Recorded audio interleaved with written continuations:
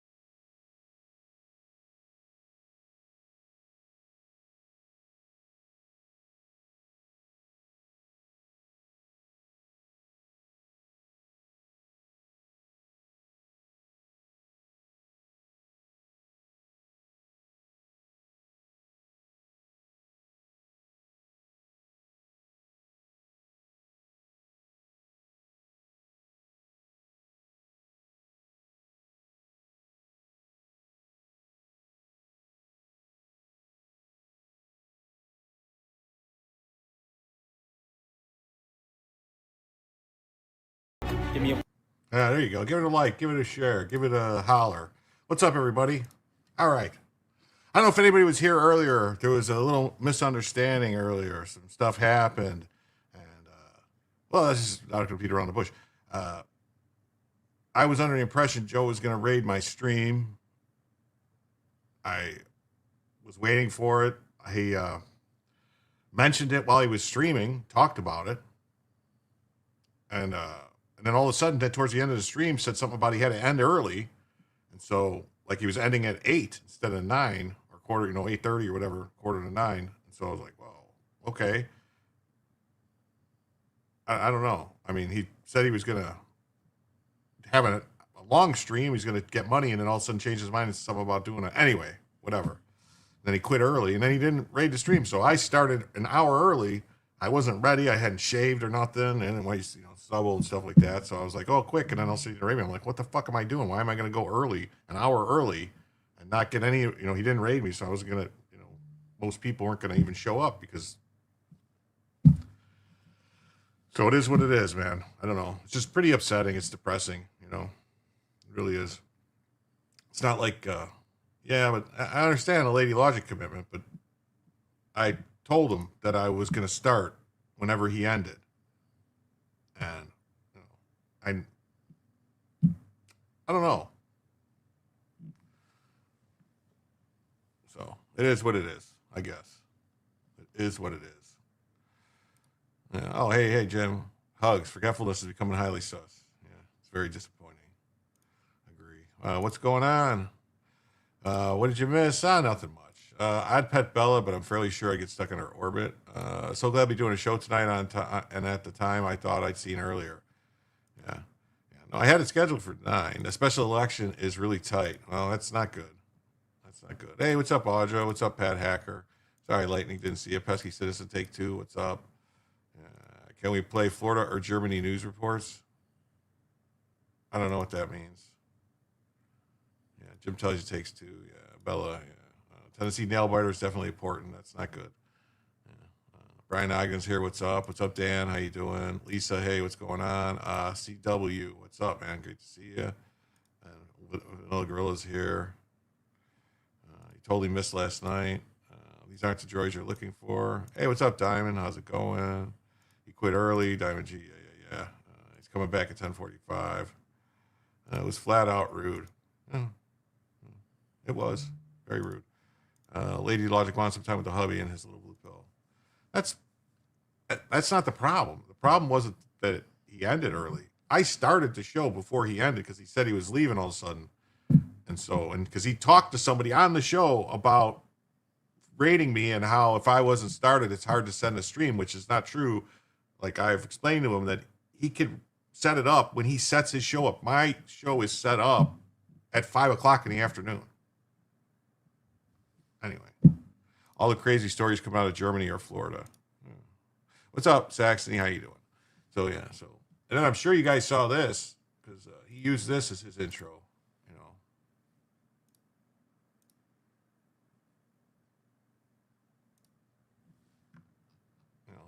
Kash Patel saying no, that he wouldn't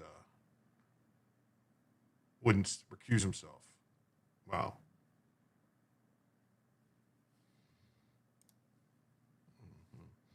And the damage the Biden administration did to this country cannot be overstated. President Trump and Secretary Noem are putting an end to the reckless policies that allowed millions of illegal aliens and foreigners into our country unvetted. The vetting process will now require the country of origin to cross-reference biometric data and criminal history, including social media screening and other direct individuals to check in every year.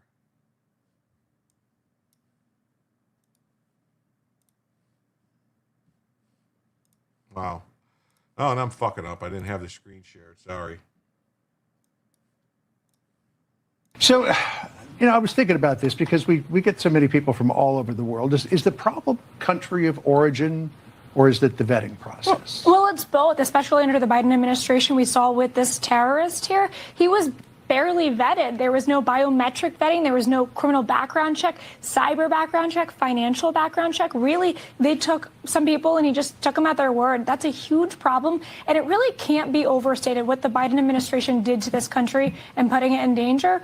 So I would say absolutely the vetting process is an issue, but these countries of origin too. We're looking at the data. Secretary Noem is certainly looking at analysis there and saying, is it the country of origin? Are these people really taking advantage of our system, defrauding the American taxpayer, using our social security net really as a hammock and taking advantage of the American people? Right. So, I was thinking about this because we.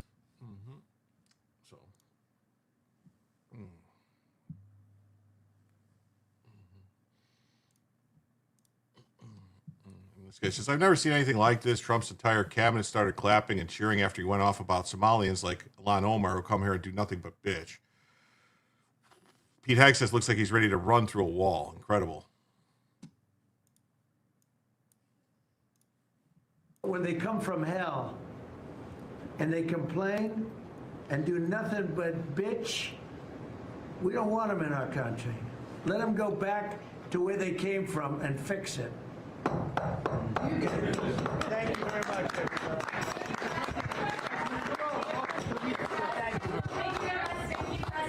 Mr. President, has Maduro offered for you? Yeah. Come this way. Thank you, Chris. So that was an interesting meeting. Oh, I forgot to say. So, yes, he can raid a company shows. Problem is, he keeps saying he's going to raid, then doesn't.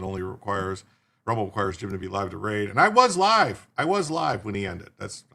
We was raided in the ghetto. Yeah, they raided someone in Joe's chat raided out of Rumble into this show, which wasn't live.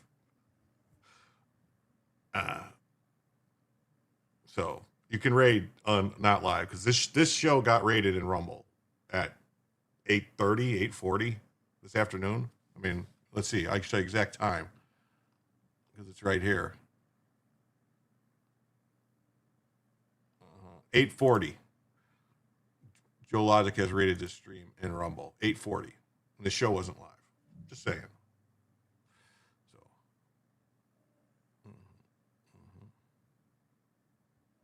And Goody Two-Shoes says, just checking in to see if Jim's still old. Yes, the thing about being old is you're never going to get any younger. You're just going to keep getting older. YouTube might be different, I guess. No, YouTube, you could set up the raid a day in advance.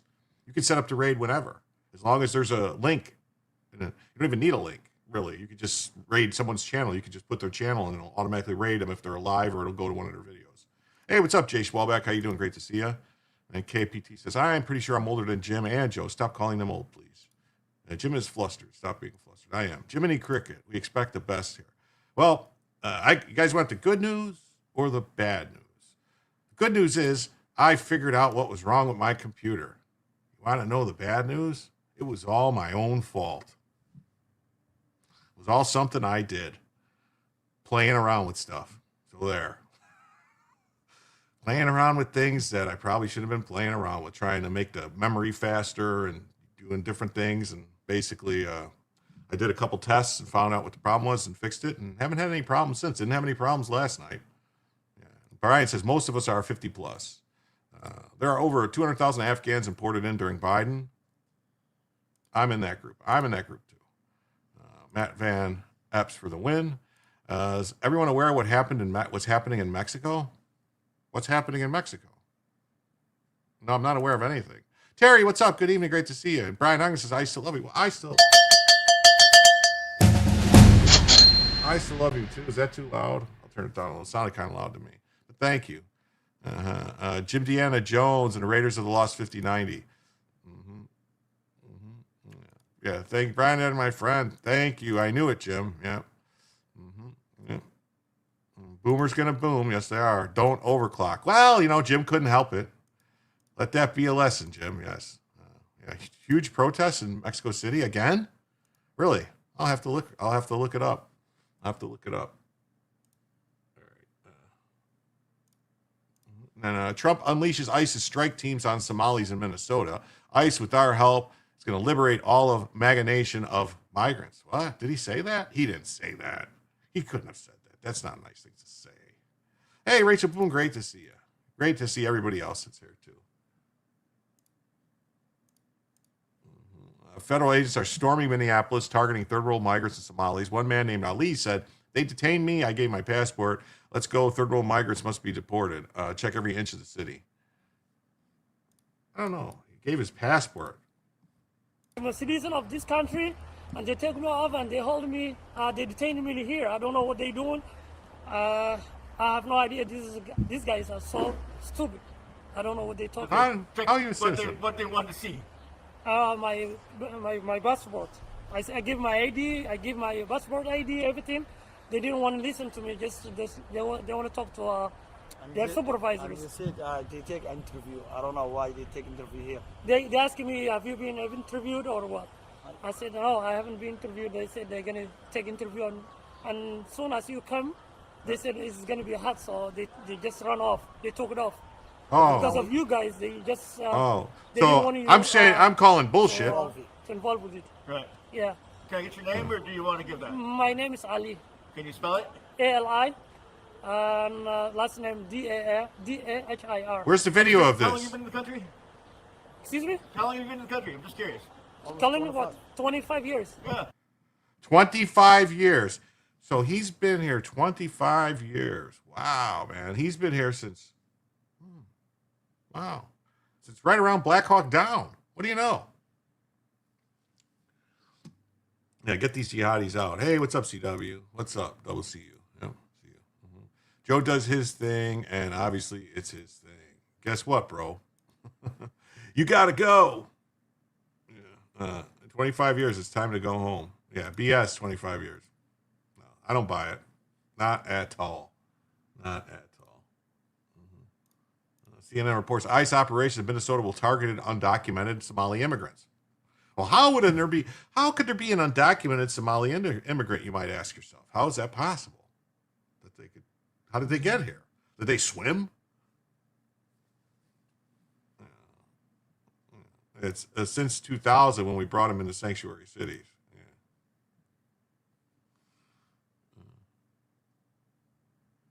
Oh, wow, that is 25 years. So 2000, so right before 9/11. What do you know? What a coincidence.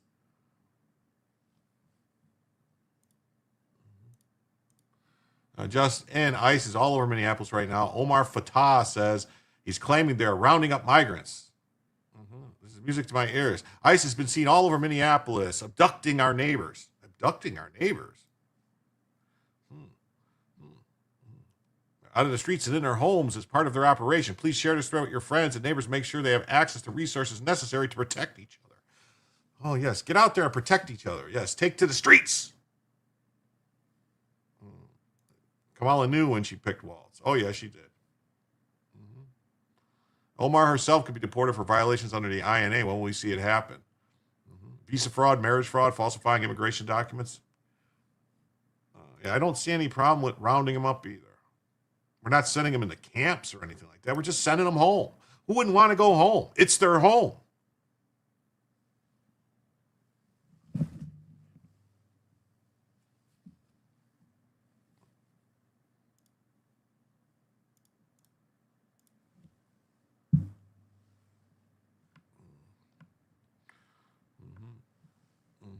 What we know about Trump's planned crackdown on the Somali community. Well, is this an actual video? Oh, let's see. We're listening.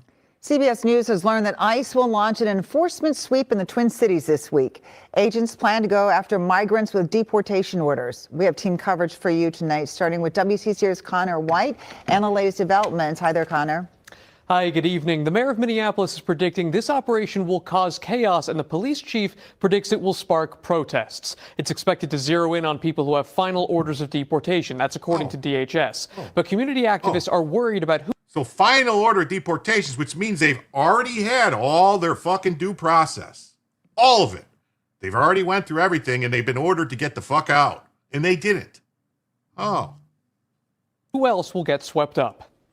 Well, thank you, Mr. President. President Donald Trump, after several weeks of labeling Somali Minnesotans as criminals, is escalating matters. CBS News is reporting that ICE will launch an operation against Somali people this week in the Twin Cities, targeting those with deportation orders. We saw 2 community members being detained this morning. The Minnesota Immigrants' Rights Action Committee is already seeing evidence that ICE is going after people of East African descent. Somali community leaders are bracing. We're not fear. They can do whatever they can to attack the Somali community, but we're here to follow the law, and we respect the due process of this country. There are about 80,000 people of Somali descent in Minnesota. The Minnesota chapter of the Council on American Islamic Relations estimates around 95% of them are legal U.S. citizens. We love you, and we stand with you. Well, here's the problem is ICE has already looked into it, and every case they've looked at, over 50% of the cases they've looked at of the people that were naturalized did it through fraud.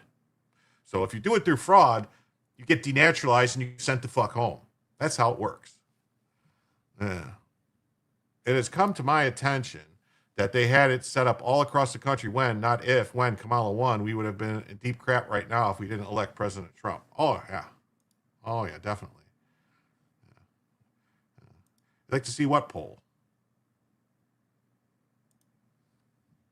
It was the thing I was talking about. That was DHS reported it a couple weeks ago that they went and did like a spot checks on houses, and they said 50% of the people they came across were like, yeah. Minneapolis Mayor Jacob Fry and other local leaders convened Tuesday afternoon to respond to the president's comments and reports that dozens of ICE agents will surge into the metro this week. They're going to screw it up so badly that they're not just violating habeas corpus, but they are taking away the rights of American citizens. Activists are expecting similar issues. I don't think there's really any method to how they are arresting and detaining folks. I think they're just taking folks off of how they appear, what they look like, and where they're at in the community. A spokesperson for Homeland Security says that ICE does not target people on the basis of race or ethnicity, but whether they are in the country legally. Local officials say based on the data, that would account for a very small portion of the Minnesota Somali community. Connor White, WCCO News. Connor, thanks. President Donald Trump wrapped up his... Well, these people's problem is they don't understand what a citizen is. They think someone has a green card that makes them a citizen. It does not. They think someone has an asylum claim. It makes them a citizen. It does not. Attacks on Somali immigrants from the White House today. The president said that they contribute nothing and that he does not want them in our country. That's right. I don't want them either. Murphy's here with more on those controversial comments. Esme? Well, good evening, Frank. The president spoke in the harshest of terms. Yes, I think to honor Gordo and Shugart, they got to go. That's it. About Minnesota's Somali community, accusing them of stealing billions of dollars and ruining the state. But when I watch what is happening in Minnesota. They say accused them of stealing billions of dollars? It's a fucking fact they stole billions of dollars. They're going to jail. They're getting arrested for it all the time until you have a judge that says, oh, we're going to let them go because they didn't know better because they're Somali. And they thought you could just take whatever you want because that's what they do. That's their culture. Minnesota, the land of 1,000 lakes or however many lakes they have. They got a lot of lakes. But this beautiful place. And I see these people ripping it off. Their country is no good for a reason. Their country stinks, and we don't want them in our country. I could say that about other countries, too.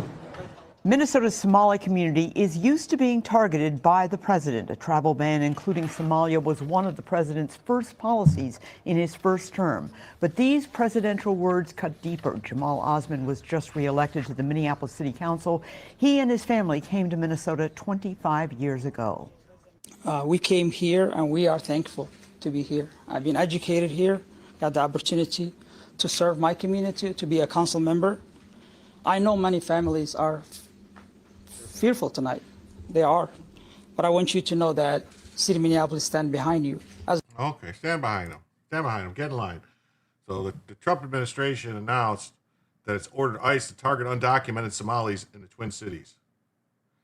Immigration and Customs Enforcement has been directed by the Trump administration to target undocumented Somali immigrants in the Twin Cities. A person familiar with the plan has noted. The fucking chief told the smelly invaders to call 911. Yeah, I got that. We're going to get to that. That chief needs to be arrested. 25 years too long. That's right.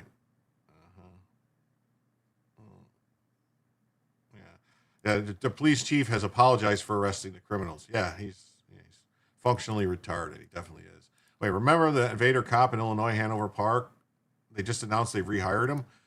How can they rehire him if he doesn't have authorization to work in the U.S.? That would seem like, unless somebody made a mistake at the federal level, and he did have authorization to work in the U.S., and if they're making fucking mistakes like that, that's not good. It is winter in Minnesota. Lots of frozen ground outside Minneapolis. Yeah. I like the ones that like and respect America and my state tax dollars. This reminds me of the only skit with David Spade being a stewardess telling everybody, bye-bye. Same as Michigan with one city or county rules the state. Yeah. Hey, none of your business. What's up? Great to see you. Nanya's here. What's up?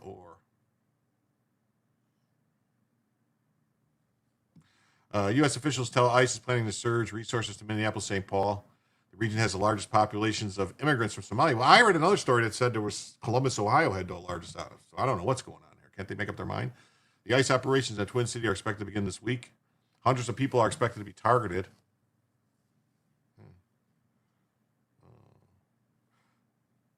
The one going bye-bye is I could swear was David Spade. I know Dana Carvey did ones, but it was like he did the church lady and stuff like that. I don't know if he ever played a stewardess. Tricia McLaughlin says they won't discuss future operations.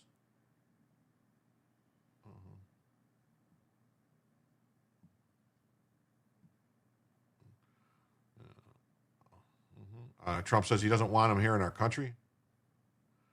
In the midst of Tuesday's reports, Trump to further aim at the Somali community. They contribute nothing. I don't want them in the country. That's not politically correct, but I don't care. I don't want them here. Their country is no good for a reason. I mean, it's a shithole. Thanksgiving Post, where he called Tim Walz a retard. Mr. Trump said Somalis are completely taking over the once great state of Minneapolis, Minnesota. Mr. Trump, oh, not President Trump. See, he's just Mr. Trump. Also previously ordered all green card holders from Somalia and more other countries to be re-examined and said there would be an end to temporary protected status. Without evidence that Somali gangs are terrorizing the people. The fucking evidence is all over the place, man. Mr. Trump also was increasingly focused on people with Somali descent, saying they've caused a lot of troubles. Well, they keep stealing billions of dollars. And Monday evening, Treasury Secretary Scott Bessent also announced the department is investigating whether Minnesota tax money found its way to Al-Shabaab. No, Minnesota tax money found its way to Al-Shabaab. They already know that. What they're investigating is whether or not fucking Tim Walz knew about it and didn't do shit. That's what they're investigating, whether or not Tim Walz could get locked up.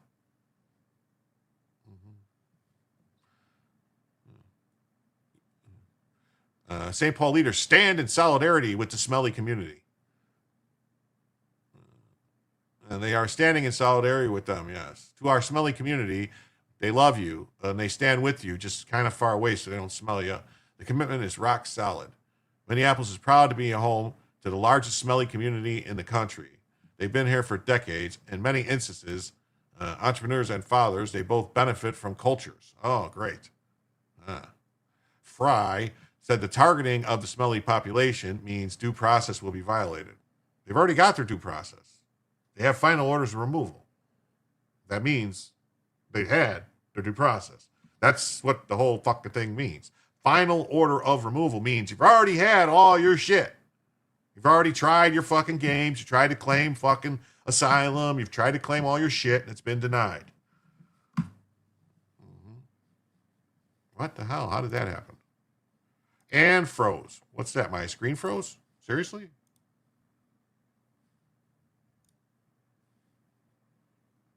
I hope not. Mistakes will be made, and let's be clear, that means American citizens will be detained. American citizens who interfere will be detained. American citizens who break the law will be detained.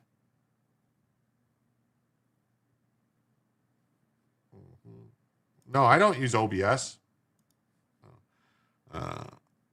St. Paul mayor said the actions of the Trump administration are un-American. Oh, well, fuck you, Melvin Carter. I think they're very American. I grew up in America that prided itself on being a country of immigrants. No, we didn't pride ourselves on being a country of immigrants. We actually never did. We're a country of settlers. There's a difference.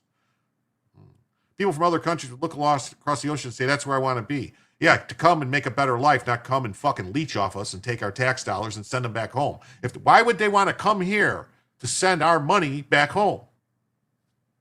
What's the point of that?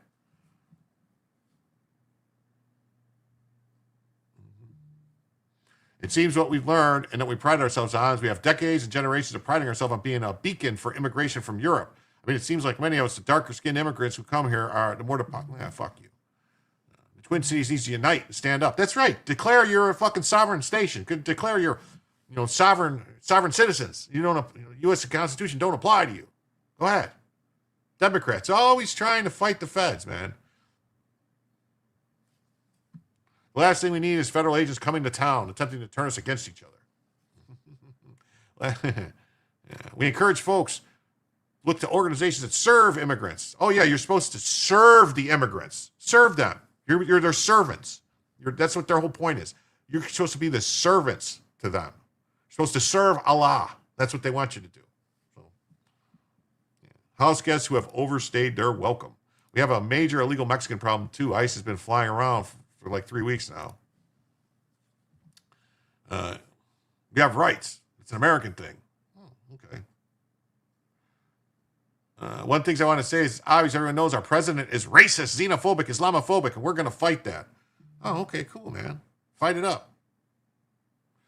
So the community remained firm. All right, well, cool. Good for him. Federal authorities plan operations in Minnesota focusing on the Somali community. Federal authorities are preparing to targeted immigration enforcement. So targeted immigration enforcement means they know who they're looking for. They always know who they're looking for. Move comes as Trump escalated rhetoric about the Minnesota's criminal Somali community who has robbed the state blind, sending billions with a B of tax dollars back home to fund terrorists. That's what's happening. CNN has it as ICE to launch operation targeting Somali. See, they say Somali immigrants. No, Somali illegal immigrants.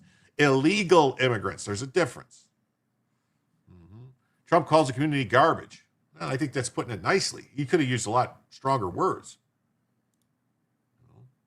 Because this is what you got. You got the Minneapolis police chief says that the Somalis should call 911 if ICE shows up wearing masks to make arrests. He says the police will immediately respond and intervene to stop them from being kidnapped. He says his police are going to arrest the feds for enforcing federal law. This is asinine. Yeah, get the Somalis out. That's what I say. Yeah. Interfering with immigration enforcement is a crime.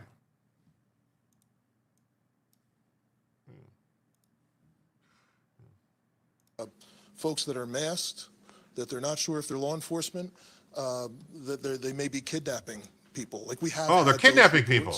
Oh, we have reports. I want to be clear to the community. The community should know that if you see something like that, that is legitimate, that you don't know if someone is law enforcement, you should call 911. And you should provide as much information as possible, because let's not forget, we very recently had tragedy in this state by someone who was purporting to be law enforcement. So please, let's be clear. That's something everyone should report. Is he talking about George Floyd and Derek Chauvin? Or is he talking about the Democrat who was hired by Tim Walz to go kill that Democrat for voting against the Democrats on the whole Medicaid expansion and SNAP stuff? Because is that what he's talking about? I mean, what is he talking about? He's being very evasive. We have a tragedy for someone who purported to be law enforcement. Is he talking about Derek Chauvin and those officers that got railroaded and sent to prison for a guy who OD'd on fucking fentanyl? Is that what you're talking about?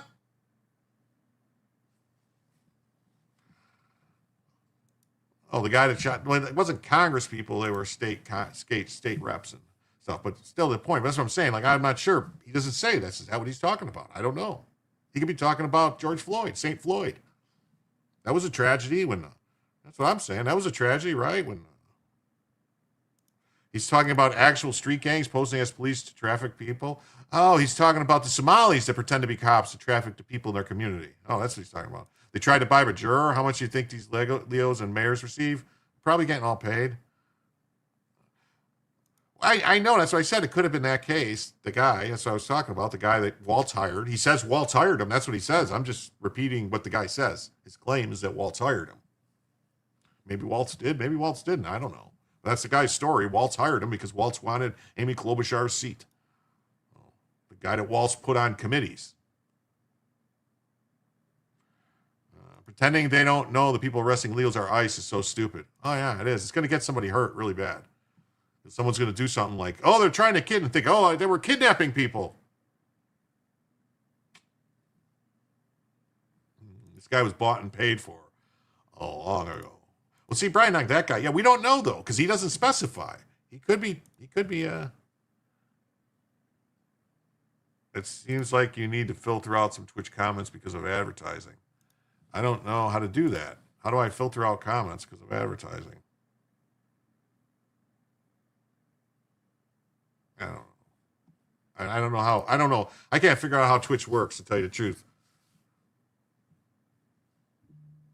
And that we will immediately respond to, and we will document, whether it's somebody's not sure if there's a kidnapping happening, somebody's not sure if there's law enforcement present or not.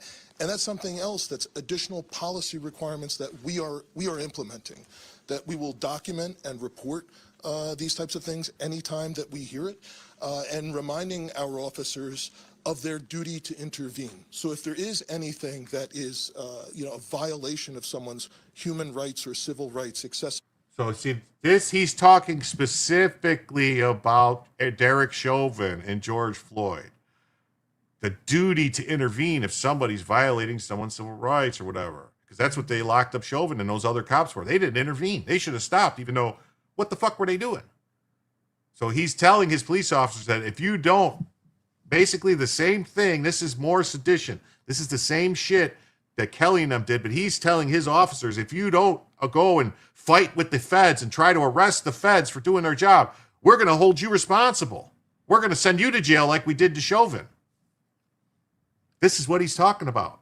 I'll back it up a second so everyone knows. This is exactly what he's talking about. So if there is anything that is, a violation of someone's human rights or Human civil rights, excessive force or anything like that, excessive force, absolutely have a duty to intervene as police officers. Oh, they have a duty to intervene. So this is a warning to them. You're going to have to go. If you see something you think it might be excessive force,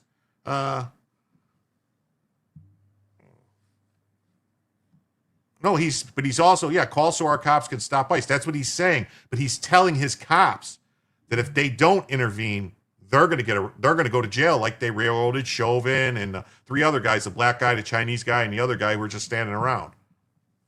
Yeah, now they care about human rights. Yeah.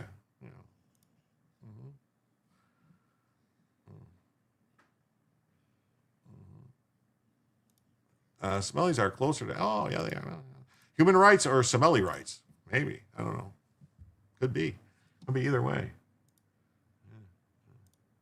Barron Trump says, just in, the Minneapolis police chief is actually telling Smellies and residents to call 911 on ICE if they see agents arresting third world migrants wearing masks and accuse them of kidnapping. Unbelievable. They're openly encouraging people to interfere with federal law enforcement. Let me be crystal clear. You will go to prison if you try to impede ICE. Yeah, this is the guy.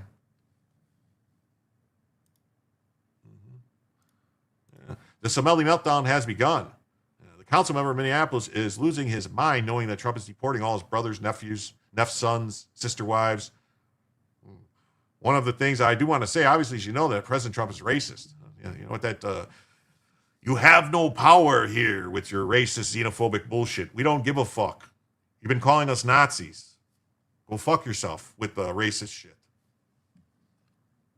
Somali is not a race. So there, have a good day. Let's get these third world fucks out of here. Of Ward 6, someone who represents the largest East African community in Minneapolis. I am proud to say I'm a Somali American. This country welcomed me and my family 26 years ago. Wow, whatever. I'm not even going to listen to him. Because as far as I'm concerned, he needs to leave too. And there you go. Look at this. Look at this. This is what, a Democrat-appointed judge is under fire for tossing out a $7 million Medicaid fraud conviction tied to Minnesota couple's lavish lifestyle. You need to be an American community in America. Yeah, what's wrong with these people? We don't want a Somali community in America. We want an American community in America. Trump needs to suspend habeas corpus and put those radical judges in prison for sedition without trials. They like lawlessness so much. Well, what he should do, Preach, what's up to you? What they should do is, since old Boasberg said he's refusing to testify to Congress, he probably should get arrested, just like they arrested Navarro, who said he wasn't going to testify. Just saying. One nation under God, not many nations. That's right. Ricky Tikki Tavi against the Cobras. Yeah, that's what we need to do. We need to get them. What do you know? Oh, look. Wait, is this the guy that was just talking, saying he's proud? It looks just like him. And look at her. Oh, what do you know? Wow.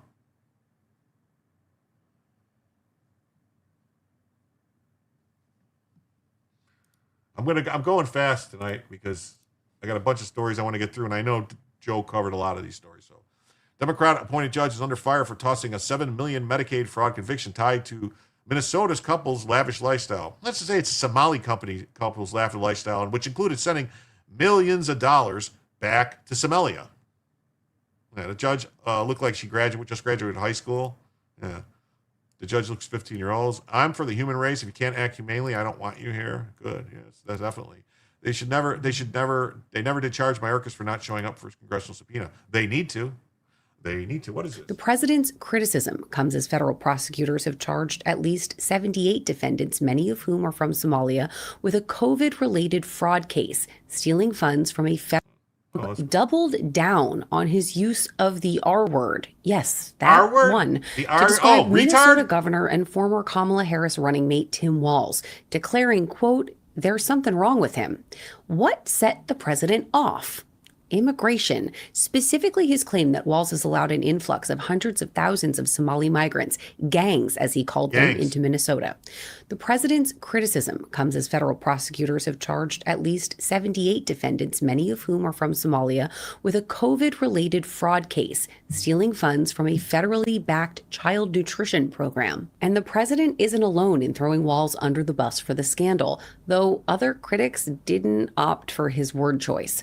Hundreds of workers at Minnesota's Department of Human Services have ripped Walz for the scandal, which fleeced taxpayers out of more than $1 billion. One DHS employee posted on X, quote, "Tim Walz is 100% responsible for a massive fraud in Minnesota. We let Tim Walz know of fraud early on, hoping for a partnership in stopping fraud, but no, we got the opposite response." Another went on to claim that Walz retaliated against whistleblowers in the case as well. Both the House Oversight Committee and the Treasury Department have promised investigations. The White House is not ruling out American boots on the ground in Venezuela. Press Secretary Caroline Leavitt was asked about it Monday and simply said this. There's many options at the president's disposal that are on the table, and I'll let him speak on those. According to a new report from Reuters, Venezuelan President Nicolas Maduro has a plan should U.S. troops invade his country and go up against its less than impressive military. He plans to mount a guerrilla-style resistance. Yeah, guerrilla-style resistance. I just want to pull something up here real quick so everyone can see it.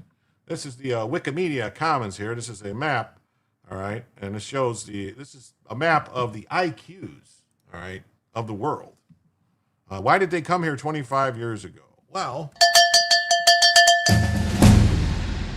thank you so much, Lisa. They came here because they were, most of them, there was one of the tribe that was in charge got pushed out and a new tribe took over because we are awesome and their country is disgusting. That's right. And I totally forgot to adjust the goal. So now I have to do this, and I forgot to do it earlier because there was a 5 that came in earlier, I'm pretty sure.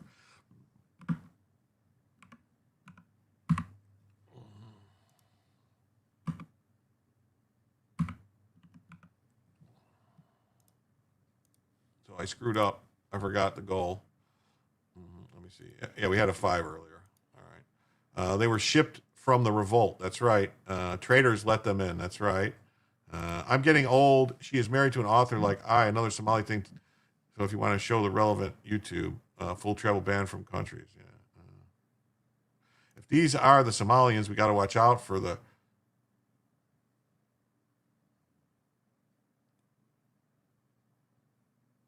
Oh, the Sobigians. I get it now, the Sobigians.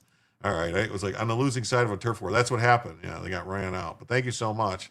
And with that, we are $85 away from an extra hour and $35 away from Bellavision. And Bella is here tonight.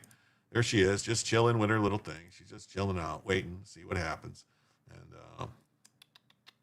anyway, and is this what the Minnesota people want? I don't know. I'm starting to think there's something in the fucking water of Minnesota. Like, I don't like this IQ map, I'm gonna tell you right now, because it has the U.S. is all the same color, and there's no fucking way that every state is equal. Just saying. It should be, because this is by country, that's why. They should do it a little different. So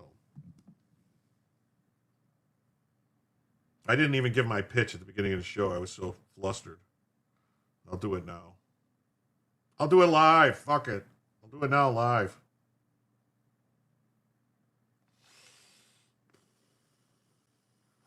Anyway, so the show is about 2 hours, 2.5 hours long. For every $100 that comes in, we'll add an hour to the show. Got plenty of stuff to talk about. We'll see what happens. There's links posted in the chat for PayPal, Cash App, also for Ko-Fi. Plus, there's QR codes on the screen for those. All donations are added up, including Cash App, PayPal, Ko-Fi, coffee, whatever. YouTube and Rumble rants and super chats and memberships, gifted memberships. It's all added together, locals, coins, whatever. As long as I know about it. If there's a Rumble rant, somebody in Rumble has to let me know because they don't appear in StreamYard. Just regular Rumble chats appear for some reason. The paid chats don't appear in StreamYard. But anyway, we add it all together, and for every 100, we add an extra hour to the show. And then when we hit 50, in total donations, we activate Velavision, or if an individual donation of $25 or greater comes in. So, so this is the map, and you can see got a lot of red and dark red there in Africa. And Somalia is this. If you look at this over here on the right side, right, there's Madagascar, is that island that's right off of the coast of Somalia, basically. That's real dark red. Now, if we go down here, and it's going to show you what this map is like. Oh, look at this. National IQ scores. Less than 65. Somalia has a national IQ score less than 65.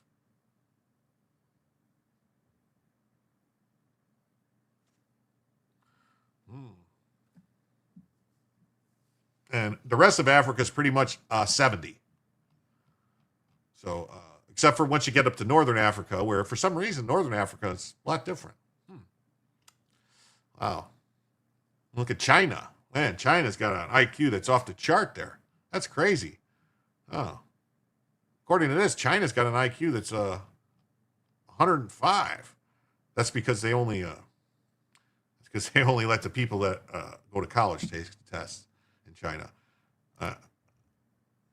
I know quite a few hardcore R's in the suburbs outside of Twin Cities. I think Minnesota is rigged, just like my state of Illinois. I wouldn't doubt it. I wouldn't doubt it. That's dependent on service. China lies about everything. 60 IQ is over 2 standard deviations from the Western mean. Yeah. Country full of geniuses and liars. It is. Yeah, IQ, 105. Yeah, that's what it says. That's what it says. It's insane, right? That's because they're not, the only people that they're testing for IQ, I'm pretty sure that's how they get away with it. The only people they're testing for IQ is like people that are graduating from college. That's it. Not like testing anybody else. That might be it. Maybe, I don't know. That's my theory, and I'm sticking to it. Yeah, they also lie. Yes, you're true. They also lie. Yeah, state schools, state testing, state scores. Yes, that's probably it. You're probably right. Liars can get quite ingenious. Only the ones that go to school.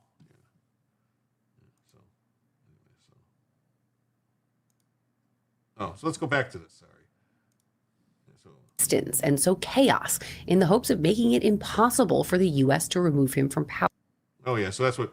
So Minnesota judge is under scrutiny for overturning a $7.2 million fraud conviction of a couple who were found guilty of misappropriating Medicaid funds. You forgot your MEP score? I remember my MEP score.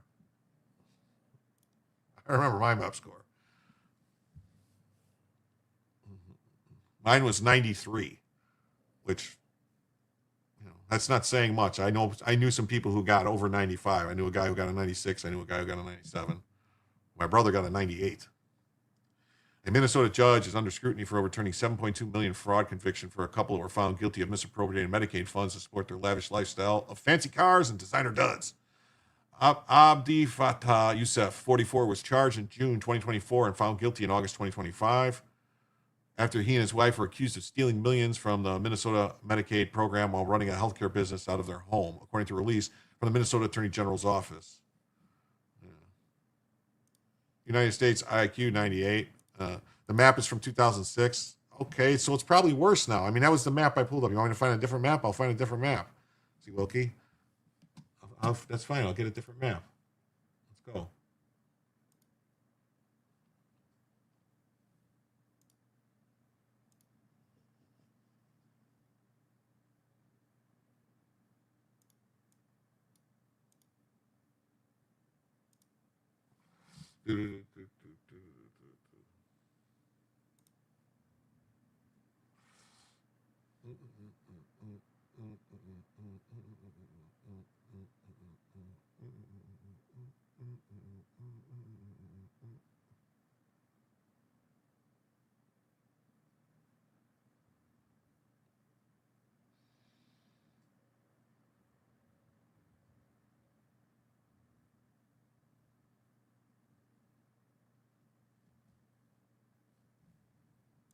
I don't believe that one.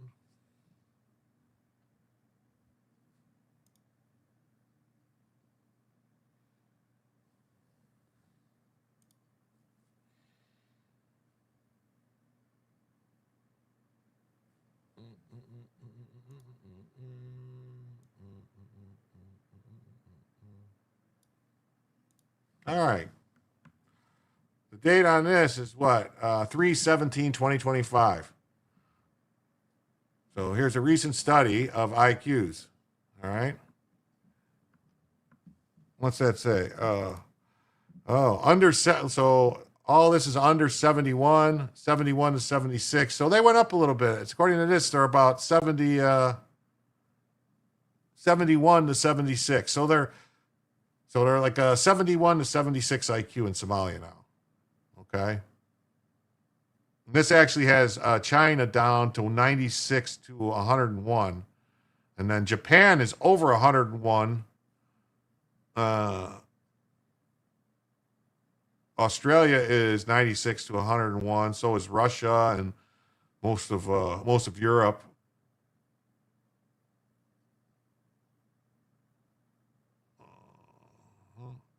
Spain is a lot lower than the rest of Europe. That's weird. I wonder why. The Balkans is very low. Turkey is a lot lower than that, but then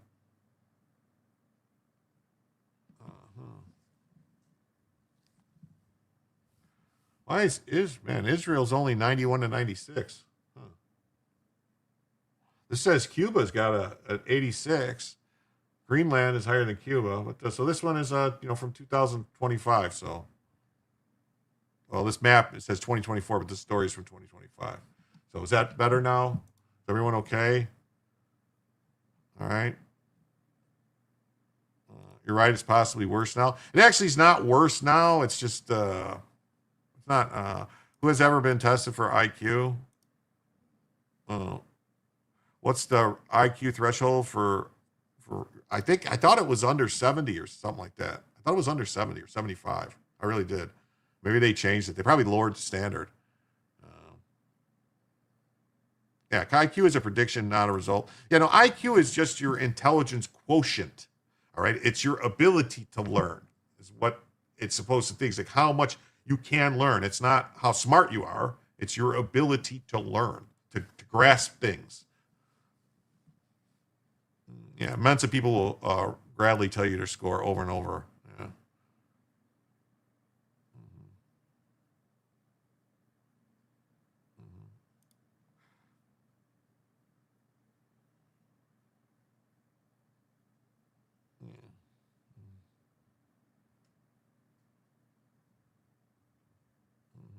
Look, I'm looking at. Sorry, I'm just looking at the chat.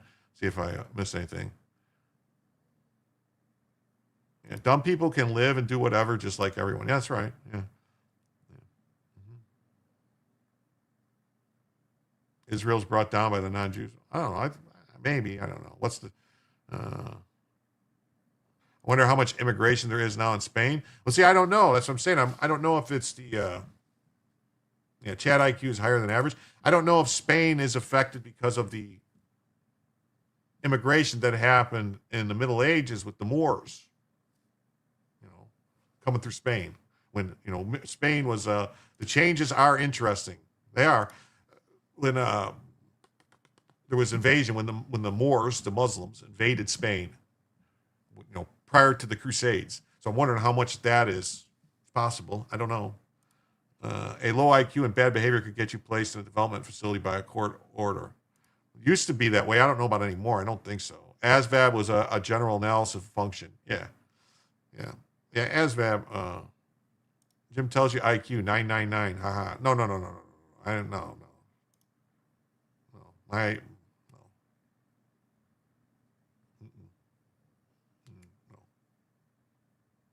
No. I took one of them tests that was like it took like an hour to take it online test. It came like 132 or something like that, but I don't even believe that. I think that's off. I don't think I'm that smart.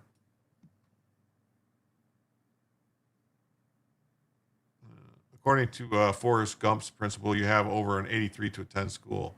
No, they did used to do back in years ago, they did used to have testing, and if you tested below a certain level, they placed you in special education. I think that was a radio station. Yeah.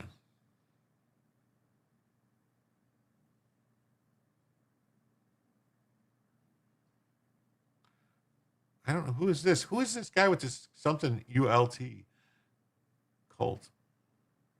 Something Chinese. I don't know. I know there are outliers, but generally IQ is a good predictor of outcomes. Well, generally, yeah, IQ is going to predict, like if somebody, I mean, there are some people that just can't take tests, they say. I haven't met any that just couldn't take a test but was extremely smart.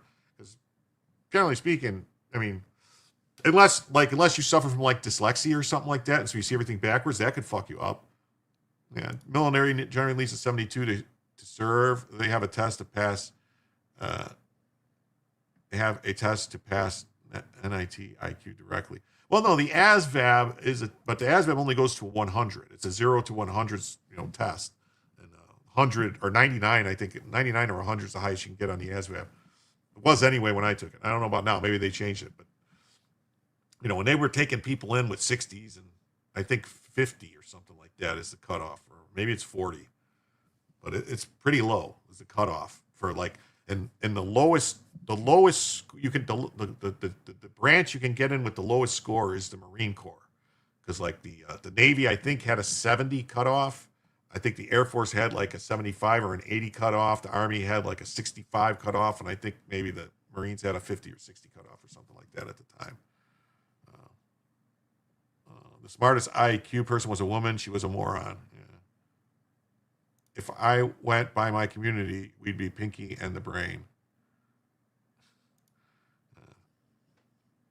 Spain, Portugal, and Italy are being flooded by NGOs. I think that IQ scores are affected because of the amount of immigrants that would actually be visible. If there was a comparison, there'd be a lot of it's not racism. No. Try the Mensa test. Mensa? No. Catch the latest Farsi hits only on 106.3 IQ, Iran's hottest hits. Dumb and retarded folks spend a lot of time making more dumb and retarded people. Something like 50% of your IQ is genetic, and some of these like cousin banging compounds the issues. Well, that's why like Pakistan has a severe problem, because they are perfectly fine for first cousins getting married. And they basically are trying to get the laws in England overturned because they want to be able to marry their first cousins.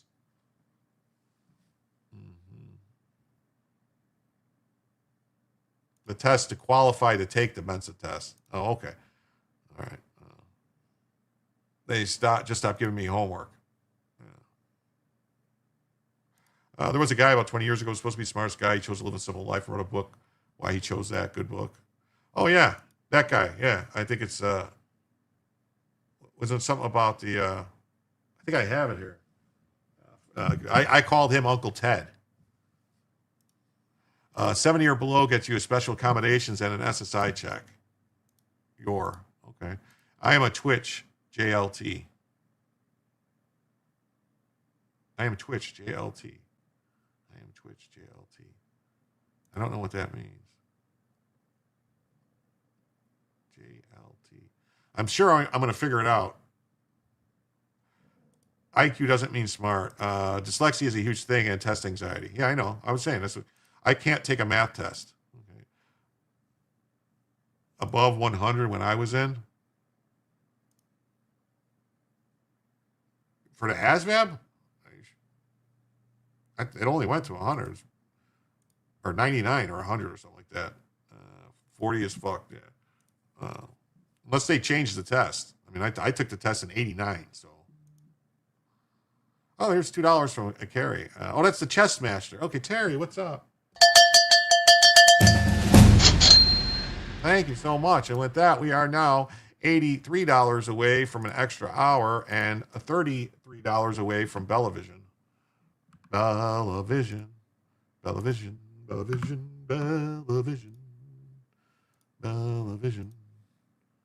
It's a free test. All right, well, I'll take it.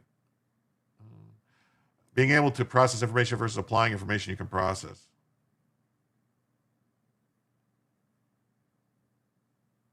.158.3 is a perfect passer rating. Talking about in football?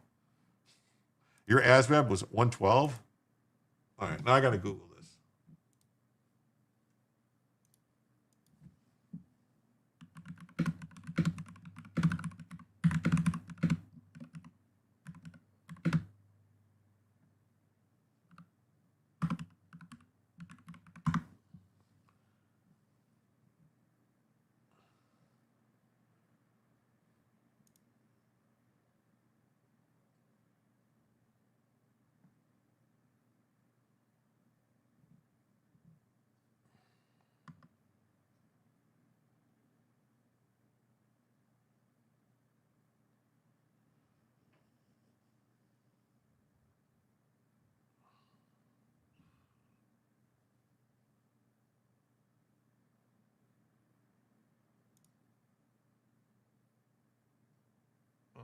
It says they changed it in 2004.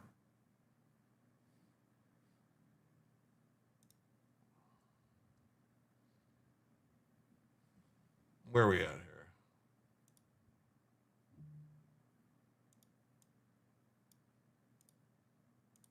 It says they changed it in 2004.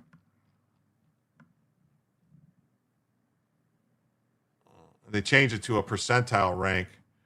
But it says, has anyone ever gotten a 99 on an ASVAB? Yes, people have scored a 99. A score of 99 is the highest possible percentile.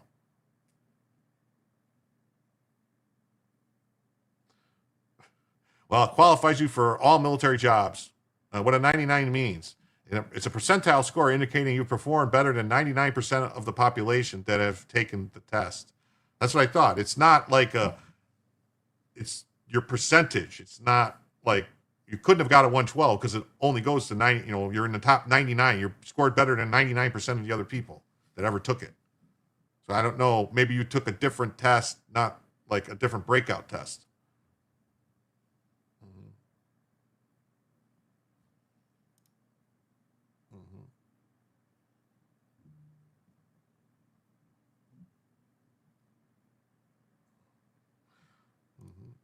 The minimum score for standard enlistment in the U.S. Army is 31.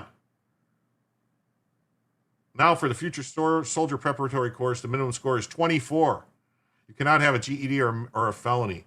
Holy fuck, they're letting people in the Army with a 24? You took it in 90? So I'm saying, I don't know. I think somebody's confused because the ASVAB is a percentile score. So it's like your rank in a percentile based on other people that have taken it. It's like it's not a Bell curve, but it's like, if you get a 99, that means you're basically the highest score anyone can get because you're in the 99th percentile. Yeah, most notable change occurred aligning scores with contemporary educational standards.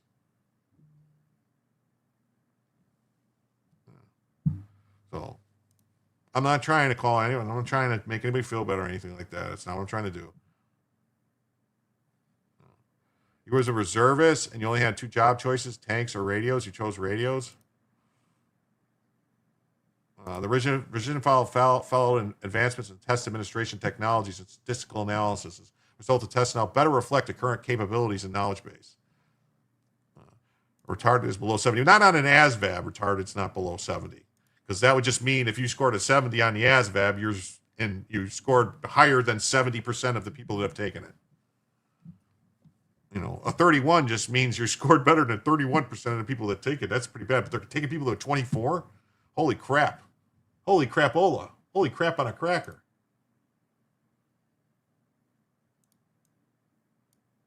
All right, let's get back to this story. So they stole money from the Medicaid program. He was found guilty on 6 counts of aiding and abetting theft by a jury, but Judge Sarah West overturned the conviction. Yeah, you're ranked as a percentile group. Yeah, it's not like a... AI reminded me it was an offensive term and wouldn't answer me the first time. Look at it. Yeah. He is the captain now. Yeah. Your kid scored, and it's 86. His cook in the Navy scored a 39.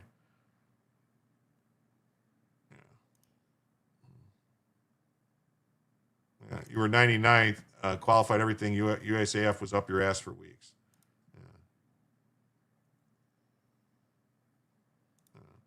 I dropped out in 12th grade, took a GED, and took a test for the ship plant operator with 628. Others came in second. Yeah. Opened up a can of worms. Yes, we did. I shouldn't even have talked about this. Idiot IQ below 25. Moron is 70 to 50 to 70. Old classifications. Yeah. He was appointed by Tim Waltz. This woman was appointed by Tim Waltz's predecessor, Mark Dayton, in July 2018. She's that old?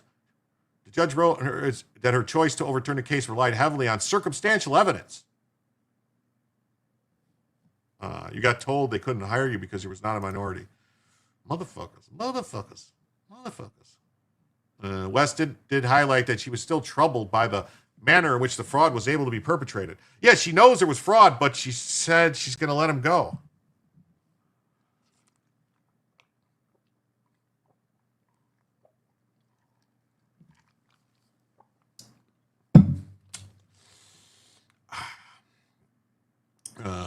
operated their business for years out of a mailbox, but the husband was using Medicaid money behind the scenes to fund their lavish lifestyle. The couple frequently went on shopping sprees at luxury clothing stores from Coach to Nike. This woman should be dragged in front of whatever retarded house they have in retarded Minnesota, and she should be retardedly removed from her retarded office. Is that enough retards for the retards? So I joined the Navy and went to Nam. Oh, well, thank you for your service. Were you greasing slopes on the Mekong Delta? I think the judge is circumstantial. Yeah. Was she the original judge on the bench during the court case? It says she was appointed. Glad you made it back. Definitely. Yeah. My father was a surgical technician at the Presidio during Vietnam.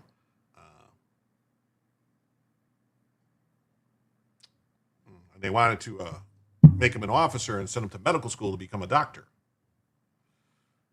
He said, no, thank you. I'll just do my 2 years and get out. He did some Vong Toi. Hold up. Is that the judge? Yes, that's the judge. That's the judge. Yeah, the Presidio. He was at what the hell is it? Letterman General Hospital, I think is what it was. Letterman General, is that right? Letterman General Hospital? I don't know. I'd have to ask him. Whatever. I can't remember. But he had a lot of times. He used to had a off the base. He tells a lot of stories about living off base in Haight and Ashbury and hanging out with all the nurses and stuff. And she can legally toss a conviction after a verdict by a jury. Yeah. She needs a flute. Yeah, that's what I was thinking. Yeah, she needs a flute for women judges are getting worse. They are, yeah. She's like, when I was in band camp this one time, I was doing maintenance on tin cans. Correct, Letterman Hospital? Okay. Yeah. Mm-hmm.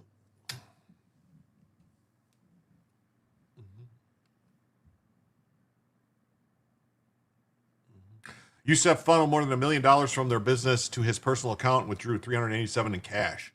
Many Minnesotans, including members of the case's jury, were appalled by West's decision to overturn the convictions.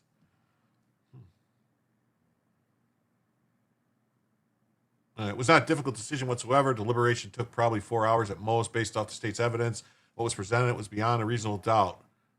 Youssef's attorney said West Moves affirms that Youssef was wrongly accused. He was wrongly accused, you see. The money just kind of fell into his pocket. If she was going to cost a conviction, why not toss it before the case goes to trial? Why wait until after trial and guilty verdict? Exactly. She should have stopped it before the guilty verdict.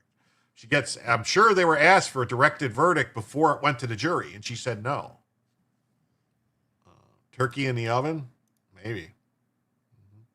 Minnesota's Attorney General, helmed by Democrat Keith Ellison, who's also an Islamist member of Antifa, he'll tell you he's a member of Antifa, filed an appeal contesting West's ruling. Safer communities. Stealing money meant for poor people's health care and using it to buy luxury cars and designer clothes is as shameful and disgraceful as it gets. Minnesotans believe in helping our neighbors, but we have no patience for fraudsters like Abu Fattah Yusuf, who abuse this generosity to enrich themselves. What's that? Bella, Bella, Bella? Well, we didn't hit the goal. No Bella, no goal. Oh, wait.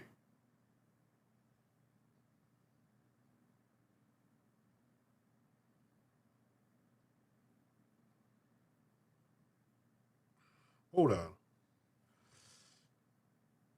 Hold up. Hold up.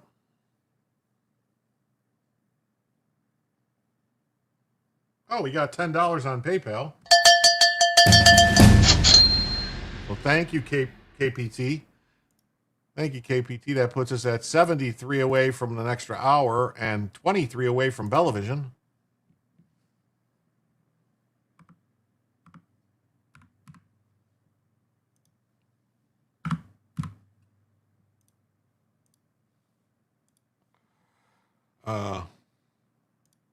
PayPal, the one that takes no money, is still treated like the bastard stepchild. No, it just takes me a minute. I don't get a notification on PayPal, KPT. So I have to just, every once in a while, I just grab the phone and look at PayPal. It doesn't give me like a notification or anything. That's the problem that it goes. Cash App, at least, when I get something on Cash App, I'll get like a vibration on the phone. I'll get a text message from Cash App telling me there's a with a Cash App. That's all.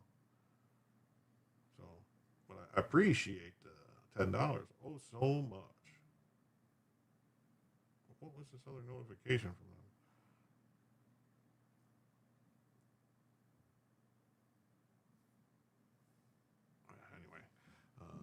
Anyway, I wish we had Zelle. I have Zelle. I don't know how you would do it, though. The only way to do Zelle is with a phone number. And I don't feel like giving out my phone number. Sorry.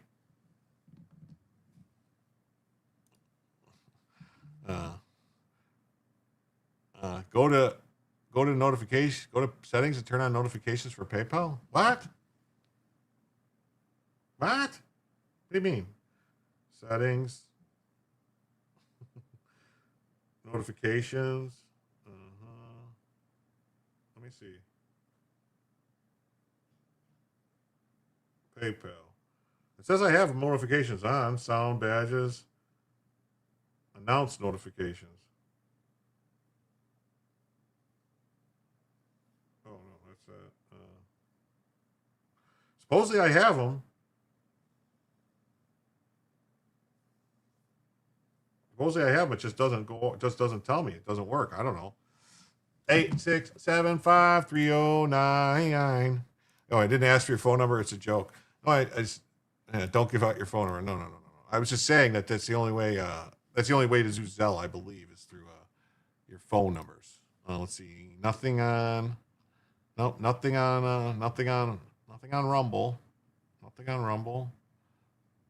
Nothing on Locals. Oh man. What just happened there?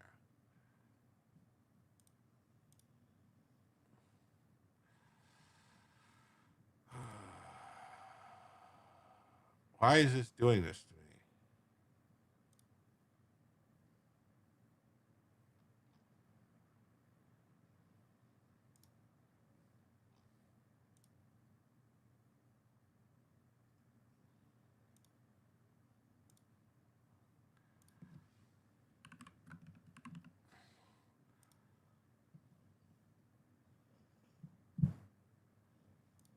Oh man, for some reason it kept just. All right.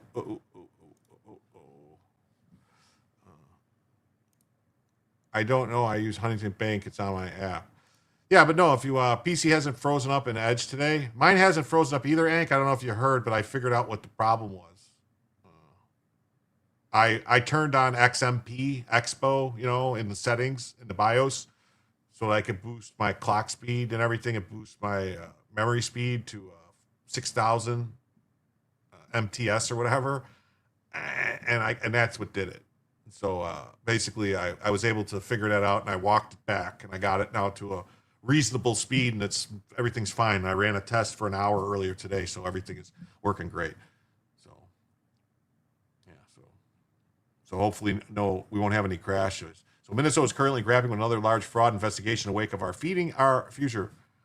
Yeah, was that it? XMPS, yeah. That's what it was. Expo, whatever. That's what it was. Me. I did it. It was all me. But it didn't. It was weird because it didn't start doing it like right away. Everything was fine for a couple days. It was just all of a sudden it started acting weird. But then I read up on something that says that can happen, that the more you use it, the longer it's running, more errors will start to go. And then eventually you'll get errors and they'll be able to get by without the errors won't crash it. And then eventually, though, it just gets to a point, it just starts crashing. And then, yeah. No, I know. I set the speed. I did the automatic speed. I brought the speed back quite a bit. I dropped it from 6,000-ish down to 4,800. So it should be fine. I don't need that fast anyway. President Trump terminated deportation protections from Somalis in Minnesota, claiming the gangs are terrorizing people. Wallace is under fire for the scandal, and even his own state's Department of Human Services claims he's responsible for massive fraud.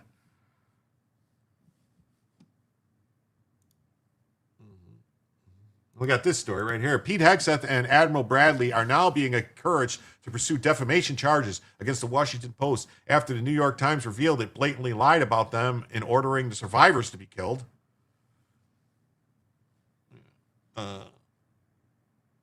So the problem wasn't Windows 11? Well, there still might be a problem with Windows 11. I haven't 100% ruled that out because I just saw something where an update that just happened on Windows 11 fucked with everybody's NVMe drives. So you might, it's like an intermittent thing where it did something where it fucked up the driver for the NVMe drive. So,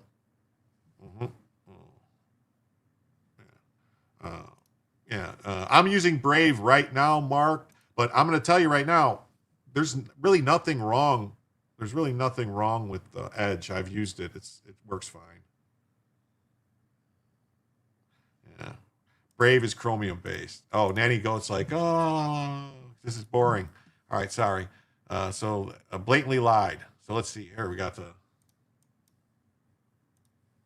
Trump administration says it did not break any laws after carrying out an airstrike on a boat 3 months ago today. The strike was notable, though, because it was multiple shots that were fired by the military, killing 2 people who appeared to have survived the first strike. And now Democrats say they need to know if war crimes were committed.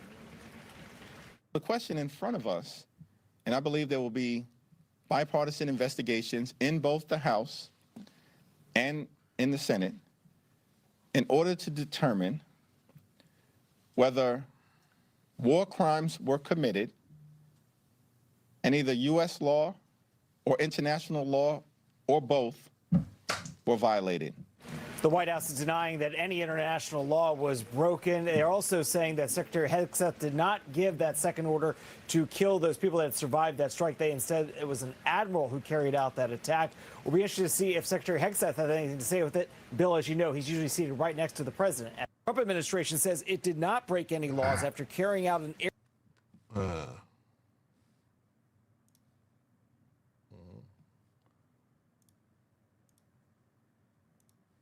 Holy smokes, the New York Times just quietly debunked the Washington Post claim that Pete Hegseth or Admiral Bradley are war criminals. That's going to be funny. Hakeem needs to be quiet. And overclocking shouldn't be necessary for YouTube streaming, from what little I know. Yeah, no, you don't need overclocking per se for streaming, but with like the tabs and stuff, I thought the memory I needed it for the tabs, but I guess I don't really need it for the tabs. It made it unstable. But I also do game. I play video games. So, and you kind of do need the overclocking for the new video games.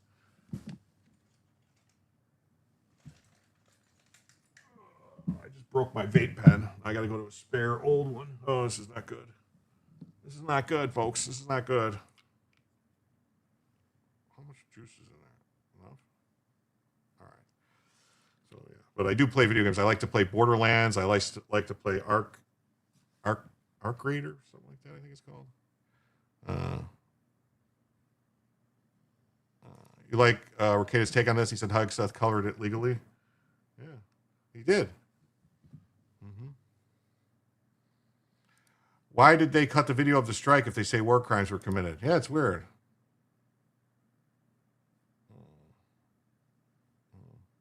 Or however he spells his name. Akeem's like something like a cat when you throw it up. NIS and all the other people have been following me forever anyway. I'm tracked by the government. I don't believe Timo Obama. Jim showing us his gray hairs. Did I? You saw my gray hairs? I got gray hairs on the side. I'm not hiding them. I thought the Republican one. Maybe. What? What's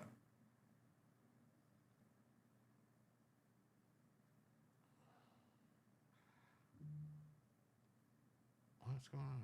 What?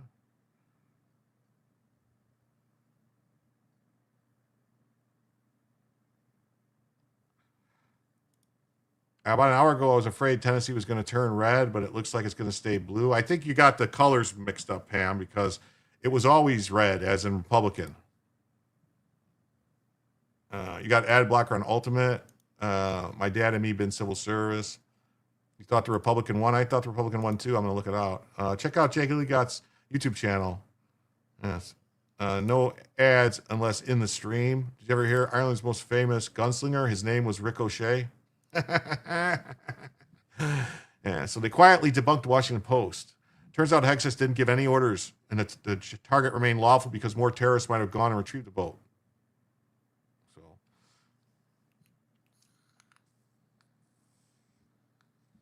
Matt Van Epps won. Does anyone know what the final tally was? If that was closer than like 6 or 8 points, it's not a good thing. Trump won that district by 22. Anyone else have volume issues? It's fine, then it fades. Did it fade away? I don't know. Should it be? I don't think so. What's going on?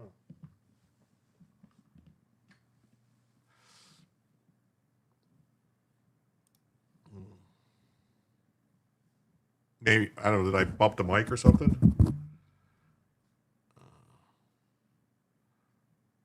Sue them into oblivion. The Washington Post has just been caught red-handed slandering Pete Hegseth and Admiral Bradley by claiming they ordered the survivors to be killed.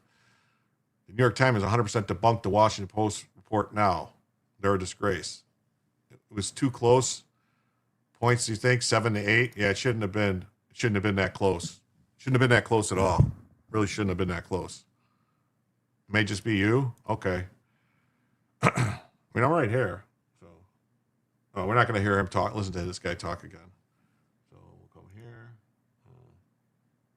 Holy crap. Pete Hegseth just eviscerated the fake news over the made-up story on the narco-terrorists. This is what you and the press don't understand. You sit in your air-conditioned offices up on Capitol Hill and you nitpick, you plant fake stories. You post about kill everybody.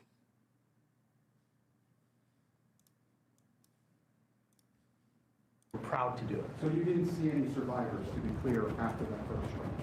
You personally? I did not personally see survivors, but I stand, because the thing was on fire. It was exploded and fire and smoke. You can't see anything. You got digital. This is called the fog of war. This is what you and the press don't understand. You sit in your air-conditioned offices or up on Capitol Hill and you nitpick and you plant fake stories in the Washington Post about kill everybody, phrases on anonymous sources not based in anything, not based in any truth at all. And then you want to throw out really irresponsible terms about American heroes, about the judgment that they made. I wrote a whole book on this topic because of what politicians and the press does to warfighters. President Trump was proud to do it. So you didn't see any survivors, to be clear, after that first strike? You personally? I did not. He did not see anything. He didn't see nothing. He saw nothing. He's like Schiltz. I saw nothing. No, get the pre-releases. Good news for Tennessee. You run on the dev channel for Windows 11. I was wanting on the dev channel for Windows 11 because I've always done that, like the beta stuff, and told them when there's a problem and stuff, because I'm generally pretty good at figuring out if there's an issue and I can isolate it and stuff.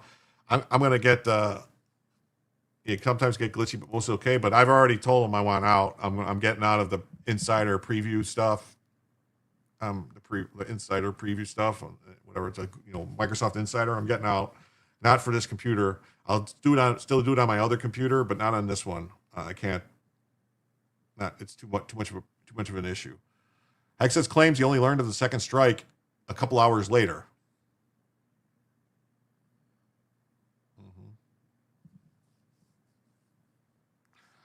Tennessee isn't too bad. Well, as any leader would want, a couple of strikes, as you would, as any leader would want, you want to own that responsibility. So I said, I'm going to be the one to make the call after getting all the information and make sure it's the right strike. That was September 2nd. There's a lot of intelligence that goes into that, building that case and understanding that, a lot of people providing information.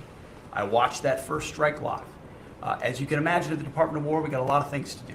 So I didn't stick around for the hour and 2 hours, whatever, where all the sensitive site exploitation digitally occurs. So I moved on to my next meeting. A couple of hours later, I learned that commander had made which he had the complete authority to do, and by the way, Admiral Bradley made the correct decision to ultimately sink the boat and eliminate the threat. He sunk the boat, and eliminated the threat. And it was the right call. We have his back. And the American people are safer because narco-terrorists know you can't bring drugs through the water and eventually on land if necessary to the American people. We will eliminate that threat, and we're proud to do it. So you didn't see any survivors, to be clear, after that first strike? You personally? I did not personally see survivors, but I stand, because the thing was on fire. It was exploded and fire or smoke. You can't see anything. We saw all this on the last thing. So Pentagon chief said he learned a second strike on the alleged Venezuelan boats to finish off the survivors a couple hours later. He disavowed responsibility amid a congressional outcry. and pin the decision on Admiral. But he didn't. No, that's not. See, that's bullshit. That's not what he did. He did not disavow responsibility. That's not what he said. It's a fucking lie. That's not what he said. We got a lot of things going on, so I moved on to my next meeting. It's not. It's fucking liars, man. They're all liars, man. AP says Hegseth cites the fog of war defending follow-on strike. Well, who went to jail in Afghanistan when they killed 10 civilians? Nobody, because shit happens in war.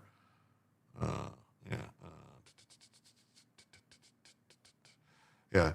They're going to have our troops being treated like the Vietnam vets were. Very sad. I love all our great men and women in uniform. No matter what, they deserve respect. The attempts to undermine the military is despicable. I hope whoever takes MTG seats is a Republican. I'm pretty sure they will be.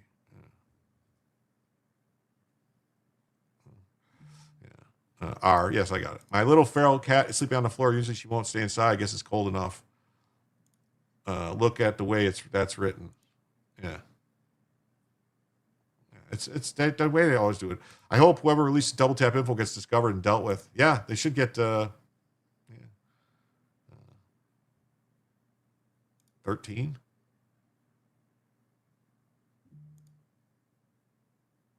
All's fair in love and war. Yeah, it's come out that Mark Kelly during the Gulf War did a double tap on a boat that it got hit with a missile, and then they dropped a cluster bomb on it afterwards to make sure it was destroyed and sunk. 13 was Afghanistan, I believe. Oh, I thought it was 10 civilians. I'm sorry, 13. Pete Hegseth on Tuesday cited a fog of war. I didn't hear him say fog of war. Did you hear him say fog of war? I don't think I heard that. And it was exploded, the fire and smoke. You can't see anything.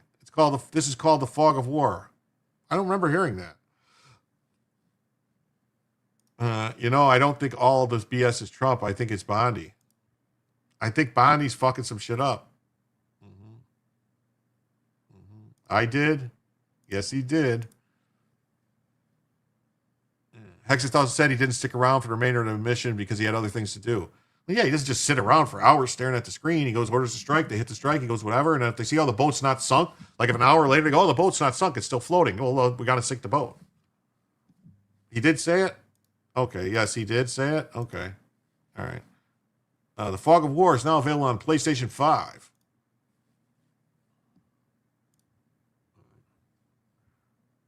Now, here's how Reuters reports it. Hegseth says, what happened? Hegseth says he did not see survivors after the first boat strike, backs decision to strike it again. All right, see, that's not that bad, right? That's not that bad to say. He defends the second strike. Pentagon chief says he did not see survivors after the first strike. Trump heralds the actions to curb the drug flows. Well, that's good. I agree. Wall Street Journal, Hegseth says he didn't see the strike on an alleged drug boat that killed survivors. Well, do we really know it killed survivors? Do we have any evidence that survivors were killed, or is this just them saying it now? Like, oh, it killed survivors. Like, there was a great band called Survivor, and then, they had the Eye of the Tiger. Magic Dragons. And our gunship planes. Yes. Hey, Foxblade, what's up? Hope you're having a good evening. I'm having a great evening. Oh, we've been going an hour and a half. All right. There's 106 people watching right now. So please, if you haven't already, please hit the like button. If you haven't subscribed, please subscribe. And please keep in mind that we are only. Was that right? No, we got to be. Did I not update the banner?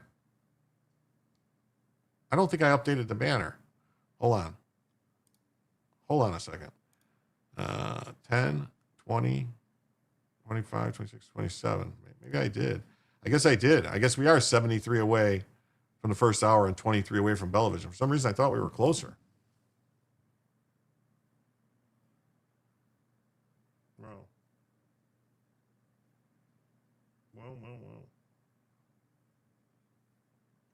So yeah, we are 73 away from extra hour and 23 away from Belavision.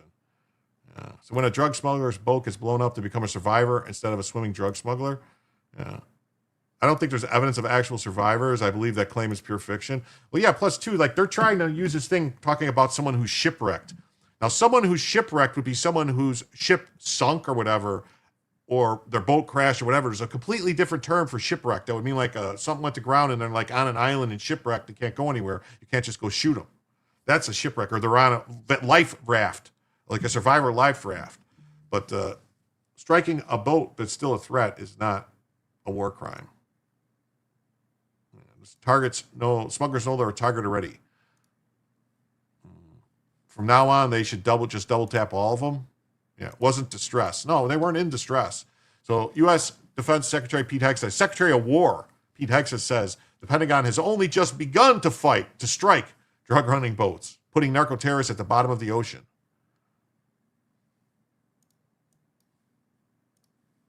And then it's getting after and going after narco-terrorists and designated terrorist organizations in our own hemisphere.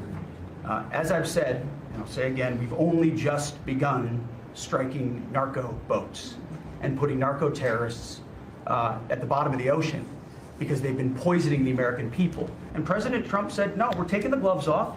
We're taking the fight to these designated terror organizations, and it's exactly what we're doing. So we're stopping the drugs, we're striking the boats, we're defeating narco-terrorists, and we're standing... And you may say one thing, that drugs coming in through the sea by sea are down 91%.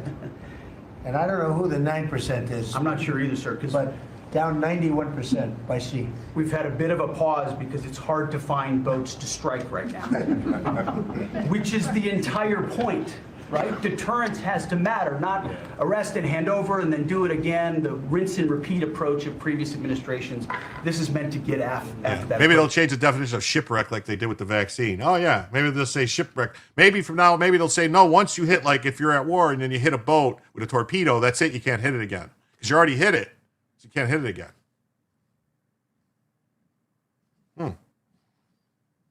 If that was the case, there would be a whole bunch of people. Like I think every naval battle that happened during World War II would be considered a war crime.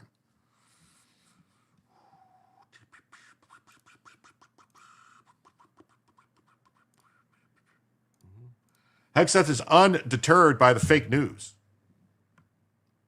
He says, we have only just begun to strike narco-terror boats. They changed, most like Jody, they changed the definition of words just like normal folks change clothes. If they're having issues with it being two missiles shooting the boats, they don't drop a single Moab on them. Yeah, I mean, so are they saying then if you were using like an 8-inch gun or a 6-inch gun or something that you can only shoot one and that would be it? You can't hit it again? Yeah. Even World War II, once the boat sinks, we picked up survivors. Yeah, you don't pick up survivors until the boat sinks. You don't pick up survivors till the boat sinks. Pete Hegseth has been in the news a lot lately after the Washington Post dropped a damning report alleging that he ordered a second hit on a narco-terrorist boat that the U.S. had struck with a missile. Well, I knew the stories about this were all bullshit, too, because they were talking about SEAL Team 6. SEAL Team 6 would not have anything to do with a plane dropping bombs on a boat in the middle of the ocean. SEAL Team 6 would have stormed the boat and captured it.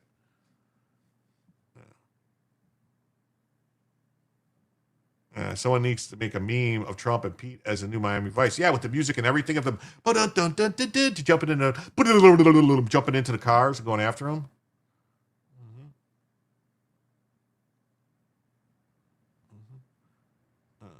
The second strike was supposedly aimed at killing the two survivors. Kill everybody, report alleged Hegseth demanded. As Red State's Nick Armana and R.C. Maxwell reported on Tuesday, Hegseth and the White House both say that's a bunch of horse manure. Hegseth ordered the operation, but Admiral Mitch Bradley was in charge of ensuring the boat was neutralized and lawfully gave the order for the second strike. Fake news is alive and well. Although the Democrats are shrieking about war crimes and demanding that Hegseth resign or be fired, the Secretary said at Tuesday's 9th Trump cabinet meeting that he has full steam ahead, and in fact, we've only just begun. We've only just begun to strike the boats. They're going to find out that it's not about votes. And Fox Blade says the issue, more or less, is that we don't know if they're narcos or not. They could get bad information on a boat and end up killing civilians just to say they were narcos. Well, I would totally agree with you. The boats, every boat that I've seen, you can see the drugs in the boat. You can see the bales of drugs. You can see the square grouper in the boat. And the only one you couldn't see was the submarine, which fishermen don't have submarines. So I would agree with you on that. I don't want them hitting fishing boats. Like if I saw a boat with just 4 guys on it with fishing poles and something like that. But these boats, what they're doing, where they're going, they're not fishing boats. Arizona's in a drought. Got to do my part. No showers either. We've only just begun, he says. Cue to meltdowns. We've only just begun striking the boats. At this point in the meeting, President Trump jumped into the point out of very simple statistics. You don't see drugs coming in. They're down 91%. Don't troll or fish with 4 engines. Actually, that's not true, Hank. There's a ton of fishing boats here that have 4 engines. Even more. 5 engines. I've seen boats like these big cigarette boats with 5 engines, and they use them to get out to where the fish is. How do square groupers swim? They don't. They float, and then you go and pick them up, and you have a party. U.S. Intel knows what's on those bomb boats before they leave the Venezuelan docks. It seems like somebody might be giving them information. Like, I don't know if you guys saw the stuff about the cartel here with El Chapo's son who brought El Mayo in and everything like that. There's all, yeah. No, right, I'm fine with destroying narco boats, but the issue still remains a potential possibility. Yeah, that's what I'm saying. But as long as you can get eyes on the boat, I totally agree. If you can't get eyes on the boat and can't physically see the drugs, because these boats, you see the drugs. You see the bales of drugs all in the front and the extra gas cans. Just saying, they got gas cans and the extra stuff so they don't have to stop and everything like that. So they know what's on the boats. But, here where I'm at, they go, because you got to go 20 miles out to get to the red snapper. So you want a boat, and you can only get you're limited, I think, 2 or 3 per person per day. So you get out there, you catch them, you fly back in, drop them off, you fly back out, get more. Because it's a very short season too. And red snapper is very tasty. So you make like 2 or 3 trips in a day, and you can get. It's very expensive too, because that's like super expensive to fly out there. You can spend hundreds of dollars in gas.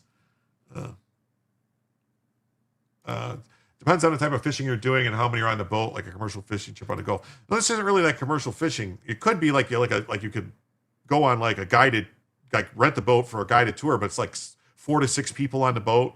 It's like a 35 to 40-foot boat. You just fly out there, fly back. You zip out, get the fish, zip back in, zip out, get the fish, zip back in.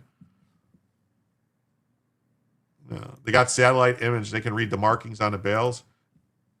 Yeah, then they know where they're coming from. All right. Mainstream media, corporate press is trying to undermine the administration, but the Trump team has shown over and over again they're not willing to take it lying down. What's up? Yeah. Just use electric motors, Jim? No. Solar-powered motors? No. Well, actually, I mean, there are some boats that have electric motors. They use a generator to create the electricity, and almost every naval ship actually has electric motors nowadays. Even the nuclear ships have electric motors. It's just nuclear power creates the electricity to run the motor. So that's one thing. And then like the boats, there's some boats, they have an electric motor and they just have a diesel generator to create the electricity to run the motors. It's kind of inefficient for not a huge boat but anyway. Don't have 5 engines while going north. In the meantime, narco-terrorists beware.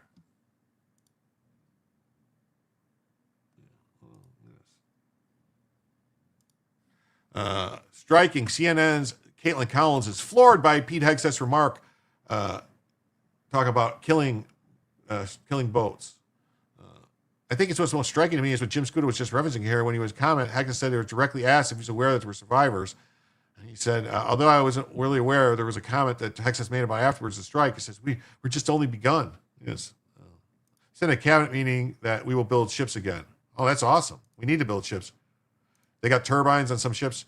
Yes, they do have turbines on some ships. You're right. They do. They have turbines on the hydrofoils. They have turbines on like smaller boats. Like not, I'm talking like almost every like frigate or bigger, like maybe a couple of destroyers, the cruisers, all of those will have like usually electric motors and powered by generators, powering generators and batteries and then electric motors. Some of them do have big diesel engines, and turbines, gas turbines. Coast Guard has some. Yeah, those are the some of those turbine ones the Coast Guard have. Those things are fast. You can hear them go wind up. But so yeah, those are cool. Here's the Independent saying Trump calls Somalis in Minneapolis garbage. They come from hell. ICE plans to arrest hundreds. Destroyer. You have a destroyer that has turbines. They're preparing to arrest hundreds of Somali immigrants in Minnesota. Good. We don't want them in our country. The country stinks. We want them out. Trump's been routinely using derogatory and inflammatory language to describe Minnesota's Somali population.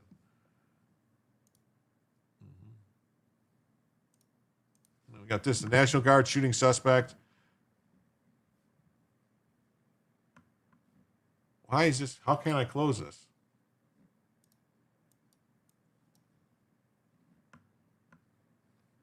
I don't want this. Why? What the fuck? Why? What the hell is going on here?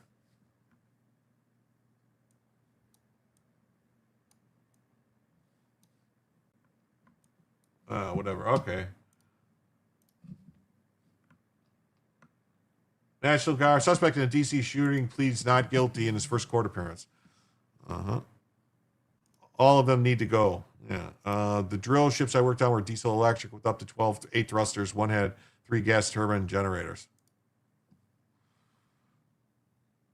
So this guy. We begin with that major development in the ambush of 2 National Guard members in D.C. I'm Victoria Sanchez in for Scott Thuman. Tonight, we know the suspect is officially charged with first-degree murder following his first court appearance today. He pleaded not guilty from his hospital bed, accused of killing specialist Sarah Beckstrom and wounding Staff Sergeant Andrew Wolf. 7 News' Tom Rousey was inside the courtroom and shares new images revealed in court documents. Ramanuel Lockenwall did not physically appear at D.C. Superior Court today. Instead, he appeared by video from his hospital bed. Through an attorney, he pleaded not guilty to all charges against him. An attorney representing Lockenwall argued he should not be held in custody, in part because he had no prior criminal record. But the judge did not buy that, saying, quote, "It is clear that he came across the country 3,000 miles armed with a specific purpose in mind." U.S. Attorney for D.C. Janine Pirro sat in the front row while arguments were made in court. After the hearing, she applauded the judge's decision. The crime is one that we believe we will be able to prove beyond a reasonable doubt. And I think the judge was very astute when she made it clear that she believed that he crossed the country with a weapon, with the intent to commit a crime of violence. And her decision was the correct one based upon the facts and the law. New images of the attack last Wednesday afternoon were released. Lockenwall allegedly shot West Virginia National Guard members Sarah Beckstrom and Andy Wolf. Beckstrom died the next day. Wolf remains in the hospital. Court records indicate Lockenwall, who came here from Afghanistan in 2021, yelled Allahu Akbar during the attack. And those records say he tried to shoot a third Guard member. Allahu Akbar? Shot him. Yet another Guard member leaped onto Lockenwall as he tried to reload his gun. Now, Lockenwall is facing 4 charges, including first-degree murder. We're told, though, that more charges are possible. Lockenwall's next court hearing is scheduled for January 14th. Reporting outside D.C. Superior Court, I'm Tom Rousey, 7 News. Today, 2 U.S. senators from West Virginia introduced a resolution to honor Army Specialist Sarah Beckstrom and Air Force Staff Sergeant Andrew Wolf. Senator Shelley Moore Capito spoke this afternoon, calling both Capito, Shelley Moore Capito. Where does this lady get Capito? Capiccio? National Guard members heroes through their selfless sense of duty. Sarah volunteered to work on Thanksgiving so that others who had families could go home to their families. She's been in the Guard for several years. She was a bright sunshine ray of life, not just for her, but for her fellow Guardsmen and also her family. West Virginia's governor posted on social media just hours ago saying a community prayer vigil will be held Friday at 7 p.m. at Musselman High School, where Wolf graduated in 2019. The governor also says doctors and Wolf's family are optimistic about his current progress after he responded to some basic requests, such as giving a thumbs up and wiggling his toes. President Trump spoke about National Guard soldiers this afternoon during his 9th cabinet meeting since taking office. Take a listen to what he said about Specialist Sarah Beckstrom, who was killed. She was an incredible person, highly respected, top of her class, everything. She was like a perfect human being. 20 Something years old, snack bar, I believe. Yes. a baby. She was so proud. They were giving her a promotion. And she told the parents that she was getting a promotion, and they were so proud of her. Then they get a call that this happened. 7 News continues to bring you daily updates on the ambush here on air and on WJLA.com. You could scan the QR code there at the bottom of your screen. It will take you directly to our homepage where you can find new developments on this investigation. Jasmine. We begin with that major development in the ambush of 2 National Guard members in D.C. I'm Victoria Sanchez. All right. Well, they're going to try to do it again to me, are you? Yeah, so the accused shooting guy, he was in a bed. He shot down people and stabbed. And Beckstrom and Wolf were shot on Wednesday afternoon outside the entrance of Farragut West, just a block from the White House. Shortly after the shooting, officers arrested him. Attorney representing him gave several arguments Tuesday why he felt he should not be ordered held in custody. Oh, yeah, he killed the National Guard and tried to kill 2 of them and killed 1 of them. And no, I should let him go. Luckily, the judge didn't agree. It's fairly clear that he came across the country 2,000 miles armed with a specific purpose in mind. He drove to D.C. all the way from home in Washington, where he lived in his apartment with his wife and 5 children. So Janine Pirro was there, and after the hearing, she spoke to the media. This crime is one that we believe we'll be able to prove beyond a reasonable doubt. I think the judge was very astute when he made it clear. She believed that he traveled across the country. So Fox News has just D.C. National Guard shooting suspect formally charged. U.S. News World reports man charged National Guard shooting pleads not guilty from hospital bed. Reuters, same thing, not guilty, ordered detained.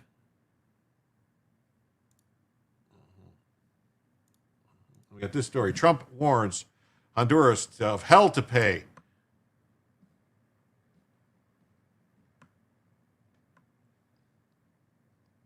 If election count changes.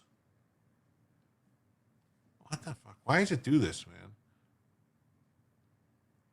Trump threw himself in the middle of the Honduras razor-thin presidential race.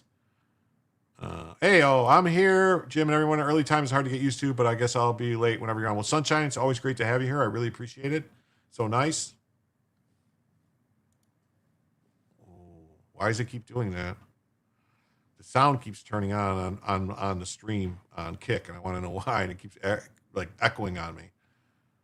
And then I feel for the kids and parents having to see this on every station. They shouldn't have to see the horrors of what happened to their children. Yes. Stupid, but has great pins. Yes. Something snack bar, I believe. Yes. Something snack bar. Good to see you. Hey, Matt Van Epps won. That's awesome, Rosamund Jam. His MK Ultra program did it, not him. I'm surprised they didn't make that argument. A scroll wheel? I think it's just, it probably is. It's a fucking scroll wheel. Sunshine has a sunflower also. That's awesome. Sorry, almost missed KPT. Hey there, Sunshine. Lady Bama's here. Happy birthday, Lady Bama. I think I forgot. We sang Happy Birthday last night. Happy birthday to you. Happy birthday to you. Happy birthday, Lady Bama. Happy birthday to you. Double checking. Nothing.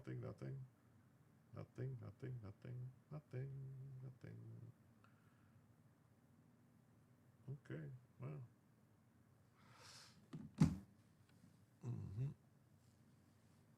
President Trump threw himself in the middle of the thing. He said he said without evidence, accusing Honduras of trying to change the results. Well, I saw a video last night of the military going in and confiscating the ballot boxes ordered in by the government. So that would kind of mean something. His remarks came after Anna Paula Hall, president of the National Electoral Council, wrote on X that the preliminary rapid reporting system that began providing results had reached its conclusion with 57% of the votes tallied. The count showed a close race between 2 conservative candidates, Nasri Asfura of the National Party and Salvador Nasrallah of the Liberal Party, with Asfura holding a narrow lead of only a few hundred votes. Ricky Moncada, the Democrat Socialist, trailed roughly 20 percentage points behind.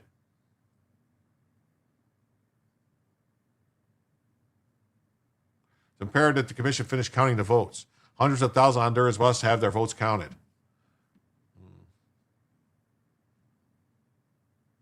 Officials said the count would continue, but did not specify updated totals will be released. Just before the freeze, Trump had endorsed Asfura, calling him the only Honduran candidate his administration would work with and saying he would fight narco-communists. Yes. Both leading candidates have pointed to a close tally as evidence that they are ahead, though both men have stopped short of declaring victory.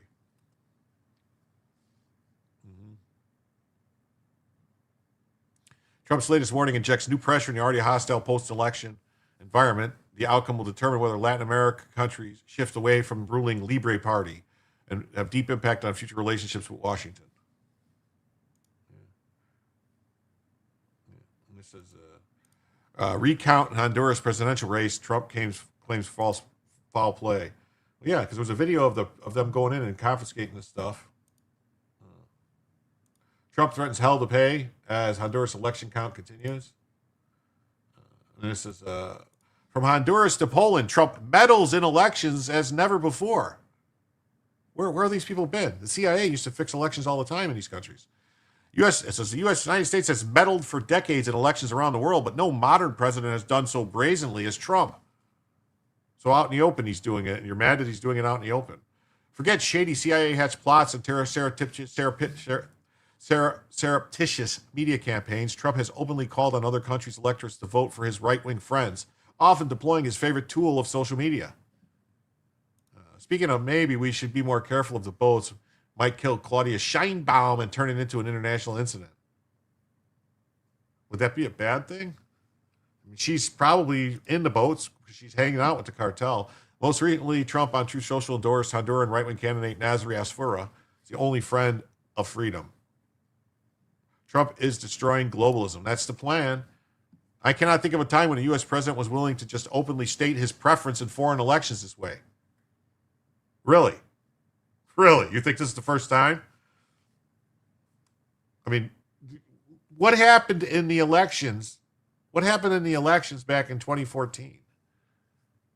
After the whatever it was, the color revolution in Ukraine when they had those elections and the U.S. basically told them who was going to be the fucking candidates. Remember the cable and all that stuff? Yeah. Asking for a recount is meddling. Supporting one over another is meddling. Yeah, well, it's always, everything is bad if Trump does it. That's the thing. Trump has felt especially emboldened in Latin America, where the United States has long intervened. His Secretary of State, Marco Rubio, has belittled Colombia's elected left-wing president, Gustavo Petro, as a lunatic. Well, the guy did threaten to kill Trump. That kind of makes him a lunatic. They imposed sanctions on a Brazilian judge who's a fucking maniac. Yeah. In Argentina, Trump promised $20 billion to prop up the struggling economy, but warned it would vanish if voters rejected Javier Milei. Oh, but it didn't vanish, and it didn't prop him up. It was an investment, and it turns out that we made money on it, billions of dollars. Went down a rabbit hole, ASVAB, that turned into a black hole. My FAQT score is not listed, but the category scores are. But those are composites of subjects that I do not have. All right. Orange band is bad. Yes, it is. Subtests. Okay. That's what I thought. Ukraine is Victoria Nuland's malformed baby. Yes. Jim triggered. I wasn't trying to trigger anybody. Until he goes over there and votes, it isn't meddling, in my opinion. I don't get triggered. It's a consistent attempt to influence the politics to reinforce what I think they already view as a shift towards the right that's gaining force across the region. Is that a bad thing? In Venezuela, where there is no election to influence, Trump has suggested use of military might. There was an election, and everybody says Maduro lost. All the international observers said Maduro lost. You grew this sunflower years ago. Well, that's awesome. Sunflowers are amazing. I love sunflower seeds. Trump has also sought to tip the scales in Europe. His Homeland Security Chief, Kristi Noem, on a visit to Poland, openly endorsed Karol Nawrocki, the conservative candidate for president who went on to win. Okay, and President J.D. Vance, on a trip to Germany, publicly attacked restrictions on the far-right AfD party. Okay, because we're all about freedom.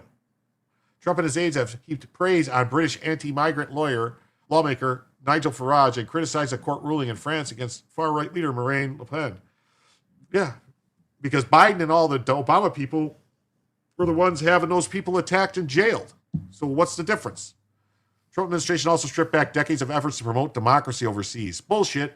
with Rubio issuing a cable instructing embassies to avoid most commentary on the legitimacy of elections abroad. Wait a minute. So you're saying you don't want Trump commenting on the elections, but you just want the ingrained apparatus, the deep state of the State Department to be allowed to comment on it. Oh, okay, I see.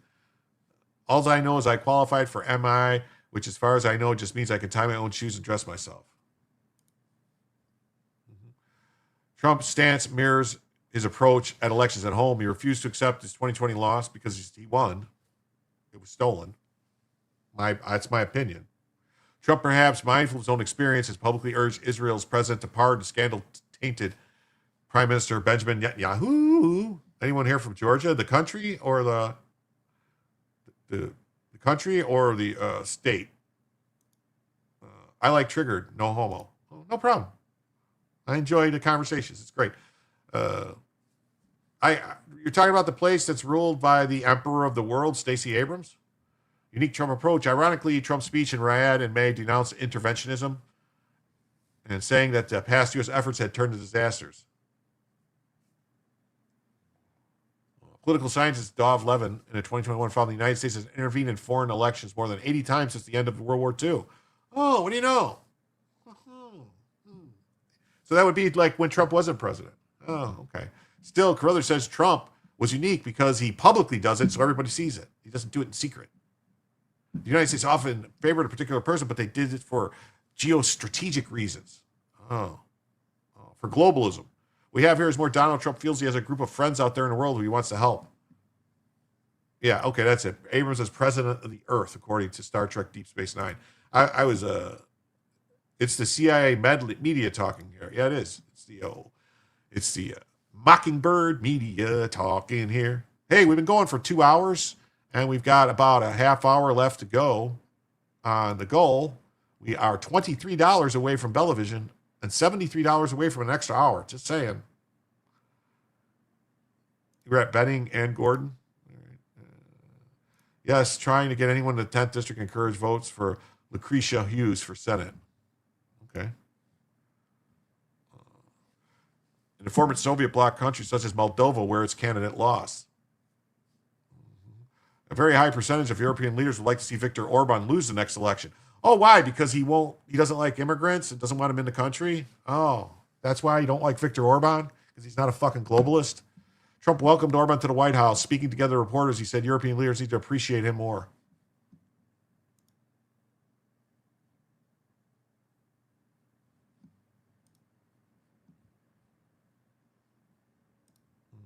Trump cultivates his taste for interference in elections.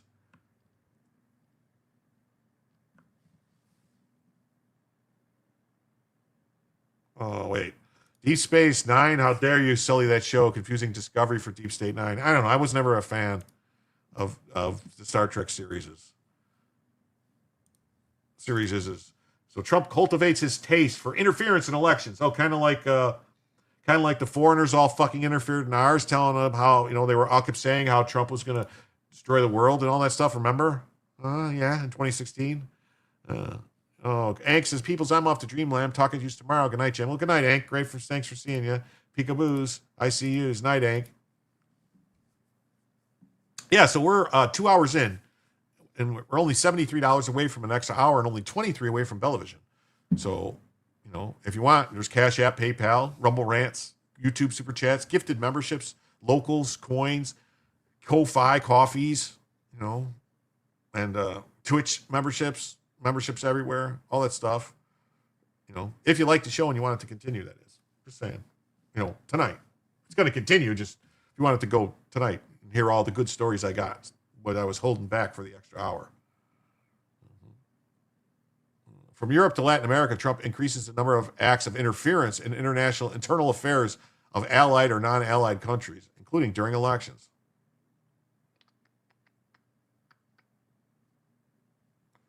Ignoring diplomatic practices, the American president does not hesitate to distribute good and bad points. That's what he said. Put them on the good list, put them on the naughty list.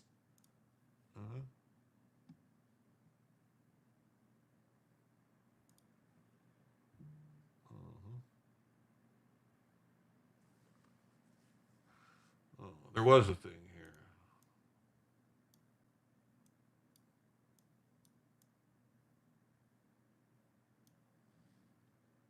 have it? Bookmarks.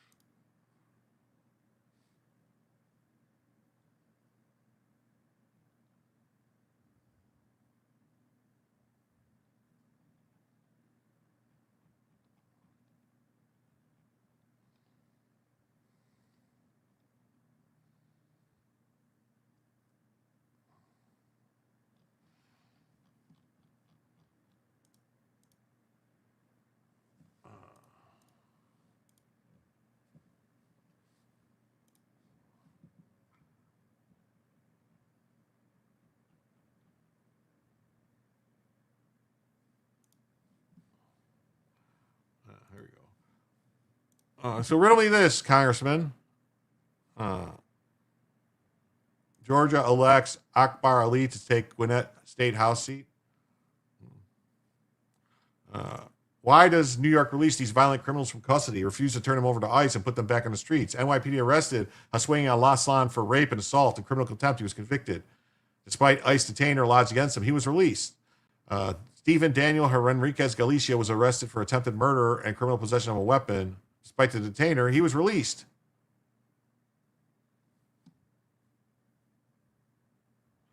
Where's my boo? What are you looking for, Bella? Bella Kissifer? We're still $23 short for Bella. We're still $23 short for Bella. 73 short for the extra hour.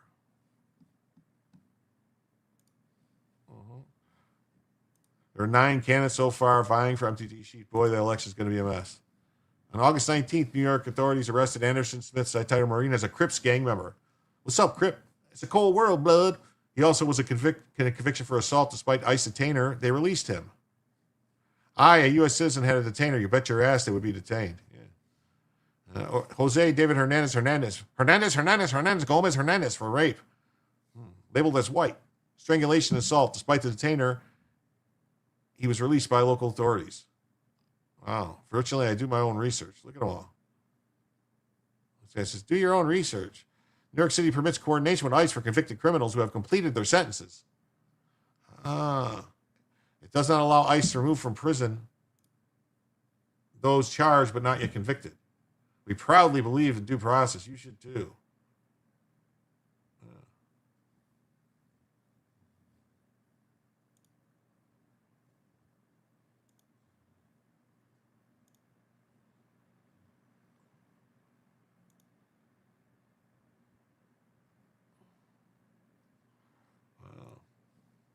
Wow, check it out. It's just been released that confirmed the city is harboring 7,169 known criminal illegal aliens, including hundreds. Yes. Hand over those individuals. Honor the detainers. Then we won't have to flood the zone with ICE enforcement. It's unbelievable. Hand them over now. This is what I was looking for. Of justice. We're seeing that these criminal illegal aliens are exiting the jails and going back onto New York or Chicago or these other sanctuary streets to re-perpetuate their crimes. Today, in New York City's jails are 7,169 criminal illegal aliens. We're talking about hundreds of murderers, hundreds of sexual predators, drug traffickers, the worst of the worst. Dan Goldman and these other sanctuary city politicians, they should agree to hand over those individuals, honor those detainers, and then we won't have to flood the zone with our ICE law enforcement. We won't have to put those men and women on the ground because we will get these vicious criminals out of New York City's jails. Right. It's a war of justice. We're seeing that these criminal legal Outrage. New York quietly releases 7,000 dangerous illegal migrants, including rapists, killers, terrorists, and repeat offenders with zero notice to ICE. Look at them all.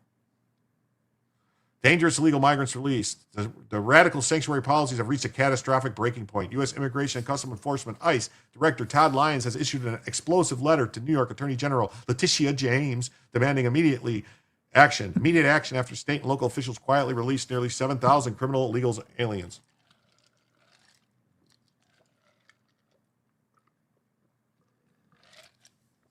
Sorry, I was getting a little dry mouth there.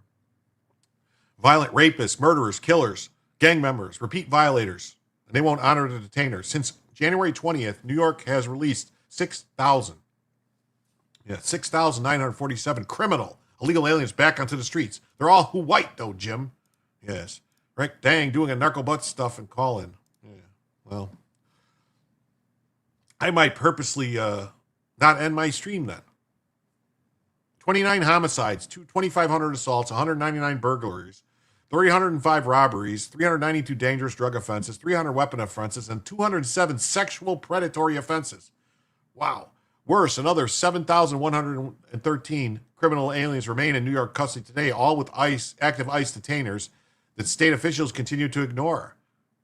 Those detainees include 148 charged with homicide, 717 charged with assault. They should just go get these people. Just say, fuck New York. Just go get them while they're in custody. Go grab them and then kick them the fuck out. That's what I would do. There's a full-scale public sector safety disaster engineered by far-left officials who are deliberately defying federal law. Now that's a good idea. I'm here until you're done. Well, it's totally up to you, the audience, to make it happen. I sent an urgent letter to the Attorney General James in September demanding cooperation. She never responded. DHS Secretary Tricia McLaughlin blasted James and New York political leadership for releasing predators onto American streets. Attorney General James and her fellow New York sanctuary politicians are releasing murderers, terrorists, and sexual predators back into our neighborhoods, putting American lives at risk. We are calling on Letitia James to stop this dangerous derangement and commit to honoring ICE arrest detainers for more than 7,000 criminal illegal aliens in New York's custody. Yeah, just your friendly neighborhood, hardworking illegals. KPT says, I'm out of work until mid-January. I did what I could. I appreciate it, KPT. I wasn't talking to you. You always help. You always do your part. Are you guys doing your part? See, I don't want to be like that. I don't want to beg. Hard at work doing what? Committing crimes. That's what they're hard at work doing. Terrorizing Americans. Below are just some of the dangerous offenders. Stephen Daniel Henrique Galicia. He was arrested by local authorities for attempted murder and criminal possession of a weapon. Despite a detainer, he remained at large. On September 20th, ICE arrested him in the Bronx. He's now detained by ICE pending immigration proceedings. Yeah, I'm sure he was one of the people that they were saying, let him go, let him go. You got a warrant? Let him go. Where's your warrant? Anderson Smith Saturi Martinez. Local authorities arrested him, a Crips gang member, for criminal possession of a weapon and possession of a controlled substance. Yes. Gives me that. Gives Jim your money. Gives me that. He also has a conviction for assault. Despite the detainer, he was released by local authorities. On September 11th, ICE arrested him in the Bronx. He remains detained by ICE, pending. Yes. He says, Jim deserves your money. He works hard for us. I don't know about deserves, but be greatly appreciated. Committing crimes. Jose David Hernandez. Why would you have a double Hernandez? Hernandez. Seems like kind of like, so they had two people, both with the last name Hernandez? Local authorities arrested Jose David Hernandez for rape, strangulation, and assault. Despite the detainer, Hernandez was released by local authorities. And so now they've got him. And then Hussein Aslan, he was arrested for crimes including rape, assault, and criminal contempt. Wow. Mom and dad's last names are both Hernandez. Cousins married. That's what I was getting at. Was it cousins? For aggravated criminal contempt, violating an order of protection, and causing physical injury. Despite the detainer, they released him anyway. He's now detained by ICE. I know parental surname, maternal surname. I understand that. I just said that. Isn't that odd that two people with the same last name? You know what I mean? It's kind of odd, right? I mean, also who white, I'm sure, yeah. I mean, it's just odd, right? I mean, like odd, like, not odd like haha, like odd, like strange, that out of all the people that get married, you would find somebody who has the same last name as you? I mean, I guess, but why would you make it Hernandez? Why would you just keep it just Hernandez? Because then you wouldn't have to change anything. Aurelio Garcia Fuenterino. He was assault and endangering the welfare of a child. On October 25th, he was removed to Mexico. Right, Kiss, they don't know how to use rat poison. They can't get the rats out of New York City. Good luck with getting the migrants out. Well, Smith, Mexican style. Oh, yeah. There were 10 pages of people in the 80s in the white pages and not Smith in a city of 125,000. We were the only related to 1/10 of them. Wow. Maybe he pulled an Omar, married his sister or brother, if he swings like that. My real name is none of your business.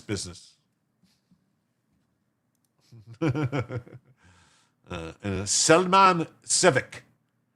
He's an illegal alien from Turkey, menacing in the first degree, harassment in the first degree. He's a known or suspected terrorist. Notifications made to the terrorist screening center. Despite the ICE detainer, authorities released Civic. And he remains detained by ICE. It seems to me like maybe this whole detainer thing is what's got everybody like jerked up. Why don't they just get a judge to say, like, we want a warrant to arrest this person for... Hernandez, that makes him white, right? Yeah, definitely. They cancel out. The rats live large on pizza slices, on gyros. Yeah, I've seen the rats carrying pizza with them.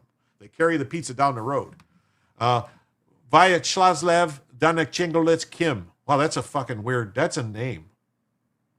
He was arrested for use of a child less than 17 years of age in a sexual performance, rape in the second degree, dissemination of indecent materials to minors, patronizing a purchase for prostitution in the second degree of a person.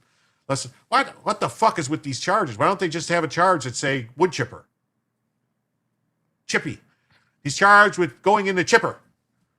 He was convicted and sentenced him to time served and 5 years probation. Albany County and New York probation refused to assist ICE in locating or arresting him. Instead, ICE arrested him and has left an appointment with his probation as he left a probation officer and removed him from the U.S. You vote for wood chipper? Me too. 2 for Chippy. Chippy Chipperson. Alexander Moreno Montoya. My name is Alexander Moreno Montoya. You killed my father, and I shall have my revenge. Even if they said arrest warrant, it wouldn't matter. They'd still find something wrong with that. I think legally, if there's an arrest warrant, they have to hold them. They can't let them go if there's a warrant. They could get in trouble, I think. He has extensive criminal history, including assault on a police officer, criminal possession of a weapon, cocaine possession. Despite ICE's detainers, Moreno was released by authorities on March 17, 2025, after his detention at Rikers. On July 8th, NYC located Moreno and removed him. ICE NYC located him and removed him from the United States. Diego Fernando Huchedas. Despite an ICE detainer lodged against him, authorities released him. Robbery, assault with intent to cause injury, harassment. He's one of the Vatos Locos, man. He's a Vatos Locos. Via Vatos Locos for life, ese. In Ecuador, where he held the rank of Capitan. He was arrested in Huascarina, and July 1st, he was removed from the United States. A judge would be found to phone in a bail hearing. Probably. How can they let anybody go with those kind of charges? Because they passed the law. There's a weird law in New York where basically you have to murder somebody. And even then, they might let you go because unless you're white. Like legit white, not just if they marked you white. Sebastian Jamarero Valentaya was arrested despite an ICE detainer lodged against him. He was released. He was assault, grand larceny, criminal possession of stolen property. Manuel Rigoberto Tacori Quishpi. ICE Buffalo arrested him. 3 previous DUI convictions. He had another DUI. Wow, so he's had 3 convictions and then he got another DUI. Wow. Jose Romero Hernandez. He arrested Jesus Romero Hernandez. He signed an arrest warrant. Despite an ICE immigration detainer and a warrant of arrest signed by a federal magistrate from the Northern District of New York stemming from a pending reentry of removal, Tompkins County Jail released Romero after serving a 179 sentence for an assault stemming from an incident. He's been removed from the United States. Now, this is a problem. That county that released him with a warrant, an actual warrant, they should have some issues. They should be getting some money taken away from them because they broke the law. They're not honoring warrants. ICE removed him for the 8th time. See, now this guy, 8th time, no, he should federal prison for 10 years, then removed.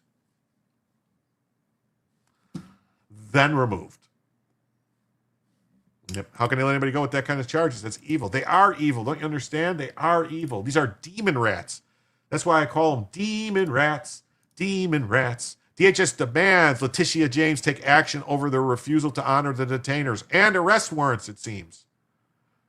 The countries of concern. Hi, Kevin. Well, President Trump, he's directed a Of new immigration measures, and we'll get to all of those. The latest, pausing all visas for Afghan nationals. Now, in between rounds of golf and celebrating the holidays with his family, the president has launched a major review of the country's immigration and vetting system, blaming the Biden administration for past policies. Last night, the State Department announced it has immediately paused visa issuance for individuals traveling on Afghan passports.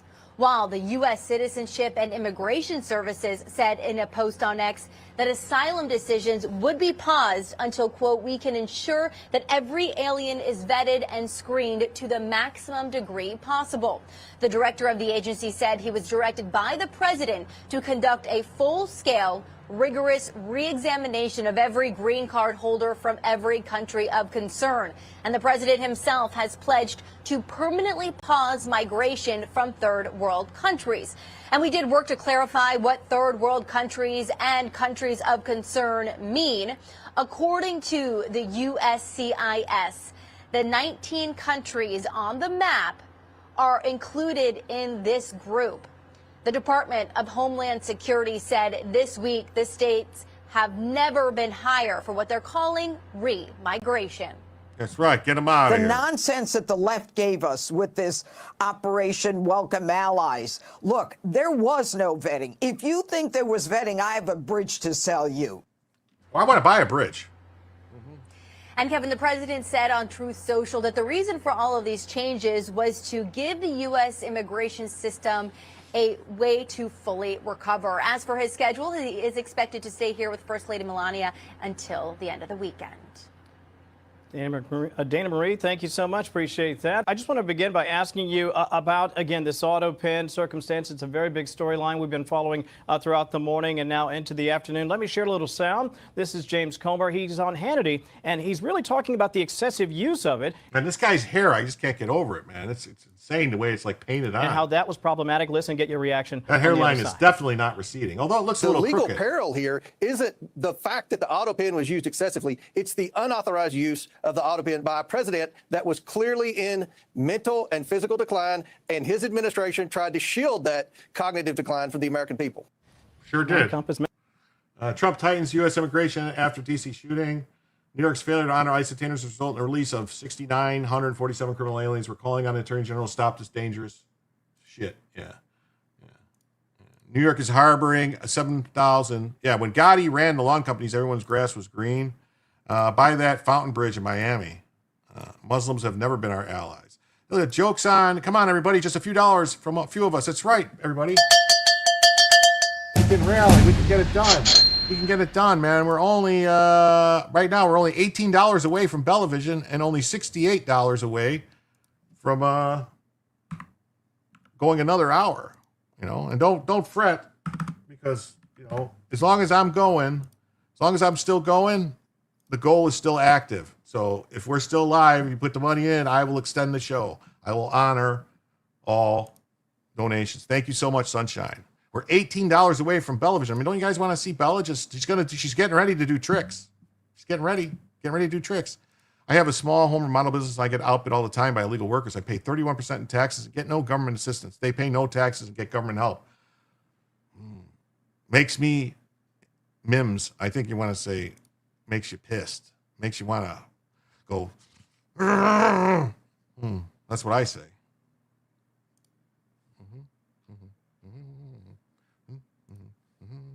Rally.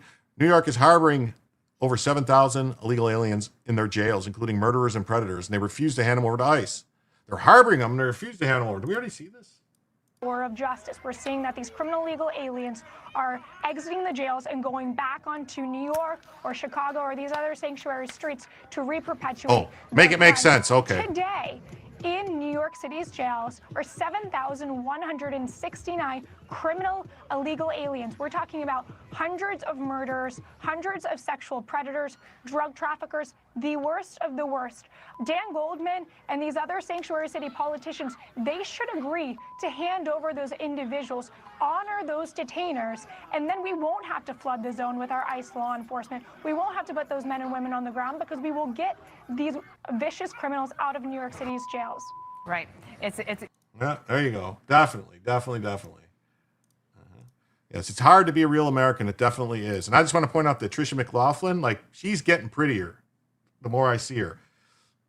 Like, she's got beautiful green eyes, nice tan. Just saying. Hand them over. New York City's failure to honor ICE detainers has resulted in the release of 6,947 criminal illegal aliens. 6,947 since January. There are another 7,000 still in custody. We're calling on the New York Attorney General Letitia James to stop this dangerous derangement and commit to honoring the ICE detainers. Hand them over. Hand them over. Hand them over, Tish. Tishity Tish Tash.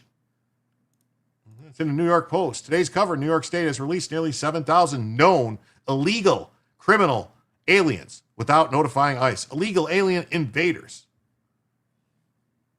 Come on, people. Let's get it done. Sanctuary City, New York is harboring 7,169 criminal illegal aliens. What, this guy? No, not me, Holmes. Look at me, man. I got my special ear. Look at my good haircut, bro. Don't arrest me. I'm a citizen. New York City is harboring 7,000 criminals. Yes. Oh, time to go to Joe's second stream? Oh, okay. If you really want to go over there. He's just covering the same stuff I'm covering. Not for long. Well, did I just freeze?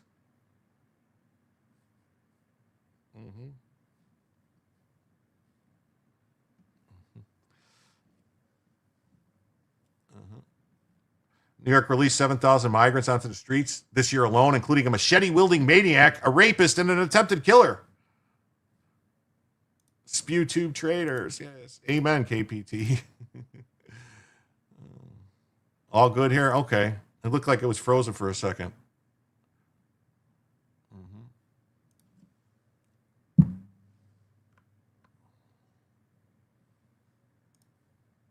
New York State released 7,000 known criminal illegal migrants without notifying ICE. What a bunch of scumbags. Hey, Valhalla, it's great to see you, buddy. Nice to see you here tonight. Including killers, sexual predators, a maniac booted from the U.S. 8 times who attacked an Ithaca cop with a machete. So you attack a cop with a machete, and that's still someone that they're going to protect and say deserves due process to not get sent back home. Rap sheets behind the rogue gallery include 29 homicides, thousands of assaults, hundreds of burglaries, robberies, drug offenses, weapon offenses, sexual predatory offenses. Wow. All of them are protected by state and local sanctuary laws that dramatically restrict how local authorities can communicate with ICE. Yeah, this one right here. What is wrong with these people?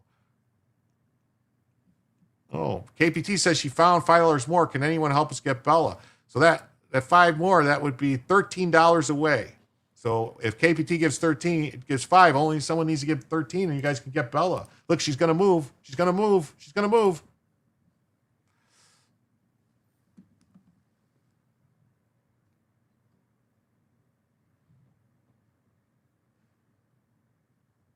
Oh, and we did. We got 5 more for KPT.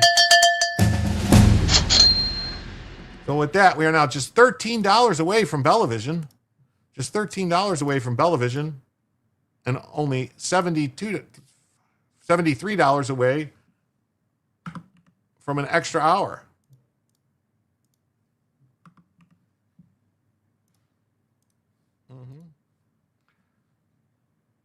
Oh, she goes, shit, I didn't mean to leave it at 13. Oh, is 13 an unlucky number? I don't know. I don't believe in that stuff. That's, come on, everybody. $5 won't buy much of anything anyway. What the hell am I hearing? Virtually all Americans agree that people like this should be swiftly removed from the United States, New York's custody, and not returned to our streets to wreak havoc on law-abiding citizens. That's right. And look at this. This is crazy. Shocking. A former ICE official with sources inside the NYPD claims that the commissioner's office is deliberately leaking upcoming ICE raids, not just to the press, mind you, not just telling the press, hey, go do this. And if you use PayPal, Jim gets 99% of it. Well, 97.5%, but a lot better than anything else. Leaking the raids directly to the anarchist activist networks. Oh, look at this. Misty Me with 13.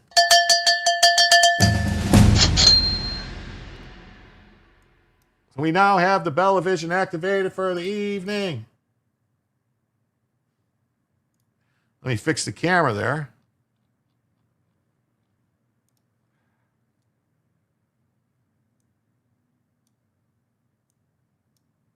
There we go. Bump, bump, bump. Thank you so much, Misty Me. Thank you so much. Misty Me, thanks for Bella. Yes. Ramaswamy vows to release 80% of prison inmates to a town near you. The Greyhound buses will be packed.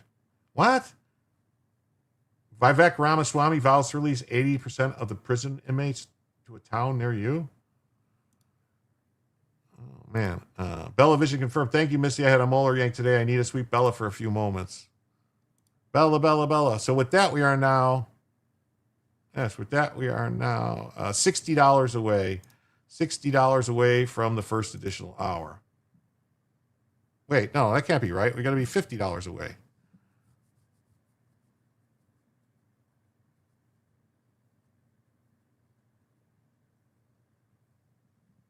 I must have fucked up somewhere.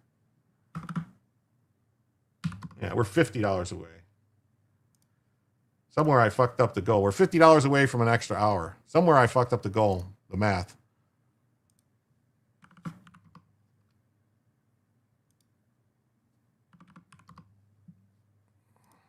Somewhere I messed up the goal. Yeah, 50. We're 50 away. Somewhere I messed up the math. I'll have to look. Let's see here. So we got 10,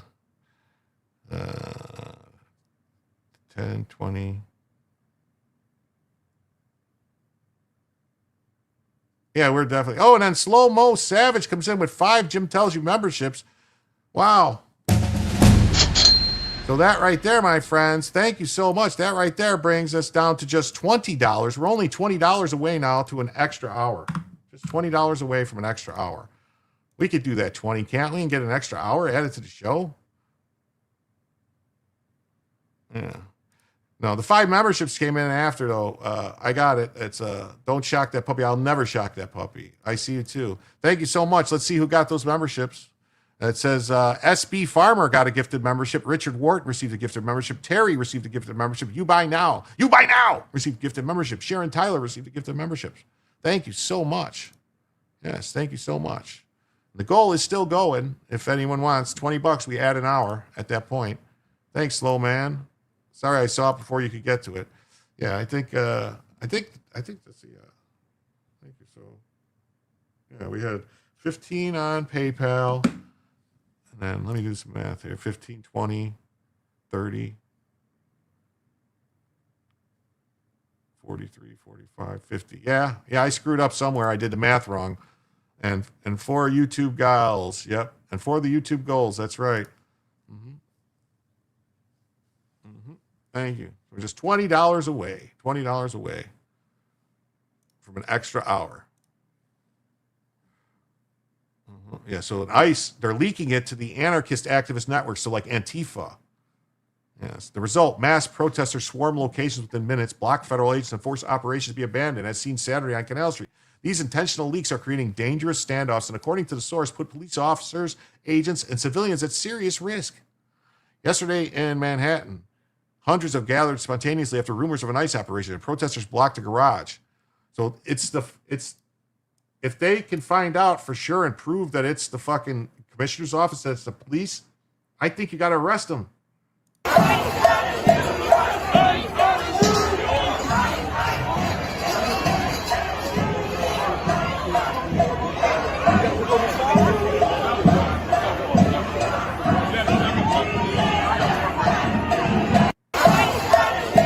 Wow. Now we just got another 10 from Lisa. Thank you. But right there now, folks, we are just $10 away. Just $10 away from adding an extra hour to the show. And all these extra wonderful stories that I have waiting for you. Just waiting for you to come through. Yay, thanks, Lisa. Lisa, thanks. I love Lily Tang. Yes, and that's a tearjerker. Yes. Thanks, Lisa. Wow. Oh, and then we got this stupid story. It says, damning report calls FBI rudderless ship under Patel. Read the full article. Well, okay, why would I want to read the full article?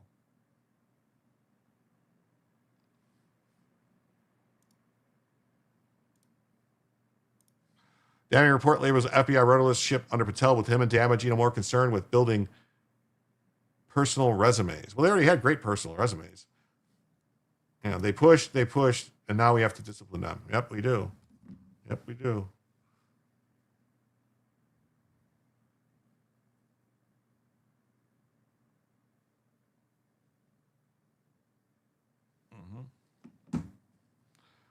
Oh, $50 away from shock collar roulette. That's right, folks. For just $50, we could have shock. No shock collar. Come on, $10 more. This one? Okay, we'll pull this up. Lily, we'll pull that up.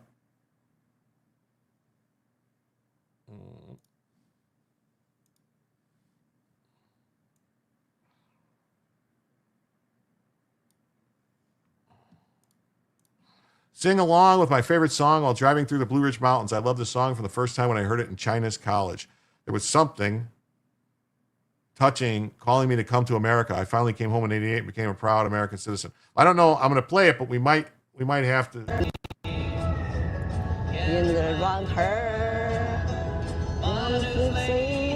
Okay, well, we can't play a song like that because we'll get a copyright strike. But so yeah, it's yeah, we can't play that, unfortunately. We get a copyright strike. So Slow-Mo Savage. Yes, we are not 50 away, we're only $10 away. We're only $10 away from a gifted Slow-Mo Savage gifted another. So right now we are just $4 away, folks. Just $4 away from an additional hour. $4. $4 buckarooskies.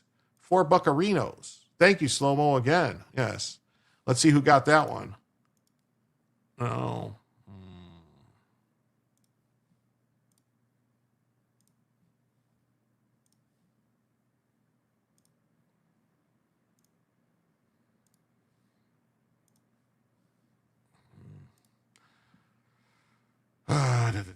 Live chat. Let's see who got that one. It says Nethead. Nethead received a gifted membership. Sorry, she is Chinese. Yes, no problem. No problem. It's great. You can watch it. Yes. Well, it can't sing, but glad they did the right way and got citizenship. Yeah, she is Chinese. No, it's fine.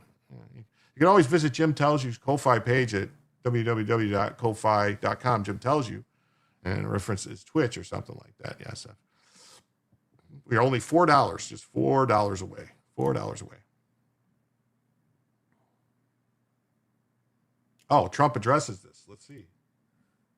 Are you planning to replace Kash Patel as No, he's doing a good job. Kash Patel? No, he's doing a great job, I think. This week we saw those cases against James Comey and Letitia James tossed out. Do you still have faith in Lindsay Halligan? Oh, she's great. I think she's great. They got out on a technicality, and you'll see what happens from here on. But if you look at the actual charges, I think anybody that looks at it very fairly would say, boy, are they guilty. So let's see what happens over the next week. You know, the court didn't say you couldn't bring the case, bring the case, or appeal the case. So they have a lot of options. They're going to call the shot. I'm not calling the shot. But Lindsay's a very talented lawyer, actually. Mr. President, on Venezuela, sir, are you planning to talk to Nicolas Maduro? I might talk to him. We'll see, but we're discussing that with the different staffs. We might talk about Venezuela. Interesting enough, the U.S. this week did, of course, name him the leader of a foreign terrorist organization. So why do you want to talk to him? Say it again. Maduro, the U.S. Designated him the leader of this foreign terrorist organization. Why do you want to talk to him if he's the leader? If we can save lives, if we can do things the easy way, that's fine. And if we have to do it the hard way, that's fine too. Mr. President, do you have any reaction? If you carry I'm not going to tell you what the goal is. You should probably know what the goal is, but they've caused a lot of problems, and they've sent millions of people into our country. They were probably the biggest abuser with Tren de Aragua and all the others that they sent in, the drug dealers and drug lords, the people that they sent in, the jailbirds. They opened their jails and prisons and dumped them into the United States. They dumped them in here, and with just like that, Neurodivergent One was gifted a membership to Rachel Boom over there on Rumble, and that $5, folks, puts us at Tactical assessment. Red Chinese victory. Impossible. America will never fall to communist invasion. Communism is the very definition of failure.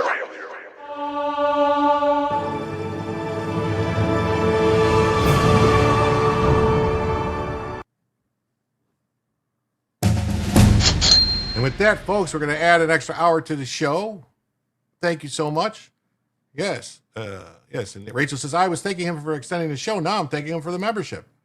KPT, he was flying back to D.C. Yes. Yay, it's an extra hour. Jail, prison, and insane asylums. They emptied them all out. Communism is the definition of failure. Is that Fallout? Yes, it's Fallout. It's Fallout. It's also, a couple of those are also Morrowind. How did my camera get all funky wonky on me? Now my camera's too small. My camera's too small. What is going on here? Oh, I see the problem.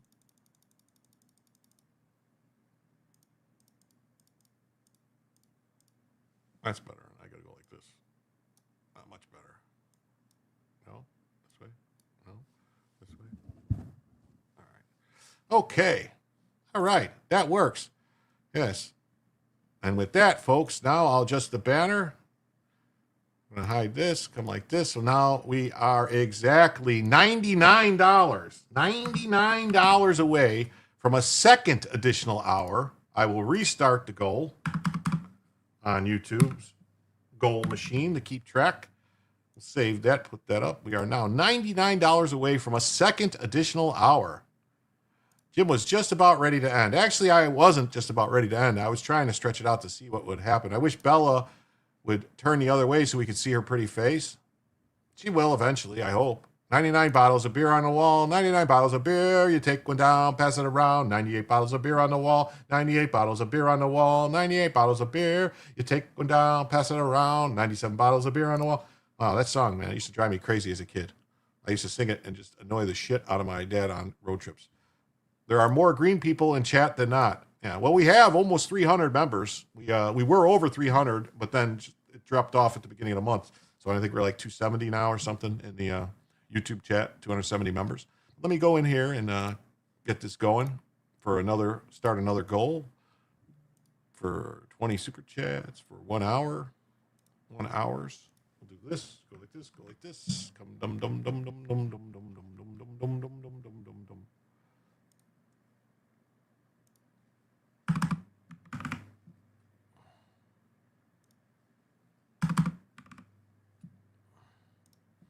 There we go. And we're off. And are coming around the bend. Jim was the guy we bullied on the school bus. Was that you that bullied me on the way to Great America? Green is the bestest color. Yes, it is.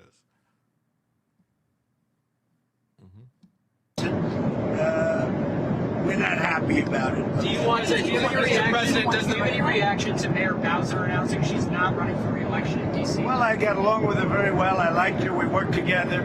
D.C. is now a safe community. It's a great community. You people know it better than I do because you live there. But D.C. is now safe. The restaurants are booming. The place is booming. We have no crime. And we did that all in a period of 3 or 4 weeks and then made it better and better and better.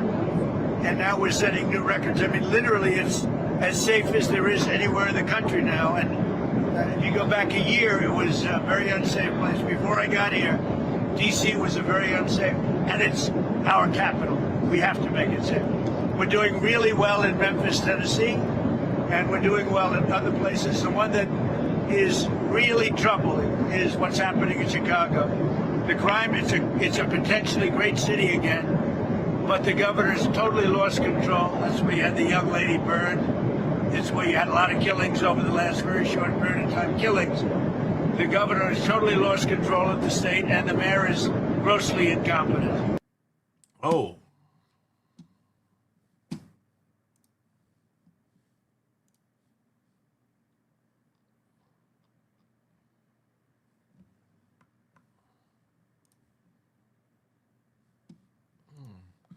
I'm so sorry to hear that, Rachel. Said her oldest grandson had an accident last night, broke his collarbone pretty bad. I appreciate any prayers. He's in lots of pain. Wow.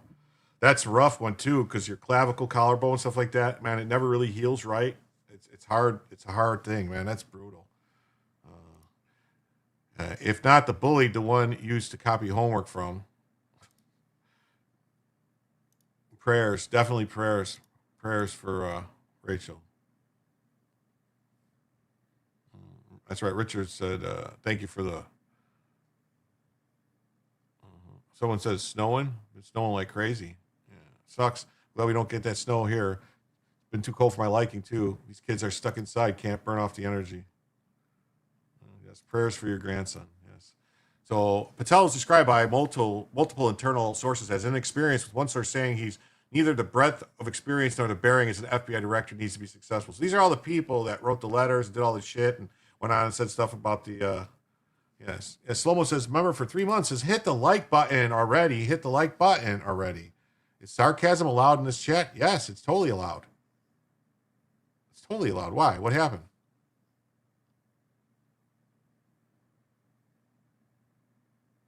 I don't know. What did you say? So?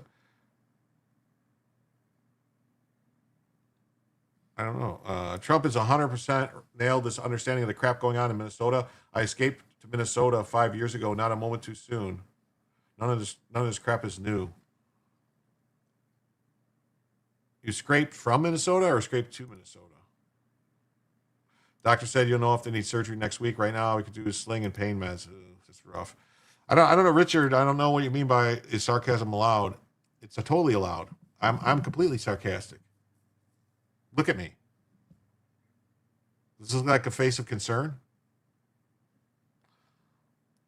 How an additional source has described him as very personal and likable, and noting he created a culture of mistrust. Oh, yeah, because he said any people who were spying on Republicans or doing the dirty work, going after Trump, all the shit that were going and kicking down doors at 6 a.m. for people that were just protesting outside the Capitol. Yeah, that stuff. Oh, your humor may not be liked by some people. Well, you know what? People can always, get over it, I guess. Escaped from, same story here. I left Minnesota almost a year ago. It's allowed too, Richard. Yes, it's allowed. Yeah. My humor is not for everyone. One source said they need to stop talking, stop posing, and just be professional. Oh, so they're just all belly aching. Yeah, just belly aching.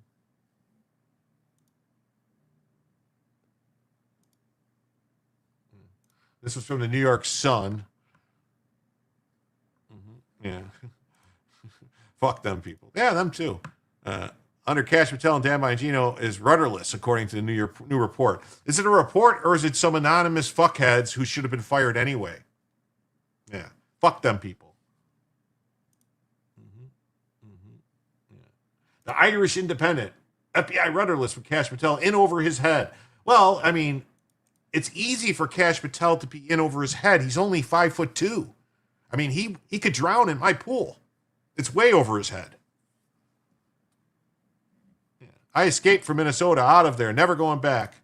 Make sure everybody knows you are being sarcastic in the chat. You have to use the us3 up symbols so no one gets offended. Yeah. Good on you, Jay Schwartz. I speak fluid sarcasm. I speak fluently, too. Usually it's when I'm drinking fluidly, it's sarcastic. Oh my God, Patel is really that short? He's pretty short. I don't know. Yes. Yeah, Jim A was being sarcastic the whole time. I know. I'm being sarcastic right now. Yeah. Seems like Dan and Cash kicked over the water coolers. Yeah, like they went in and they went in the locker room and they pantsed a couple people and they snapped some towels at some people. And then he is short. I don't know if he's 5'2", but I think he's like 5'6", maybe 5'5". He is short. I don't know about that. I don't know how short, but he's pretty short. Short people got no reason. No, that's not a good song. Life is too short. Too short.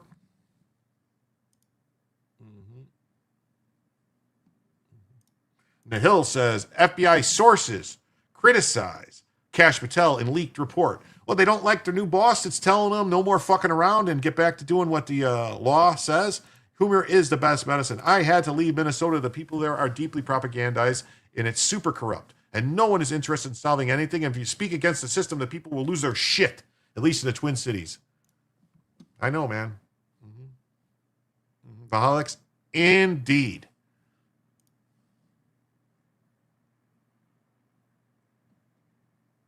It's the time of the year. Hey, I've shrunk to 5'4". I can still reach the front of the top shelf. Well, that's awesome. A new report. Why are they calling it a report? It's not a fucking report. It's just somebody making a fucking... it's not a report. A source described that Patel's in over his head. It's not a report. National Intelligence... Patel was a principal deputy director of National Intelligence. Yeah. He and Bongino were criticizing the report for spending too much time on social media. They're just fucking crybabies, man. Just crybabies. It's in People magazine. Kash Patel slammed his insecure and in over his head. Okay. All right. Next story. Next story. Next story. Because it makes it more authoritative. Yes. It makes it more authoritative for them to say it's a report, not just somebody... it's an accusation, not a report. Yeah, and it's an anonymous smear job leaked to the press. Cash's girlfriend says when he's nose to nose, his toes in it, and when he's toes to toes, his nose is in it.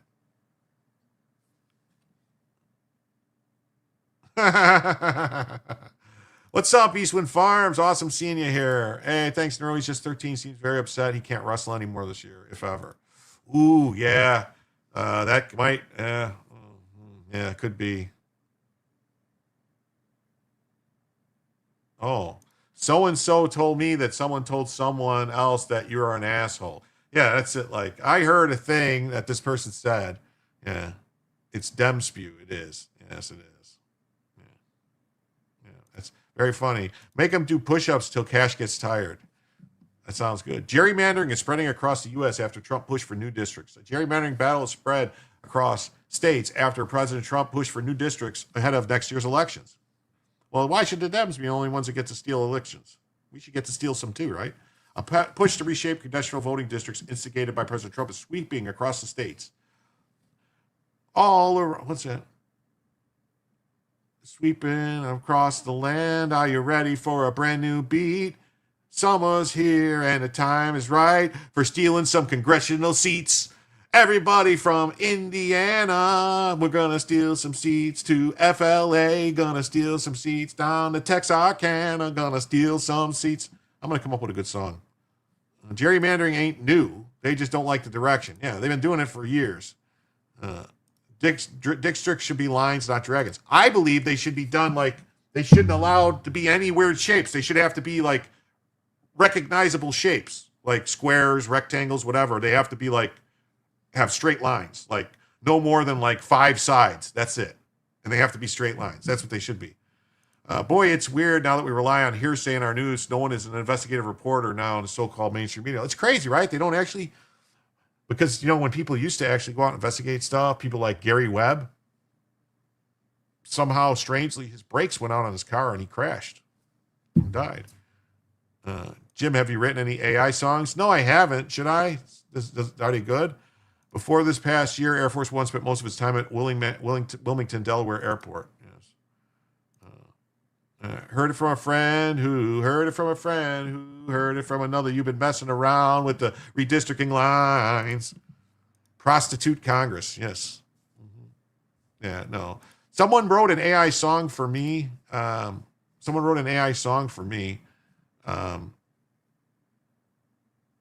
it. I'll find it.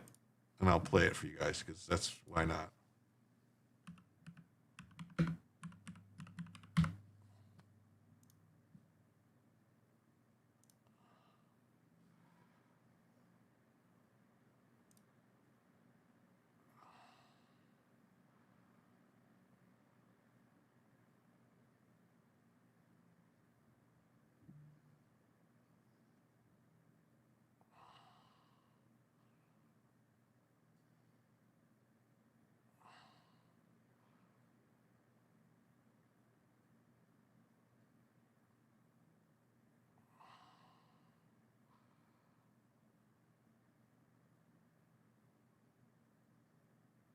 Where is it, man?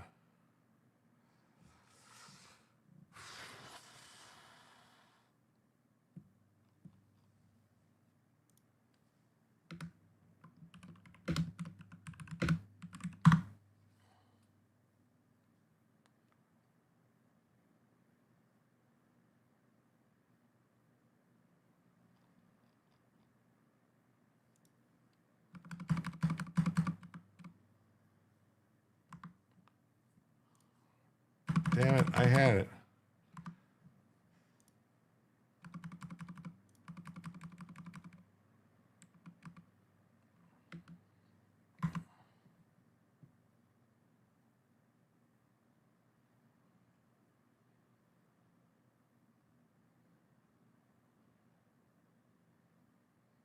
I can't find it now.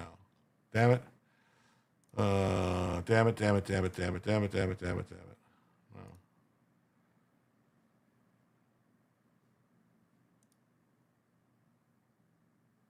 Where's my playlist at?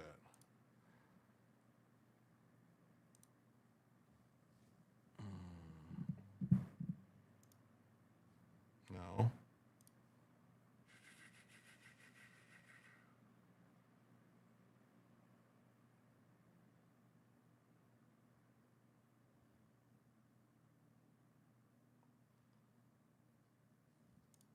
I think it's here. Hold on.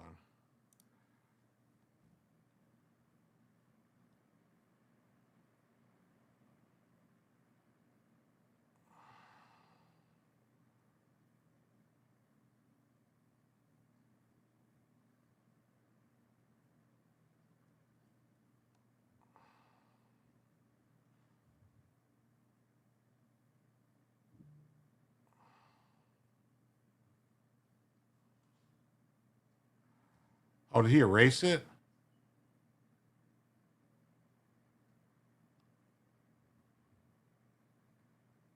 Damn it, did he erase it? I think he erased it. I can't find it. This guy wrote a song for me, made an AI song for me about the channel, like a channel song. Maybe he erased it, because I don't see it anywhere. Well, I just wasted a whole bunch of time.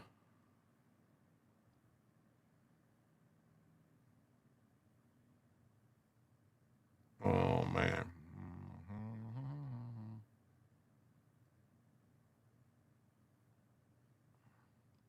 Well, that sucks. I can't believe I just wasted all that time. Oof. Sorry, everybody. Don't worry, I won't deduct that from the show. Bella, get back in frame. Though if it was a Play's version of your grandson, he may drink his juice in a whiskey glass. Oh. Adjust the camera, you might see Bella's face. Okay, be quiet, though. Just be quiet. Don't let her know you're looking. She might run away.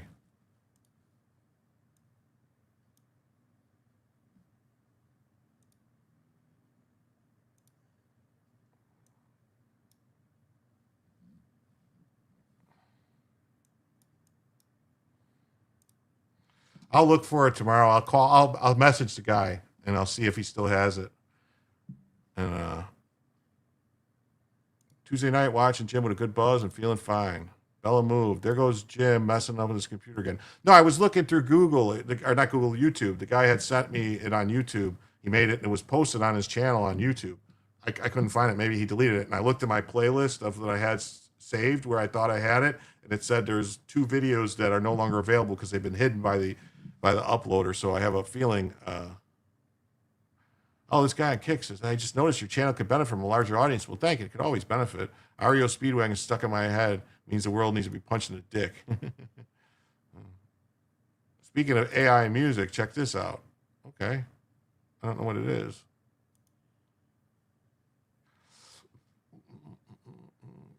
Bella saw you looking. Yeah, she saw you guys looking, and she moved. All right. You had an old crown tooth removed today. Had to wait 4 months for the implant to start. I advise everybody now, after I learned about all the stuff with dentistry. I mean, my opinion is that if you're under the age of like 40 or 44, under the age of 40, and they tell you need a root canal and a crown, just get an implant. Don't fuck around, because most, from my experience and what I've talked to dentists, most root canals and crowns only last like 10 to 15 years. That's it. And then you end up having to get an implant anyway. So they're just double dipping on you. So cadaver bone, no, that's only if you don't have enough bone. So if you wait too long, if you get the tooth pulled and you wait too long, you'll lose bone. But if especially when you're younger, if you get the implant when you're younger, your bone will be fine. Your bone will be fine. That's what my dentist told me anyway. And I believe him. He's a nice guy. So anyway. Yeah, Trump's hoping to buck the historic trends, and he wants to keep the House. Gerrymandering spreading across the U.S. after Trump pushed for new congressional districts. Yes. We got this. DeSantis calls for a new special legislative section for early next year for redistricting. 8 years ago, the implant was not a thing. I have a 20-year-old crown left and still doing great. No, implants have been around for a long time. They put a titanium peg in, and then they put basically it's a crown on top of the peg. But that way, because what happens is eventually the root canal, if it can crack or fail, and then it'll bother you. Like I had a root canal, and it bothered me, and finally the dentist was like, "Oh, there's a crack there. We just got to yank it out." And so after thousands of dollars were spent on crowns and more procedures, they finally said, "Was that before you got the gas?" Oh man, ain't nothing better than getting some. You go to the dentist and get the gas, and if they'll tell you, they'll turn it up and they'll say, let us know when you start to feel something. Well, if you play a game called Lie and tell them you don't feel anything and you let it go, eventually you're going to think that the tubes on top of you that are the gas are snakes crawling on you, and you're going to start fighting with them in the chair. And don't ask me how I know. Florida's GOP Senator Ron DeSantis calls a special legislative session early next year for redistricting ahead of the 2026 midterms. Yeah, we're going to redistrict Florida. We're going to grab 5 more seats. Yep, liars get higher. Yes, they do. At the dentist office, yes, they do. The case is regarding the legality of Section 2 of the Voting Rights Act. The argument is in October about Section 2 that impacts Florida's maps, so we're going to get to it next spring. Well, that's good. I'm glad Florida's getting with it.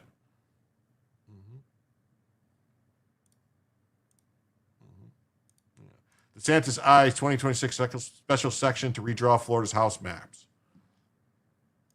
You have one implant getting a second and still have one crown left. No gas. Don't be a pussy. If gas, the oral surgery is not as gentle.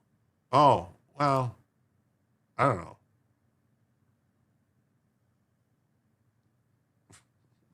I was going to say, they call it laughing gas for a reason. That's all I'm going to say about that. This and I reminded her that it was because they were paying me.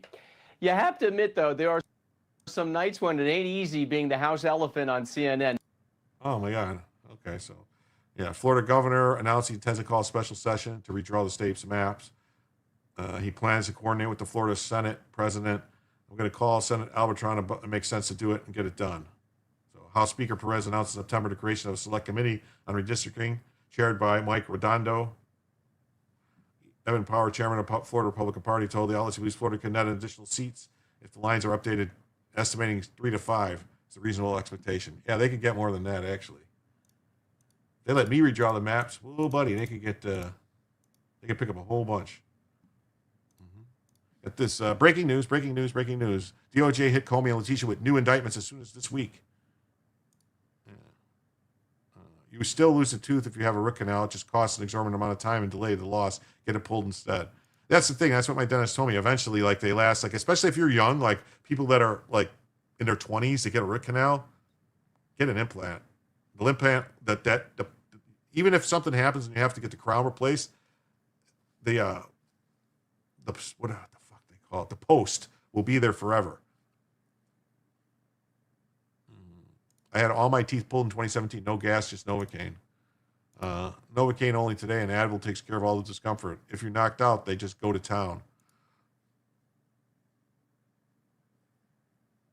Yeah, I can see that. DOJ is seeking new indictments against Comey and Tisha James after the Clinton judge dismissed both cases. Grand jury in the Eastern District indicted him in September. He was indicted on 2 counts of false statements. Tisha James was indicted by a federal grand jury last month. According to the DOJ, James was charged under 2 crimes, bank fraud and false statements to a financial institution. They should have got her on wire fraud and insurance fraud also.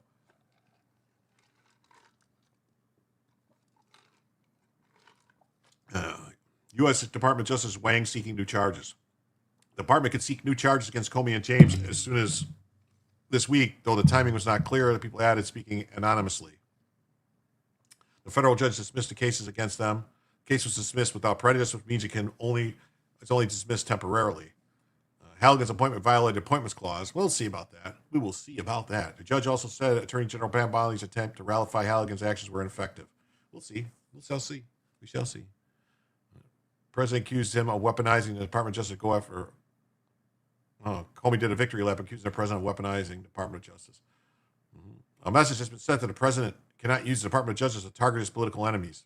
You're not a political enemy. You're a fucking criminal who used your office for political purposes to fuck with Trump and try to help Hillary win. And you lied to Congress about it. You broke the law. Yeah, there's plenty of justice that needs to be served. How big was the turkey? The end. I don't care what your politics are. You have to see, unfortunately, un-American, a threat to the law that keeps us all free. And we must put James Comey in jail. James Comey will probably said Trump will go after him again. No, you're going to go to jail, Comey. You're going to go to jail. Trump issued a warning to Comey and Letitia James and Mark. They got on a technicality, and you'll see what happens from here. That's right. They got on a technicality. 400 for half an hour, then 350 till temp. Oh, for the turkey. Okay. And Fox News has it as Justice Department considers pursuing new indictments. Well, I think they're going to appeal the dismissal, but they only got 6 months. Justice Department could present a new indictment against Comey to a grand jury this week.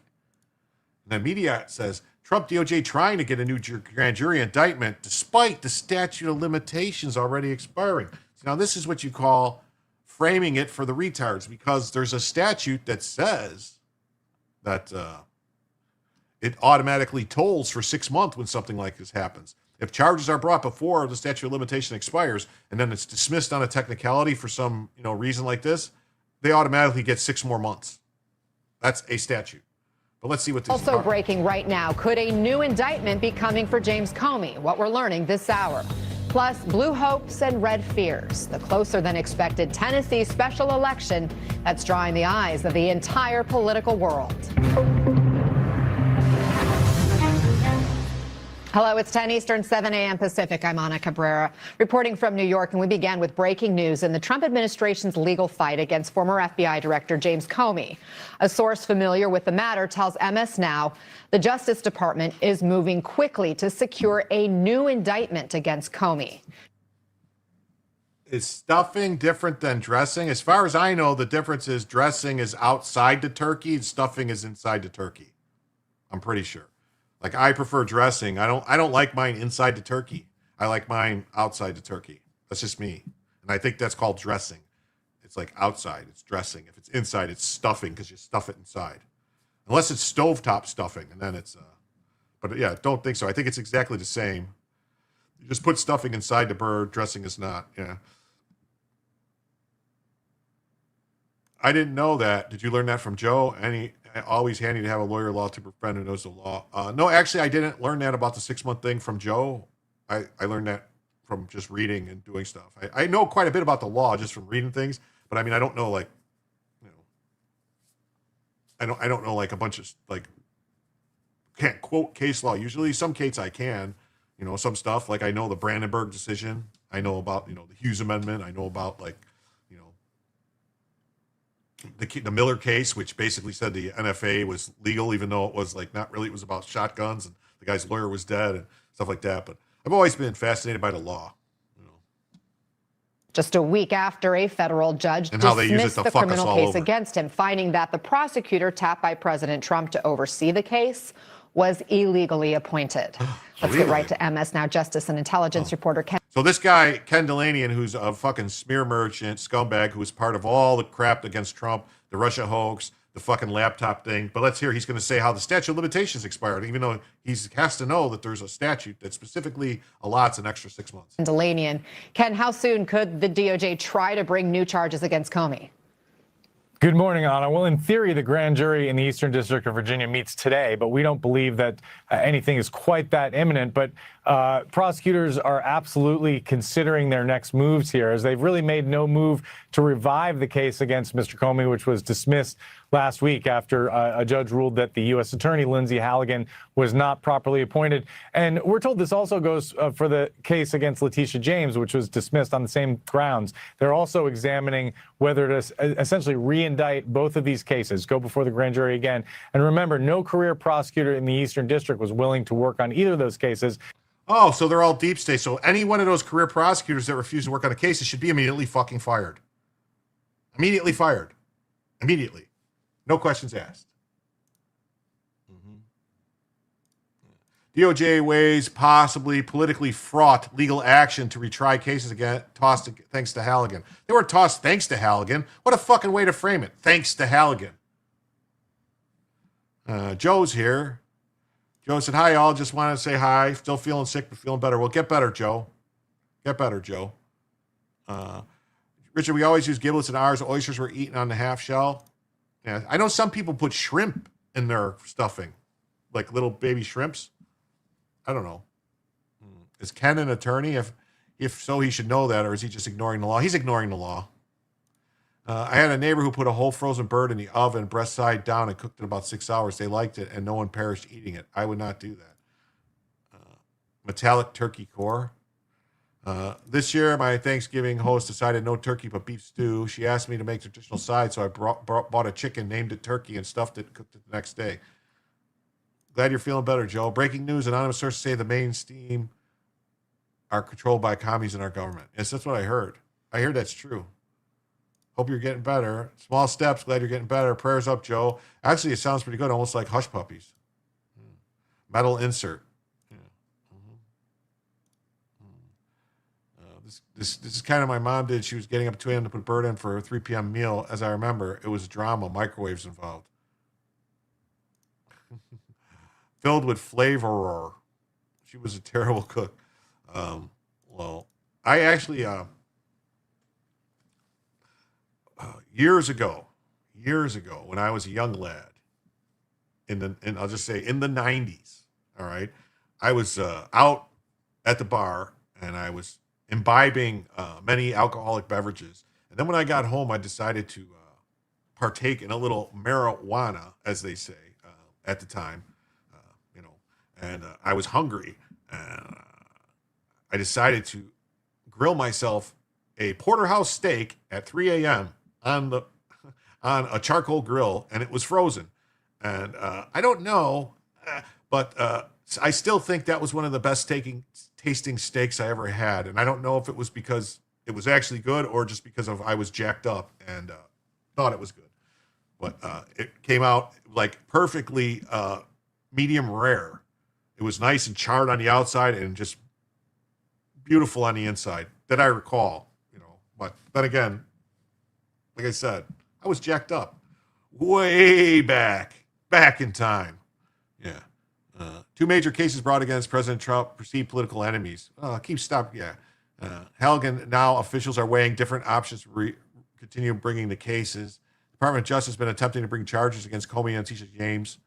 The charges they were tossed on the grounds that the attorney handling them had not been lawfully appointed. Not because they didn't commit the crimes. They're not saying they didn't commit. Yes, ganja makes everything taste better. Yeah. SB Farmer, we can't all be great cooks. I used to work for the cops. Many 9/11 calls were Thanksgiving about cooking turkey. Can you cook a bird with hot rocks? I think you can. Yeah, you can cook a lot of things with hot rocks. That graphic. 20 minutes later. Yes. We're taking all the legal actions. They vowed it's coming very soon. Well, good. Get them. Oh, this is great news. Great news. Great work by Secretary Rollins for defending the SNAP program against fraud. That's right, folks. Protecting the SNAP program against fraud. And I just want to point out to everybody that we got 30 minutes left in the next goal. If you want another hour added to the show, we're $99 away from adding another shower to the show. So, and it all starts out with the first person that decides to give $5, let's say, on Cash App or PayPal or Ko-Fi or Rumble Rant or Super Chat on YouTube or gift a membership on YouTube or Rumble. And then, have I ever been to the Turkey Testicle Festival? No. Hot rocks are for my pedicure. Never cook for them. No, they take giant hot rocks and they put them inside stuff. They actually put it in like pots with water and stuff to heat the water, like hot rocks. They drop them. They do that stuff, and then they have the rocks around the fire, and then instead of using the fire, they use the rocks for heat. They use like if you get a big flat rock, you can use the flat rock to cook. Flat rock to cook like bread and stuff. They make like flat bread and stuff on it in other countries. Yeah. No data, no money. It's that simple. If states won't share data on criminal use of SNAP, it won't get $1 of SNAP benefits.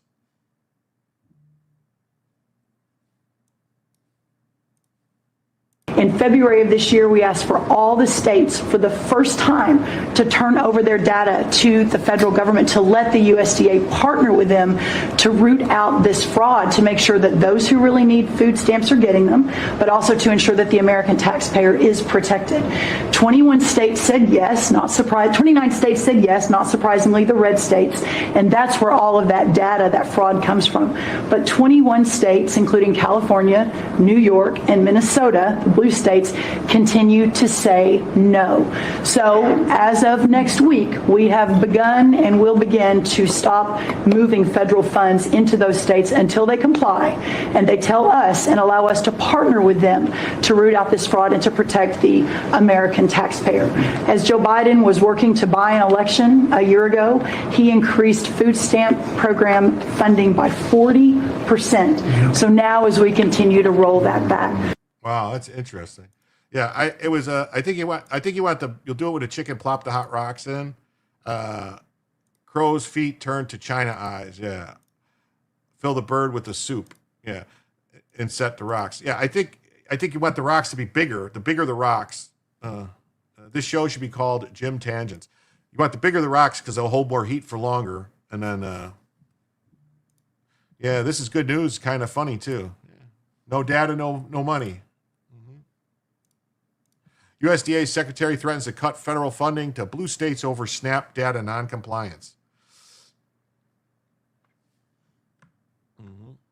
They threaten to cut off federal funding to Democrat-leaning states over what she alleges a refusal to share SNAP data. They will begin to stop moving federal funds to those states starting next week until they comply. California, New York, and Minnesota are among the states that haven't provided data on their food stamp programs. What do you know? Brooke Rollins on Tuesday threatens to cut off federal funding to Democrat-leaning states. Democrat-leaning states? Those aren't Democrat-leaning states. Those are fucking deep blue hellholes of progressive communism. The administration will begin to stop moving federal funds to those states. Well, that's what happens. That's what happens. That's what happens when you don't play. When you don't play, don't play, don't play. Oh, I guess Joe got a puppy? He's asking, what do we name this puppy? Joe's going to try to steal my Bellavision from me. Kathy Hochul responded to Rollins on X. Genuine question, why is the Trump administration so hell-bent on people going hungry? We're not hell-bent on people going hungry. We're hell-bent on stopping criminals from stealing our money. She said her department needs a state-by-state data on supplemental nutrition assistance program known as SNAPs, not known as food stamps, known as SNAP.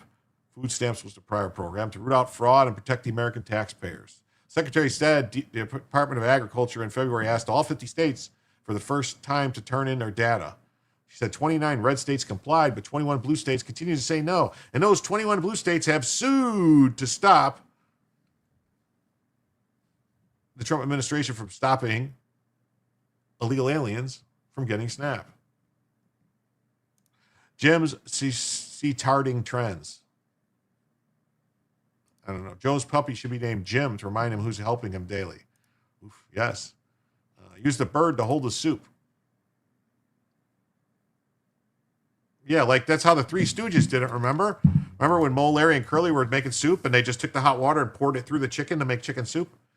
Jim always puts on a good show. You make me laugh, and it's a healthy thing. A good old belly laugh can change your whole perspective on life. That's what I go for. Dog logic, duh.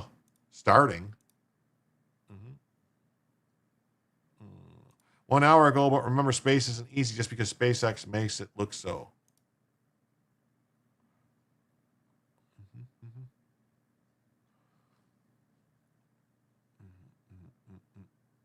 The spokesman later stated in a statement to CNBC that 28 states and Guam joined us in this fight, but states like California, New York, and Minnesota are among 19 other blue states that keep fighting us. We have sent the Democrat states just another request for the data. If they fail to comply, they'll be provided a formal warning, and then we will pull their administrative funds. Massachusetts has not yet received any notice from the Trump administration. See, how they can do this is because it's actually in the big, beautiful bill that any funding that goes to illegals, that if the funding gets paid out incorrectly by the states, it's on the states, not the feds. The feds ain't going to eat it. If the feds find out that they're paying people that shouldn't get it, that they're going to pull back the administrative funds and everything from them. So that's why they say, well, we need the data. How is we supposed to check if we don't have the data? They're saying it's cruel. It's cruel. The Trump administration is once again playing politics with the ability of people to eat. Hooray. President Trump needs to order Secretary Rollins to release the funding immediately. No, it's going to follow the law. Why are the blue states so hell-bent on keeping illegals on SNAP? They need votes that badly? They must. They really do need the votes. We need the votes. Gotta have them votes. We need the votes. Gotta have them votes. Gotta have them votes.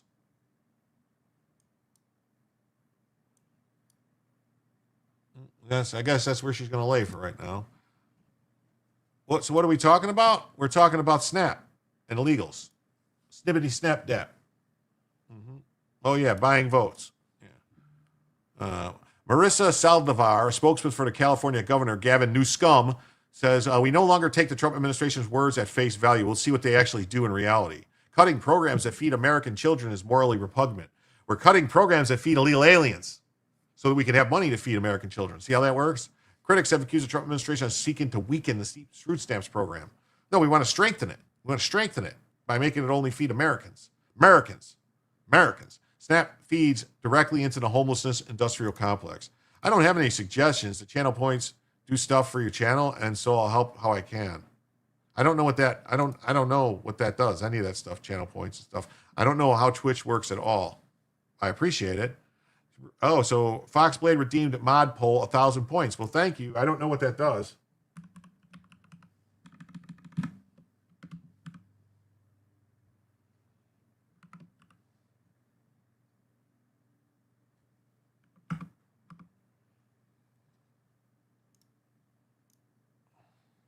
I don't know what it does, Foxblade. I have no clue how any of that stuff works. Caesar did this in Rome. Yeah. Well, he used food. Caesar did all the stuff. Yeah, he did it with the, what was it called? There's a specific name for it that they had after crossing Rubicon. It was called the colleges? The collegium. Where they had these they're basically gangs that control different sections of Rome. So the One Big Beautiful Bill includes cuts to SNAP. The administration argued the government shutdown and could not pay the full benefits because it didn't have the appropriated funds. 42 million people benefit from SNAP each month. Yeah, and a lot of them are illegal aliens. We need to stop. Rollins said the SNAP suffers from rampant fraud. Yeah, the majority of SNAP benefits are used as intended. That's what some people say, but I don't know. Steve Hilliard, what's up? Oh, Tenant Brown's here. Google says just drops these new features on everyone without so much as a summary explanation of what they do even do. Yeah, I know. Not sure if it's some award thing. They just have a big long link explaining it can't be bothered to read it. 46 million are illegal. Caesar salad, yes. Wow, thank you so much. Gibbons, yes, thank you so much. And with that, we are now $94 away from a second additional hour, folks. Just $94 away. We're so close. We're like almost there. We can touch it. We could just touch it and we could get there. Thank you, Brian. Definitely. All right. And then this just says Trump administration threatens to withhold SNAP management funds from states that don't share data. Yeah, they'll have to pay for their own management funds. Trump administration threatens to cut food stamp funding for some blue states. Oh, this is a good story here. A man, thank you so much, Brian Ogden, by the way. A UK man is arrested after posting a gun photo taken in America. A British IT consultant took a trip to the U.S., legally shot some guns, posted a single picture on LinkedIn, and when he got home to UK, he was arrested. Not warned, not questioned, arrested, because the photo might hurt someone's feelings. This turned into a 13-week nightmare that shows exactly what happens when a government has all the power and the people have none. I want you to understand what the Second Amendment protects every other right. The story is this. Watch the full breakdown. Tell me what you think. This could happen in the U.S. It did happen in the U.S., actually. A guy in Michigan posted a picture. Got arrested, had all his stuff, had his rights taken away, was threatened with jail. I can't remember his name. Ricada had him on the show and interviewed him. There was a guy. Sunshine says, Jim, you skipped my message. Okay, go back. Let me find it. Where is it?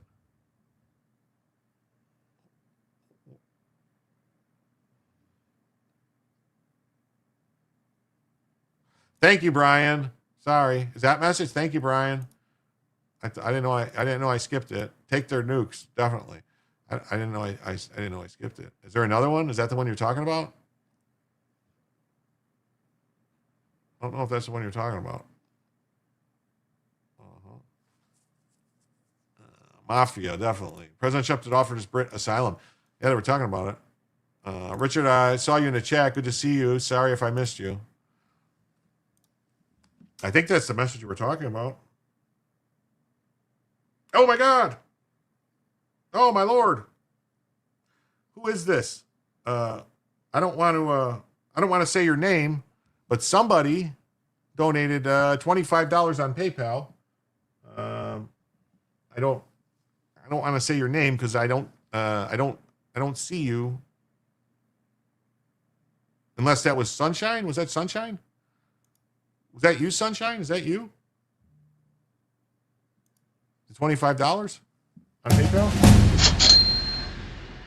So with that, we are now $69 away, folks. Just $69 away. $69 away from an extra hour. That's what it does. Twitch uses the channel points to push your channel in the algorithm. Well, that's great. No, we don't say names. Well, I didn't say your name, but I'm saying, was that you, Sunshine? Go Sunshine? I'm saying, is that you, Sunshine, that gave the 25? You got to put it in there. You're supposed to put a message in there and say put your name in there. Muslim and poor. I am alone. I hope that was you. Whoever gave the 25, if it wasn't Sunshine, I really appreciate it. Thank you very much. No,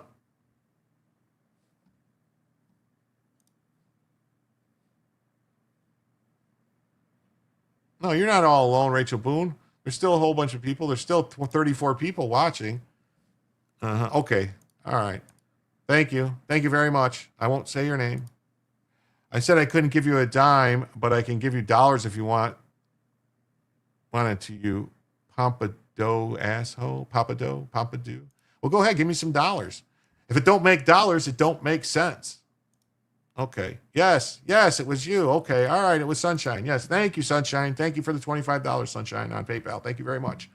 We accept donations on PayPal, on Cash App, on Ko-Fi, whatever they call it, on Locals for coins, on YouTube Super Chats, Rumble Rants, gifted memberships on YouTube and Rumbles, gifted memberships on Twitch. I don't know what Kick has. X has nothing.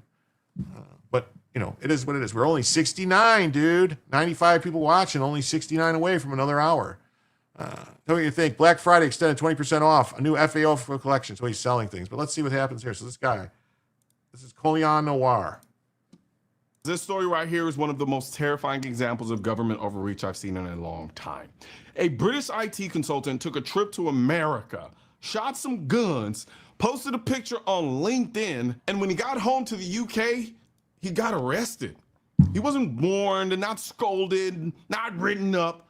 Arrested. A British IT consultant was arrested by West Yorkshire police after posting pictures of himself posing with the guns during an American holiday on LinkedIn. Arrested for a picture taken legally in another country. And it gets worse because this wasn't a one-day misunderstanding. This turned into a 13-week nightmare. The post sparked a 13-week ordeal, which began with the police warning at his residence. Officers cautioned him about online content and its potential impact on others' feelings. Hold on. What? Seriously? The PayPal link has no way to leave a note, just a tip option?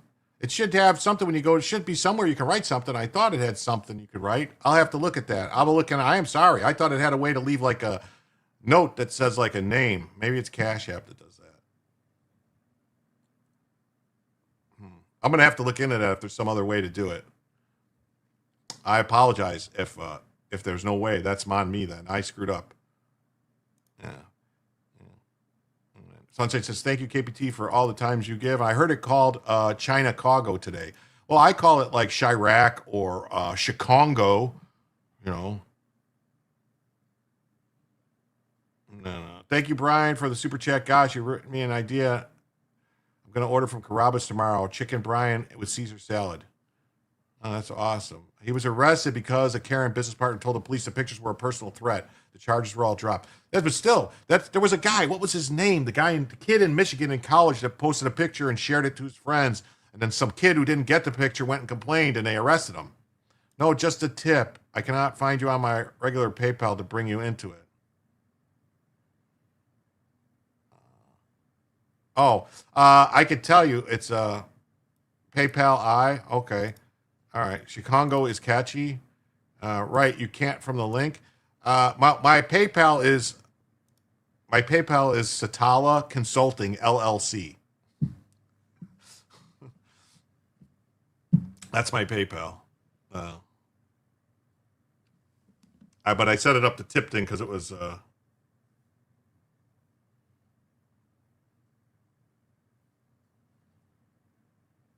The tip thing seemed easier than trying to give it.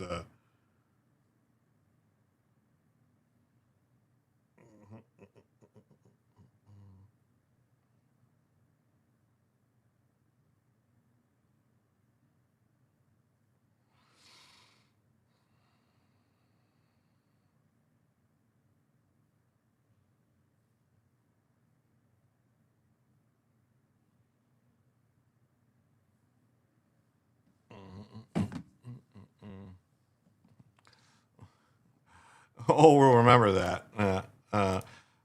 Notice how you never hear about Detroit crime anymore, but Dearborn is always in the news? Well, that's because there's hardly anybody living in Detroit anymore. You got 600 free movies using this method. I think it should show you, actually, you can't do it from the link. It should show you, though, on your payment. I think if you look at your PayPal, what you paid, it should show you that you paid it to that Satala Consulting LLC, or it might be, what is it? Now it got me going crazy. I gotta look.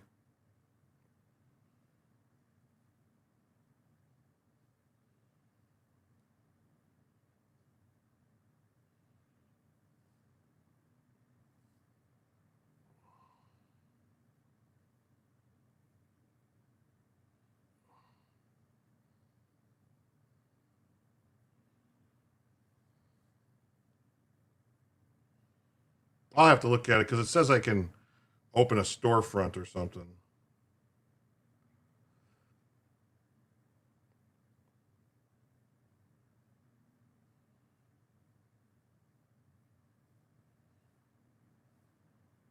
I don't know. I'll have to look into it tomorrow.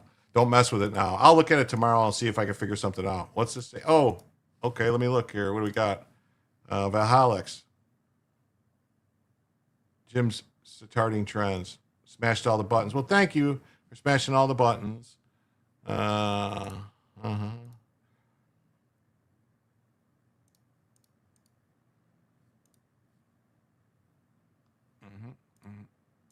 right, let's get back to this. Impact on others' feelings.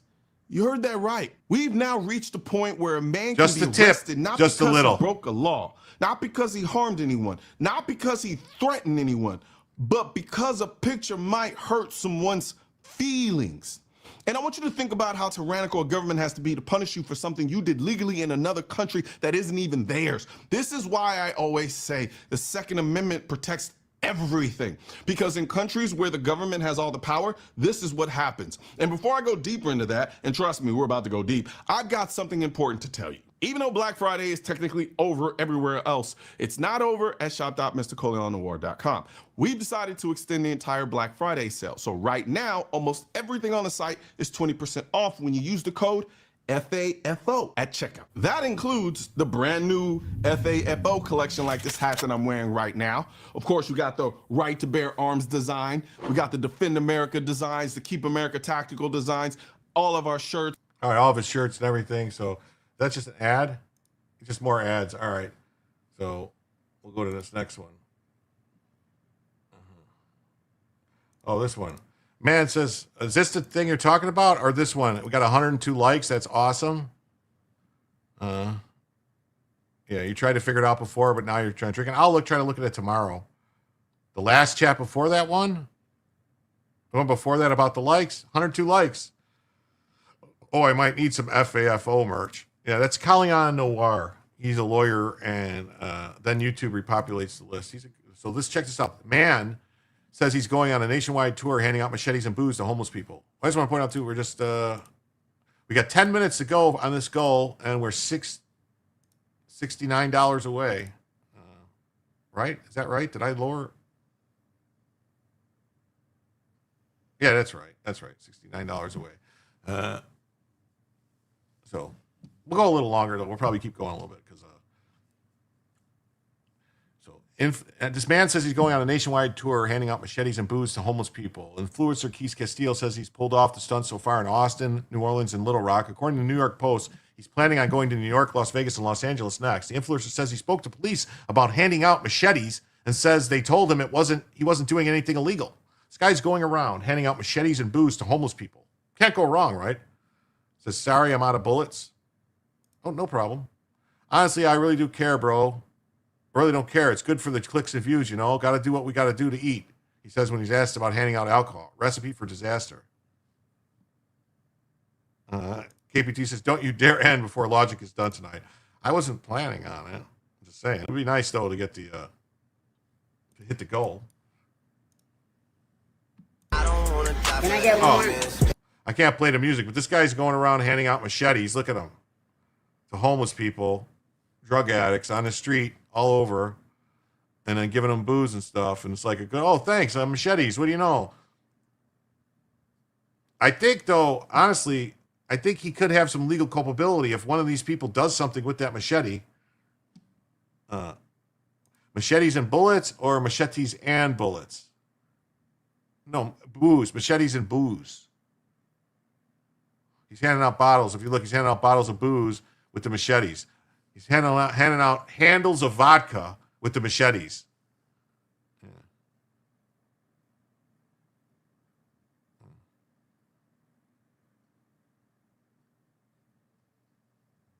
It will bring change with Serrator. It will bring change faster. It was a crappy movie again tonight. Was it? Look at the countries that have disarmed their citizens. Nothing but more government control. Yeah, that's all it is. Government control. That's what they do. That's what they do.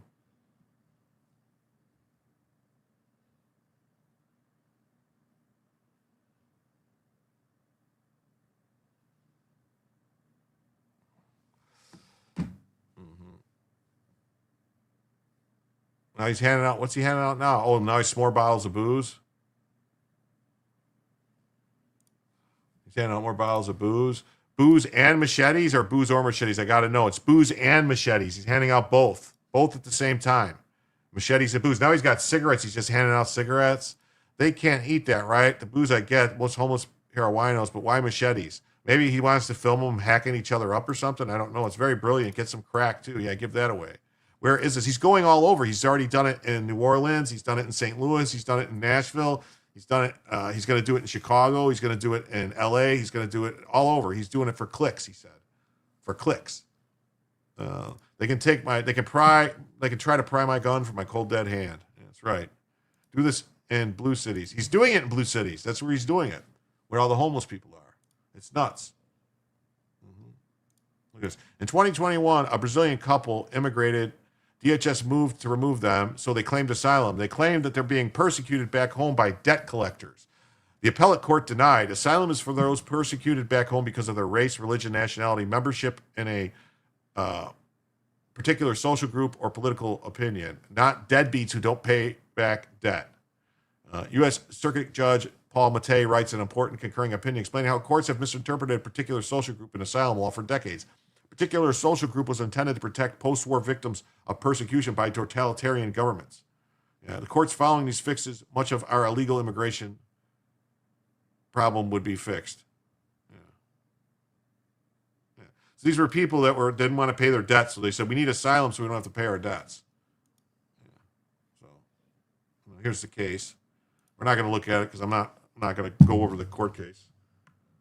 Yeah, it's Silvio Augusto Lima Canero et al. Versus Attorney General of the United States. And so the appeals court said, no, you can't claim asylum because you owe people money. It doesn't work that way. I mean, they would like it to work that way, but it doesn't work that way.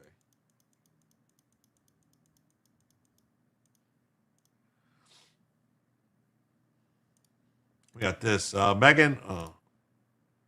Look at this. Megan once dressed up as the Easter Bunny for a White House event and literally hopped in to prevent cognitive mess Joe Biden from answering reporters' questions, making her a total credible expert to judge President Trump from afar. Yeah, if you remember the staffer that dressed as the Easter Bunny that was going around when they were doing like the egg roll and all that stuff, and she was like getting in between and stopping. Yeah, why is there so much gun death and gun-free zones? Because the criminals don't follow the law. So the only people that are disarmed in gun-free zones are law-abiding citizens. Yeah, at some point he's going to run into a homeless guy. The rest of the homeless people stay away from him. Odds are against his safety. Yeah, he's an accelerator. Yeah, accelerationist they call it. It really shouldn't surprise me anymore. But he's got all Twitter painted with his last super chat. What did I miss?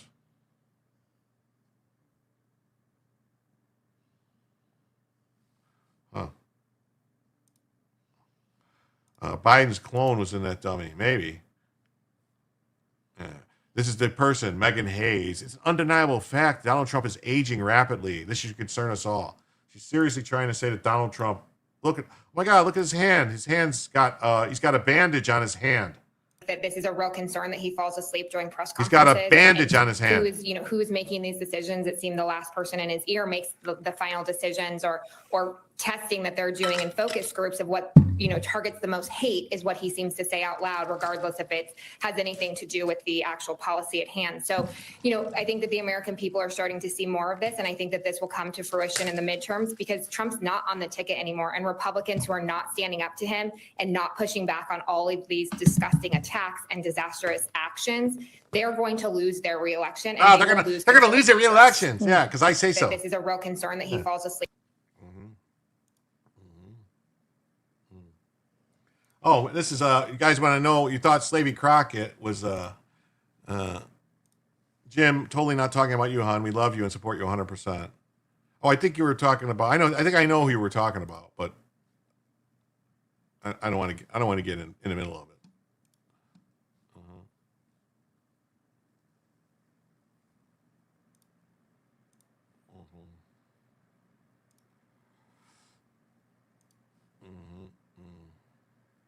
KBT says, I'm lost. What was your last post about? Imagine being married to one of those. Yeah, imagine.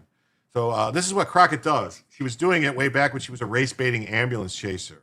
I'm not saying, but I'm saying. This is about what she was doing when she was accusing people of anybody that took any money from anybody with the last name Epstein, whatever, that must be the Jeffrey Epstein. And she tried to say, well, I didn't say it was the Jeffrey Epstein. I said it was a Jeffrey Epstein, but that's not what she did. So, but listen, this is Slavey Crockett. Saturday.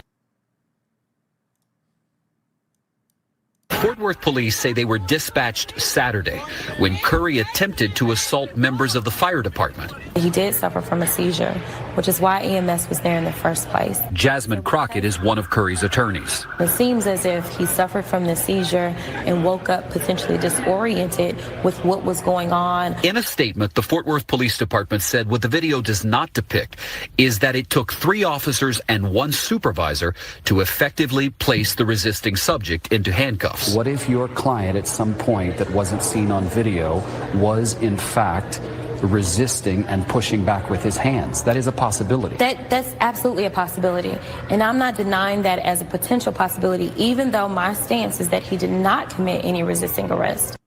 So she's not denying that he might have been punching the cops, but she says that's not resisting arrest because, she said just because you commit a crime doesn't make you a criminal. And just because you stop the police from trying to arrest you and you throw punches at them doesn't mean that you was resisting arrest because I can't breathe. How long ago was this? This was before she got into Congress. So 4 years ago, 5 years ago. Not that long ago. Solid go-to, yeah. What's up, Dalu? How you doing? Yes. I can't breathe. Yes. Jasmine has had 2 implants. Maybe. Chichingo. Now, for the record, Ms. Crockett does not have any medical paperwork to back up her claim that her client may have a history of seizures. Fort Worth police say they were... Oh, okay. So she claimed he had a seizure, but there's no evidence of him anywhere of having a seizure. What do you know? We've got this update from Savannah Hernandez. Check this out. This right here is why assimilation is more important than integration. Like people say, like, oh no, we just need to integrate them into our society. What integration means is like we accept them in and they do their thing and they're integrated in and we deal with it and do the stuff. No. Assimilation means they become Americanized. They become part of the melting pot.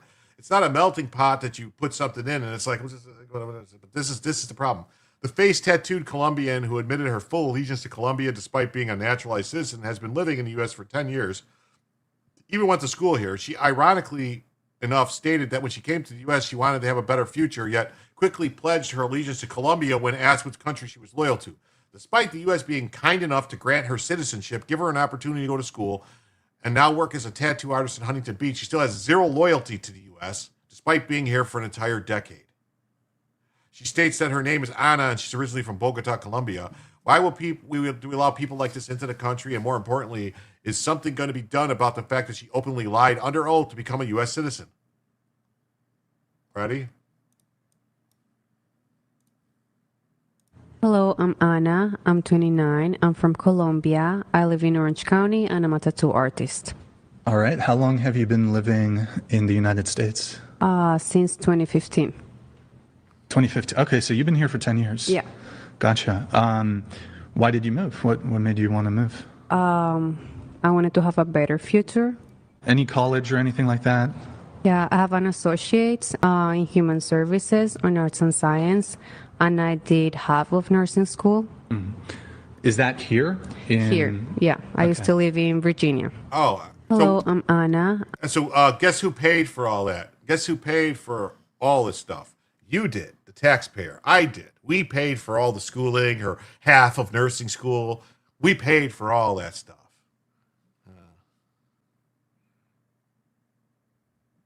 We paid for all that stuff. We are not. We were a melting pot till recently, like in the last 25 years. Not really English. Yeah, ready? Well, there's more to this, though, because there's more of the clip. We need to find this girl, denaturalize her, and deport her. Let's say the United States went to war with Colombia. Who do you side with? Colombia. Get the fuck out of our country. Holy fuck. Why do you side with Colombia? Because I'm from Colombia. You've lived here for 10 years and you're now a citizen. Okay, still that doesn't mean I'm not gonna side with You have my no. country. Okay, I'm looking this up. Yes, becoming a citizen requires taking the oath of allegiance. By taking the oath, you pledge to renounce any foreign allegiance, support and defend the U.S. Constitution and laws, and perform service to the country when required by law. You do not become a citizen until you have completed the oath ceremony and received your certificate of naturalization. Did you receive your certificate of naturalization? Yes. Did you complete the oath ceremony? Yes. So you're a liar? Do you remember this? Yeah. Here, read that shit again. I do solemnly swear that I absolutely and entirely renounce and abjure, I don't even know what the that means, all allegiance, Colombia, and fidelity to any foreign prince or what the potentate? Is that a fucking fruit? What the is that shit? It's like a pomegranate and a fucking potato. State or sovereignty. Did you say that shit? Yeah. So you lied to get into the United States, bruv. I didn't lie. You have allegiance to Colombia. It's not allegiance. Originally, you said Colombia. Yeah. Yeah. Yeah, we'll stick to that answer. Yeah, so I hope somebody is looking into her and denaturalizing her and deporting her immediately.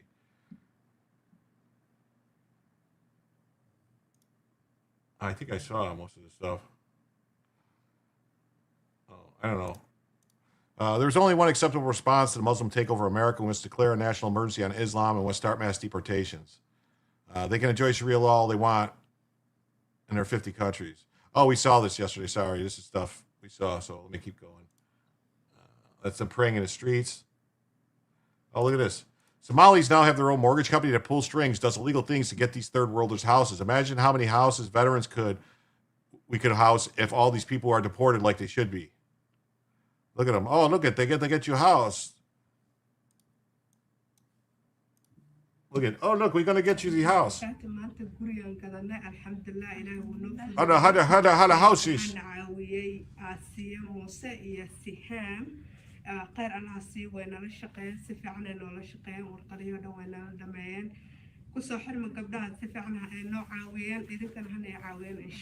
You know who's paying for all this too? You are. Your tax dollars, giving them special government assistance.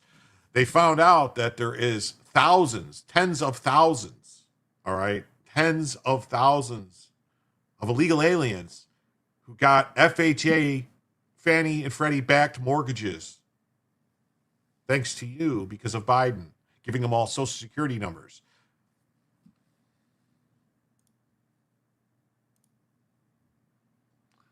Oh, we saw this one about the Iranian one in yesterday. Oh, here we go. Here we go. This is what everyone's been waiting for. Durka. No one in 9/11 had taken a solemn oath to support America above all enemies. Yeah. Durka. Not to mention all the bad cat loans. Yeah, that's right. These people are smart, hiding their faces. I won't pay them a visit. How wonderful it would be if Americans got the same preferential treatment as these people. Yeah. Now, bad car loans, yes. So here we go, illegal alien roundup. All right. So this might take a while.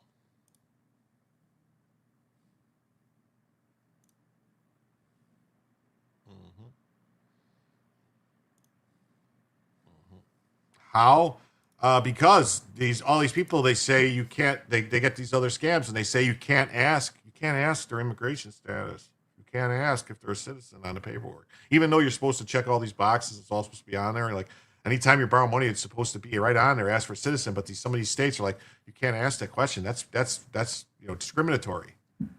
You pay when they move in next door to your house. Devalues 50%. Yeah, you pay that too. Definitely, Adam. Here's a rundown of the 25 cases that have come to light. Sewanee, California, legal dies on crash, kills 3 more. Allen County, push on a detainer. We're going to zip through this real quick. We got a whole list, but we're going to go through them all. I'm not going to go. We got Chicago, Illinois, 3 migrant teens accused of a homeless man's murder. Scott County, Illinois, legal alien convicted of abducting a child. Men on detainer after woman's hand severed. They chopped off a woman's hand for touching a man. That's crazy, right? Legal alien arrested for rape of a child in Gloucester County, Virginia. Man on detainer accused of murder. Illegal alien accused of stabbing. Illegal alien truck driver accused of soldier's death. Illegal alien accused of DUI crash death. It's supposed to be for Americans. You're right. That's supposed to be for Americans, but it's not. They're giving it to them. Yeah, here they are. Dun, dun, dun, dun, dun, dun. There's the list. And how we're going to play. How many of these people are white? Everybody's favorite game. Sewanee County, Florida. Illegal alien dies in a crash that kills 3 more. Legal alien Martin Lagunas Ramirez was accused of causing a crash that killed a woman and her 2 children. Ramirez also died when the 3rd car hit his. Troopers say a 76-year-old woman from Lake City was driving a sedan with an 8-year-old and 6-year-old. Just before 10 o'clock last night, all 3 were killed, along with a 33-year-old man from Live Oak who was driving a pickup truck. Another pickup truck was involved, driven by a 44-year-old from Live Oak. No details in the FHP report about injuries that he may have suffered. Florida Attorney General James Uthmeier is identifying the 33-year-old man as Martin Lagunas Ramirez, an undocumented immigrant who was previously deported. The Attorney General says that Ramirez crashed head-on into the 76-year-old woman's car while driving in the wrong lane. He was found with cocaine and may have been intoxicated. Troopers say a 76... Not cocaine and intoxicated. Woman and her 2 small children were killed in a head-on collision with Martinez Ramirez. Cocaine on him, was likely drunk. So if I remember correctly, this one they don't say what he is. They don't say if he's Allen County, Indiana, woman on detainer accused of molesting a child. A woman accused of molesting a 13-year-old girl on an immigration detainer. Wow. Right. What we do know right now is that a 40-year-old woman, there she is, has been accused of child molesting and, like I said, has been arrested today. Ruth Rosales Cruz is charged with 2 counts of child molesting, which carry a potential prison sentence that could be more than 50 years in prison. Illegal. Rosales They're Cruz illegal alien allegedly invaders. molested a 13-year-old girl in November. She molested a 13-year-old girl, so I think she should get the wood chipper.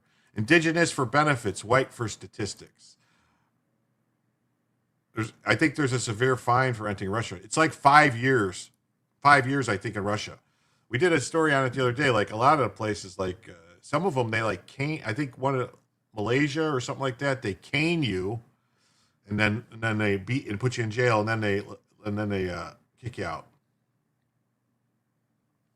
That's according to court counts of child molesting, which carry a potential prison sentence that could be more than 50 years in prison. Rosales Cruz allegedly molested a 13-year-old girl in November. That's according to court records obtained by 21 Investigates. She is currently being held at the Allen County Jail on $35,000 bond. Jail records show she is also being held for U.S. Immigration and Customs Enforcement. What we do. Wow. Let's see. Okay, what do we say? Allen County, Indiana, September. Ruth Rosales Cruz was charged with child molesting. She has an immigration detainer hold. She accused of molesting. Oh, look at, they actually have Hispanic. So there you go. She's a winner. We got Ruth Rosales Cruz, 40H for Hispanic. Child molesting. Okay. All right, let's go to the next one. Davidson County, Tennessee. Man on detainer accused of shooting woman. Man arrested for shooting woman in the face is on an immigration detainer. 32-year-old Daniel Miradiaga Hernandez is now in the Metro Jail on a charge of attempted murder. The victim was 39 years old when she was shot in the face and jaw in the early morning hours of June 9th of 2023. She told detectives that Hernandez shot her at point-blank range after she asked him to leave. Police never gave up on the case, tracking the suspect to Miami and back to Nashville, where he was arrested last night in a parking lot off of Dickerson Pike. They say Hernandez was carrying a gun similar to the one used in the 2023 shooting. 32-year-old Daniel Miradiaga. Wow, so Joe failed to raid me twice in one night. He let me down twice in one night, man. That's crazy. That's just crazy. You think that's a dude? It just shows how the no borders is totally nuts. It is. It is. It's totally nuts. So let's see. He's been arrested for attempted murder and is accused of shooting a woman point blank range. Why is it? Ask Grok to. Why does it keep popping up? He's an immigration detainer. The victim was 39, said she was shot in the face and jaw inside her apartment in the early morning hours of June 9, 2023. Detective shot her at point blank range. All right, so let's play. Let's play, everyone. One's in the chat if you think he's white, or two's if you think he's who white. What do we think? What do we think he is here? Is he white or is he? What's that on his head there? Is that something weird on his head? Let's see. Oh, look, he's white. Right here. Race white. He didn't give it up.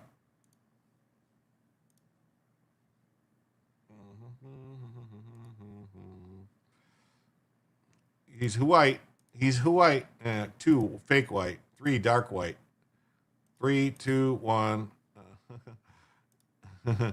With baby powder cut. Yeah, actually, innocent baby powder. Lol. Blanco.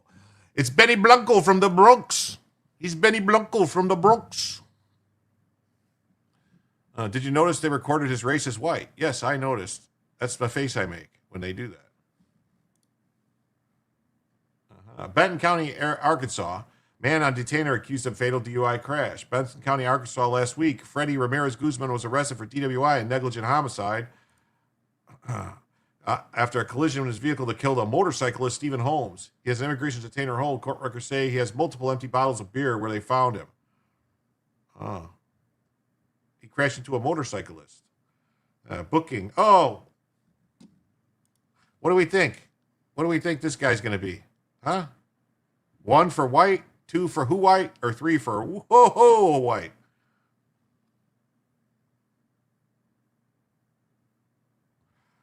White Male. Da, da, da, da, da, da, da. Freddy Guzman Ramirez. He's white.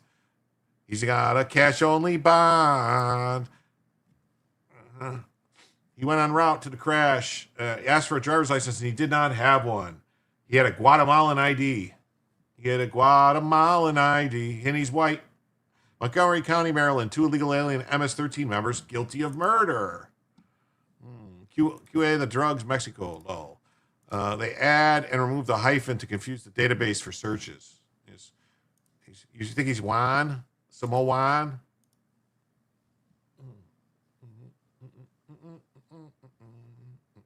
A Maryland woman and 2 illegal aliens were convicted of the brutal MS-13 murder of a teen found buried in the woods.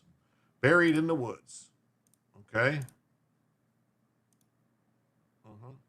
Roberto Carlos Rivera Delgado and Arcelia Esperanza Abaracara Margara were both illegal aliens from El Salvador and validated MS-13 gang members. These are not your ordinary drug dealers. They were found guilty of first-degree murder, conspiracy to commit first-degree murder, and organized criminal activity. Yes. Yes. We need a serious dodging of our justice system. Not a joke, Jack. That's right, we do. Yeah. And the uniform crime report stats are so screwed up. They are. Well, technically, the Spanish are white. They effed Mexicans, still white. The thing is, they list them as white on crime stats, but then in all this other stuff for like benefits and stuff, they're listed as Hispanic or whatever, other things. But we've seen it's not just Hispanics that get listed as white, though. We've seen straight up non-Caucasians at all, if you want to put it that way. So how can anyone trust racial crime stats? You can't. You're not going into the shade chart. Yeah. That was not sincere. Yeah. You can't trust them. Yeah.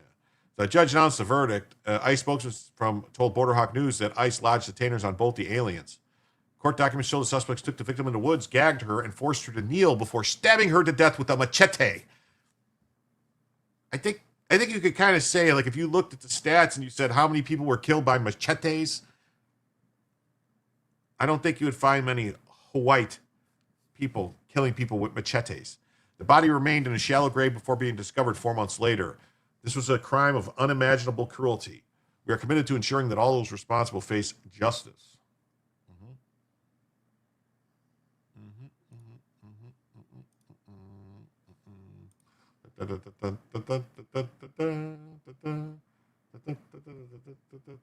Oh, this is not going to tell us? No. It's not going to tell us. Oh, it doesn't have us. Let's see. Ask Rock to explain this post. What was their racial status booking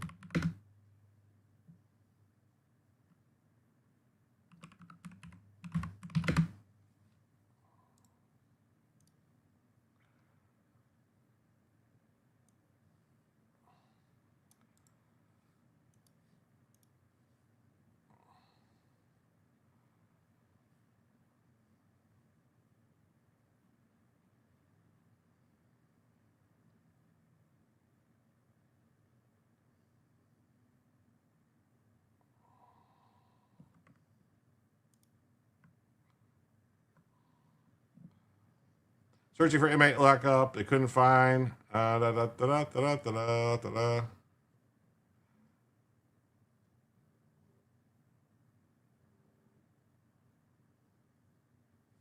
this takes Grok a long time to find the answers.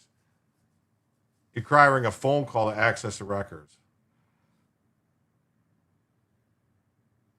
Exploring press releases.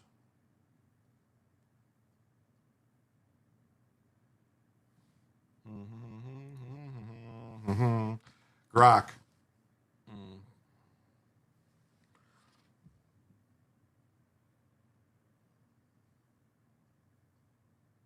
Waiting for retard. That's what I'm doing. Call him up, June tells you. Grok does not like the answer. It's starting to seem like that.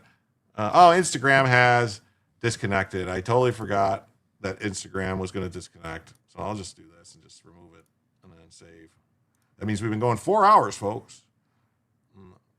None of these suspects look white. That's what it just said. They all look Hispanic. Yeah, but I want to know what they're listed as, Grok. That's what I want to know, Grok.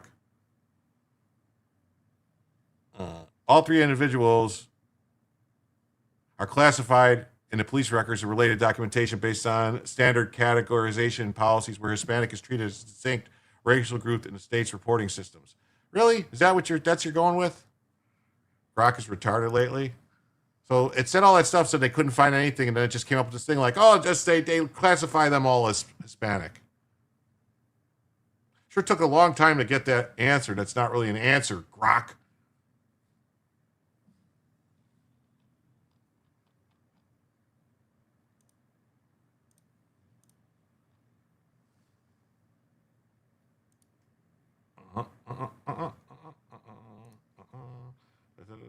So Knox County, Tennessee, 2 men on detainers arrested for rape conspiracy. On Sunday, 2 men were arrested for aggravated burglary, rape conspiracy. Rape. What? You listed rape twice. Yeah, we did. We really like it. That's from Blazing Saddles. Okay. So what I'm going to do is we're going to play the game here, all right? And then we're going to look and see if we see it, and then we're going to ask Grok the same question and see what Grok says. These are standard American white dudes. Yeah, look at them. All right, so let's see here. Both men now have immigration detainers. Miguel Felipe. James Pascual. Question: if a suspect listed does not currently have a detainer, does that mean he's a legal visa holder? It means he's either a citizen or still deciding.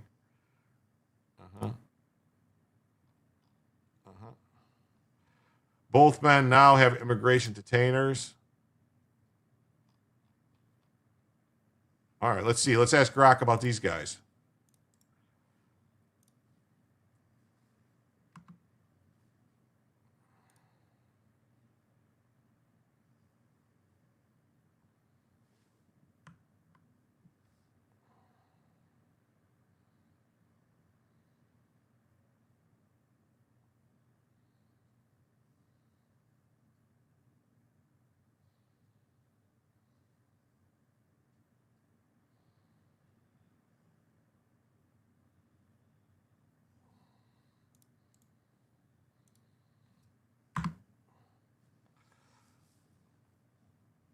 So this wasn't listed.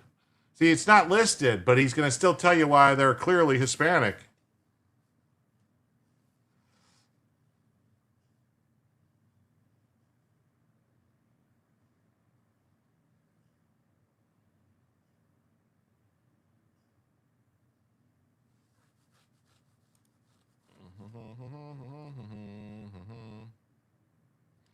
How old are you now, Grok? Grok gonna gaslight. Yeah, it seems like it. I got a hallucinated answer yesterday and called Grok out. Grok says, you're actually correct. What? Yeah, Grok, you have to re-educate Grok occasionally. You got to tell him he's wrong. Yeah. Good idea. Yeah, we're gonna find, because I know there's got to be some in here we're gonna see, and I'm gonna bust Grok. Those are Anglo men.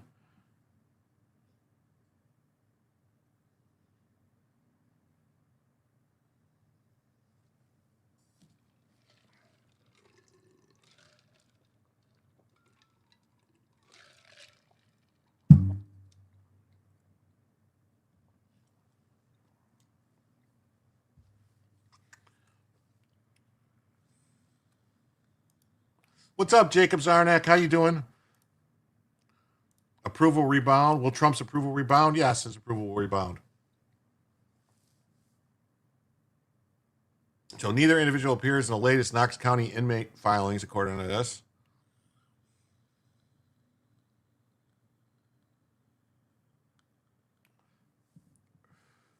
Oh, you know what? Grok did pull that shit with me one time before, because they tried to say that there is no different races. When I said something about something, they said, well, there's really not no different races. I need a robot to be condescending to me. You think Powell is holding him back? Probably. Inferring Hispanic from the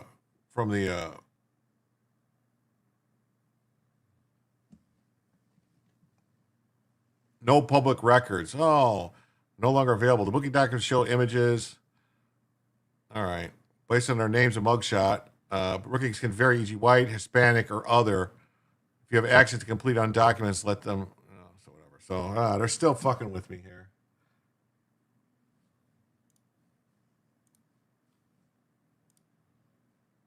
All right, we're going to find one. We're going to get you. We're going to get you, Grok. We're going to catch you. Yavapai County, illegal alien teen arrested after ambush a deputy. So deputy, one suspect, 17-year-old legal alien. We'll find you, arrest you. All right, so 27-year-old. So 2 suspects in custody following an ambush shooting on a county sheriff. Deputy detectives assisted the ATF and firearms were seized from the truck. 21-year-old Alex Heredia Rivera and 17-year-old male both were arrested following a search warrants. The case underscores the danger first responders face every day.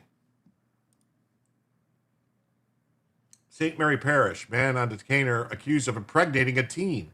St. Mary Parish. There we go. Okay. He was arrested for carnal knowledge of a juvenile. He has an immigration detainer hold. During initial investigation. Aha, here we go. We're going to catch Grok, all right? During initial investigation, authorities weren't able to locate him on a warrant for his arrest. All right. Source. All right. Let's look, see, white. Okay, we're going to get Grok on this one. Ready? Let's see if what Grok says.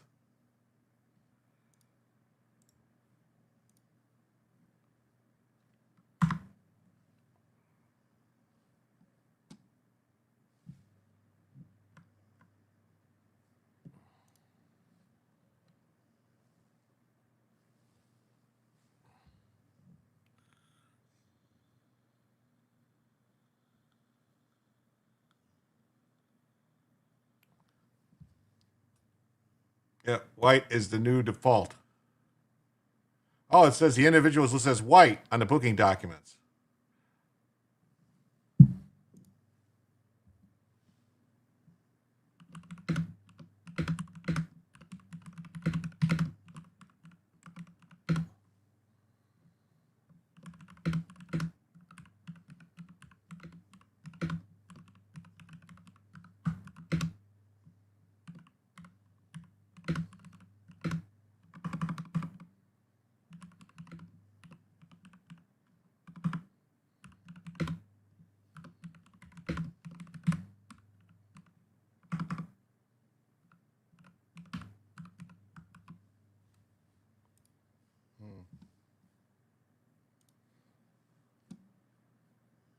But, let's see what Grok has to say. Why is he listed as white when he's clearly Hispanic? Won't this screw crime stats? What, now, it's not going to answer my question?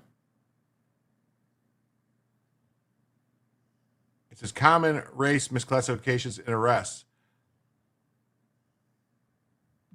What's going on? Why won't it answer that question? It's just not going to answer that question. Oh, my God.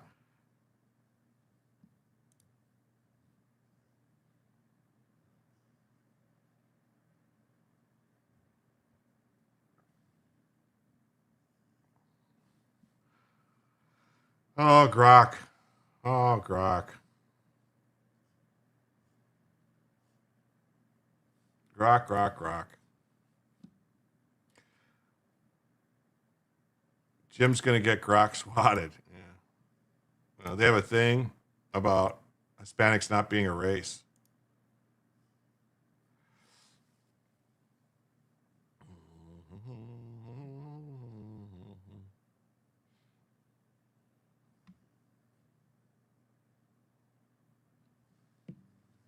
Yeah, because that's so that they could do these stats and show it just said something about 69% of arrests were of white people.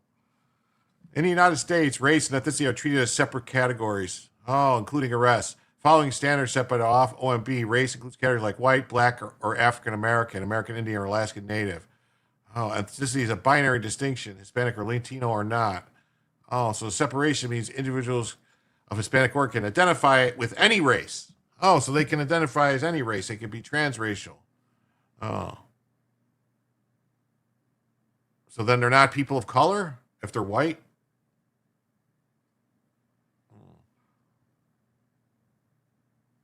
Lighter complexion individuals, Afro-Latinos. Ah. At least 40,000 inmates with common Hispanic surnames classified of white. Uh-huh. Louisiana traffic stops. Look at all this stuff. So, hold on. Let's see. So,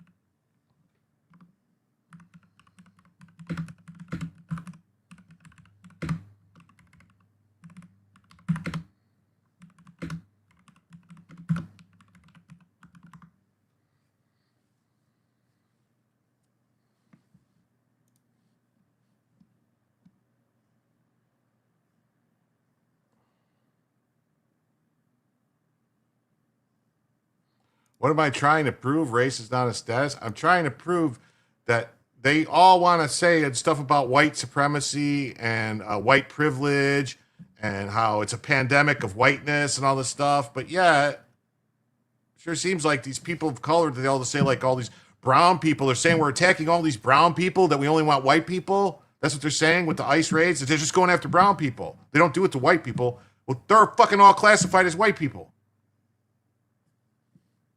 That's my point. Why don't they use those stats and say, no, they're just arresting all white people? It's all white people being deported. See, that wouldn't work out too well, would it, if we said it's all white people being deported? But when they're being deported, they say they're brown.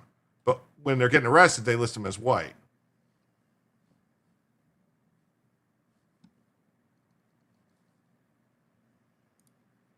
All right. Butler County, Ohio, legal alien accused of a head-on DUI. 27-year-old nurse has serious surgery since head-on collision involving Johan Perez Ventura and a legal alien who had open containers in the car. So tonight, a woman is in the hospital with serious injuries after investigators say she was hit head-on by a driver who was drunk behind the wheel. And that man was in the country illegally. WLWT News 5's Danielle Dindak now live for us in Butler County. And Danielle, you spoke with loved ones of the woman who was hurt. How's she doing tonight? Yeah, Mike, so she's here at UC Westchester. She's already undergone multiple. Now, this would be a lot funnier if her last name was Dindu, not Dindak. Danielle Dindu. This is why grandparents know Kangs. Yeah. Yeah, because they think it's all white people committing the crimes. The hell is she wearing? That's a tribal outfit for her tribe of the Whites. Multiple different surgeries. She's the type of woman who always puts everyone else first, but now she's the one who needs that help. She really counts her blessings and says it like multiple times a day. Emily Rybalt is on the phone talking about her cousin and best friend, Courtney Steinmetz. She never says a bad word about anybody in any type of way, shape, or form. At the time of our call, Courtney was undergoing surgery. We are so grateful that she is still here. Like getting the call that, hey, I'm trapped, like, hey, my back hurt. Courtney was on her way to work at Cincinnati Children's Hospital when she made that call to Emily. It was Thursday morning at just around 5:40. I answered the phone with what's wrong, and she said, I'm hurt, it's really bad. Emily stayed on the line, calming her best friend down until help arrived. And then they had to extract her and like rip the car doors and things like that off of the vehicle. All Emily knew at the time was that Courtney was in a bad crash and rushed to UC Westchester. The Butler County Sheriff's Office filled in the gaps. When the sheriff was in there telling us what his charges are and, you know, letting us know like he was actually intoxicated. It happened on State Route 747 in Liberty Township. 747, daddy, taking a ride, gonna smash into a nurse and go a midnight ride, oh baby. Slammed into Courtney head on. At the crash, deputies say they found an open container of alcohol inside the car. The 27-year-old, who is undocumented, appeared for the first time in court today, facing a handful of... He's not undocumented, he's illegal. All right? And here he is. Uh-huh.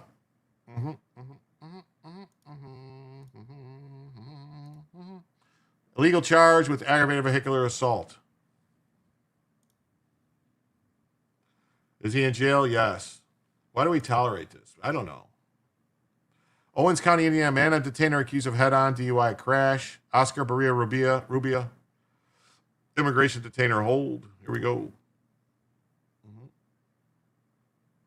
Mugshot from Owen County, Spencer, Indiana.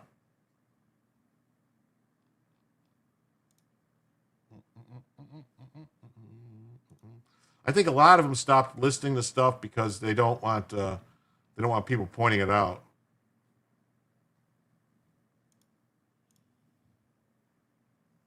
Jefferson County, Kentucky, man and detainer accused of knife point assaults. What's a knife point assault?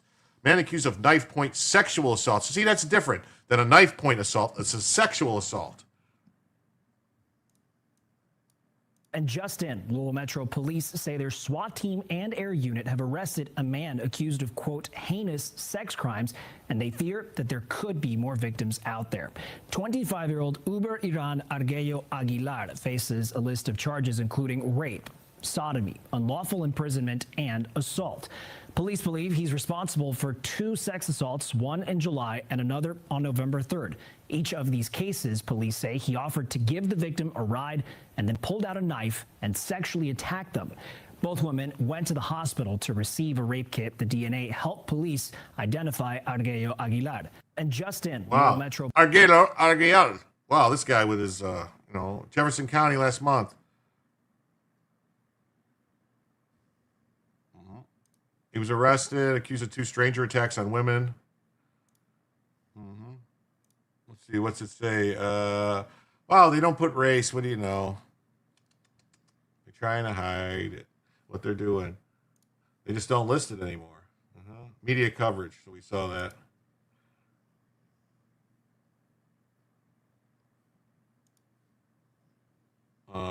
North Carolina. Oh.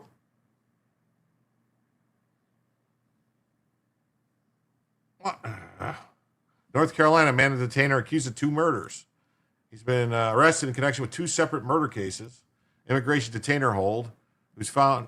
Derek Lamont Leach was found dead on November 23rd. Nightmare face. They all look like the Hulk. Too many names and crimes. That's right. HJ Remy, what's up? Great to see you. They're so handy. You use them a weapon at hand. They think they can hide the shit they like. Yeah.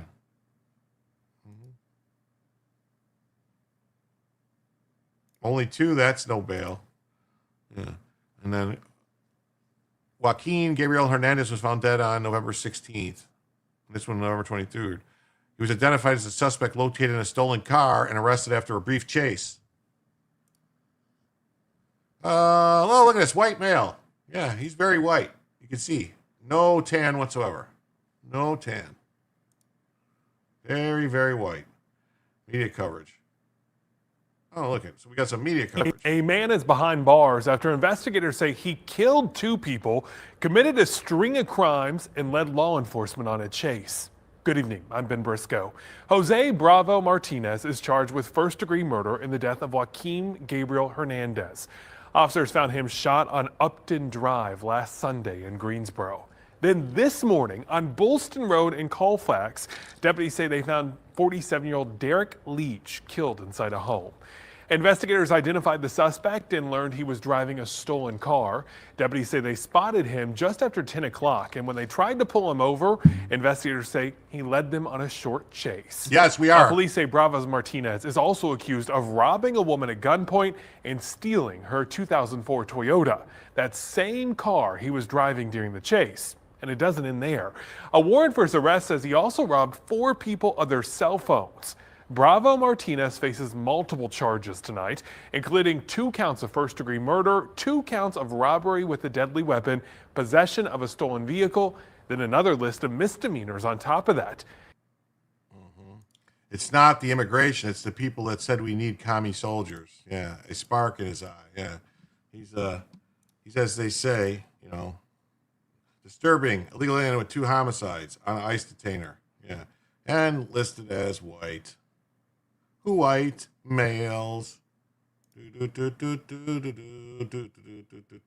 See, on this one, it don't show right here. See, it doesn't show white. They got it cut off somewhere. But here. A man is Uh-huh. See? Right here, it's over to the right. They had it cropped out so you couldn't see it on that other one. White. They're trying to be tricky. They're trying to play old tricks on you. Trying to play tricks on you. Chicago, Illinois, 3 migrant teens. Yes, KPT. Yeah. Is that one of yours? Yeah, one of mine. We've been noticed. We're doing white or white. Yes, we are. The thing is, they're being tricky, Joe. They've found onto us. They caught onto our game, and they're starting to like try to crop it out. And I tried using Grok, but I don't know. It was taking too long. And Grok was like trying to give me basically saying that there's no such thing as white, or it's like it's not like classifications. 3 migrant teens accused of a homeless man's murder. From Chicago Watch blog, 3 Venezuelan migrants, all juveniles, were charged in connection with the murder and robbery of a homeless man in La Loop. The oldest boy was 16, had contact with law enforcement in Texas in September. Wow. Where are those suburban moms with their whistles? Yeah. Where are they? Where are those suburban moms with their whistles? So here's the story. Grok is hit or miss. Yeah, it is. 3 Venezuelan migrant teens randomly robbed and murdered a homeless man in the Loop. A 16-year-old boy and a 14-year-old boy, both Venezuelan migrants, have been charged with murdering a homeless man. They said there was 3. Where's the other one? State's Attorney Todd Clay said the older boy, Wunalaker Rodriguez Vasquez, has no local criminal record but had prior law enforcement contact in Texas in 2023 and is documented as an alien was documented as an alien inadmissibility case.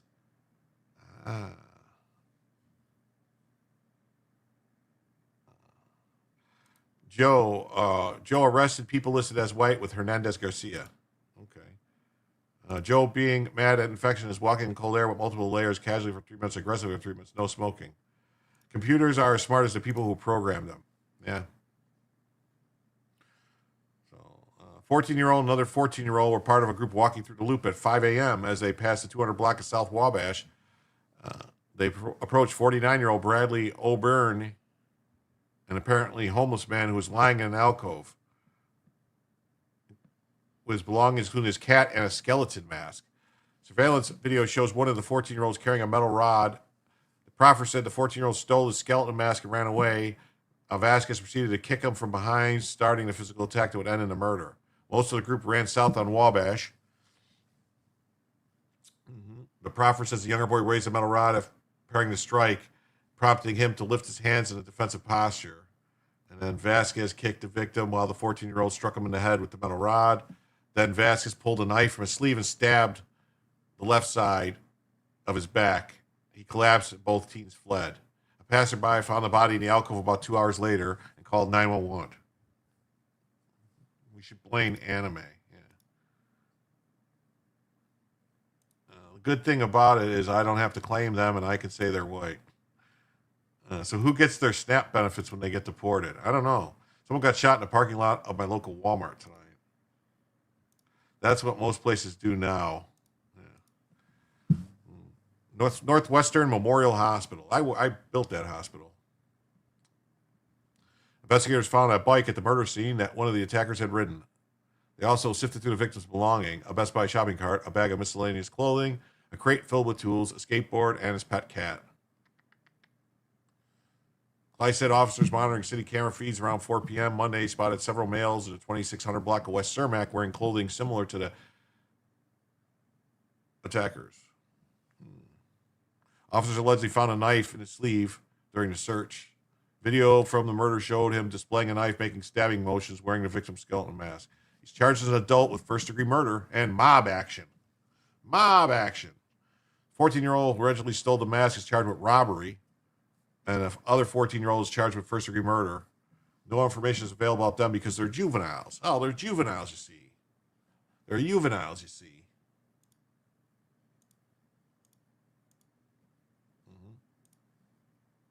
King County, Washington, illegal alien accused of a bus driver's murder. Homeless suspect in murder of Seattle bus driver revealed to be Venezuelan illegal immigrant. He was arrested on felony homicide charges and the stabbing of his roommate, but was released.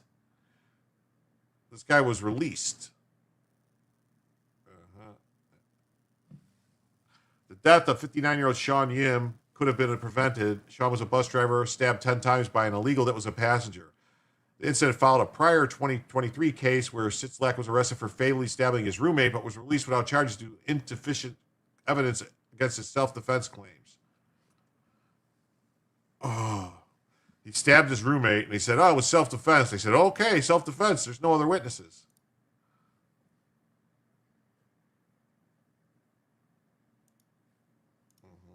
Suspect revealed to be a Venezuelan illegal immigrant.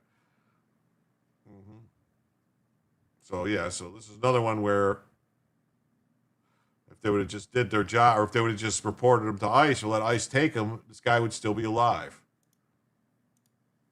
He killed his roommate, and then now he just killed a bus driver. Shelby County, Tennessee, illegal alien arrested for the rape of a child. Trump's Memphis task force just arrested an illegal alien from Honduras for the rape of a child and aggravated sexual battery. According to ICE and U.S. Marshals, 52-year-old Alex Rodriguez, also known as Rodriguez Aguirres, preys on kids 8 to 13. Wood chipper, where is the latest arrest is 52-year-old Alex Rodriguez, who was charged with the rape of a child and aggravated sexual battery. According to the U.S. Marshals Service, Rodriguez was taken into custody earlier today, and they've determined he's an undocumented immigrant originally from Honduras. Marshals say Rodriguez is wanted for sexual assaults involving children between the ages of 8 and 13. Latest. Wow. ICE raids matter. Another sweetheart. Yeah. Scott County, Illinois, illegal alien convicted of abducting a child. Oh, look at this. 5 times too many. A man who illegally entered the U.S. at least 5 times was taken into custody after being convicted of abducting a child. Officials say Chicago's sanctuary policies allow him to stay in the country and reoffend. Wow. I'm not going to waste a lot of time. Long County, Georgia, men on detainers after woman's hand severed. 2 men arrested after woman gets in the middle of their fight, gets her hand severed by a longsword. They both have immigration holds. Officials say the woman who lives at the residence was caught in the middle of a dispute. Stuck in the middle with you. This was new tonight, a disturbing story about a woman in critical condition after an altercation in Long County. Oh, let me fix Bella. Her hand was cut off. WJCL 22 News' Kirsten Maselka reports deputies arrested 2 men in connection to this crime who are now facing an immigration hold. A Sunday night dispute at a home here on Meadow Road escalated into extreme violence, leaving a woman with severe injuries, including a severed hand. 2 men are behind bars after what officials call a violent attack inside a home on Meadow Road. I get all my grok knowledge from Jim Intelligence. Well, I appreciate that. And with a severed hand. The Long County Sheriff's Office say an altercation occurred between 2 men, Hector Esparza Reyes and Jorge Esparza Gres, now in custody and charged with aggravated assault and battery. They say the woman who lived at the home ended up caught in the middle, and the men injured her with a long sword. Long County Sheriff Craig Nobles says a firearm was also found but never fired. Last I heard, the victim is still in critical condition. Nobles says they're still working to understand how everyone involved knows each other. How did my he says camera the 2 get suspects may even be related. There's a good, strong possibility they are related. Both suspects are also now facing federal immigration attention. Nobles confirms ICE has placed a detainer on the 2 men. Lindsey Williams, the Georgia Public Affairs Officer for ICE, tells WJCL that the men won't be transferred into ICE custody until their criminal cases are resolved. They have a bond, but if they made that bond, they would still be detained under the ICE detainer. For now, the 2 men are being kept in separate jails. Nobles wouldn't elaborate, but he did say this. Well, you know, there could be a reason for that. Wait a minute. I want to see something. Is my...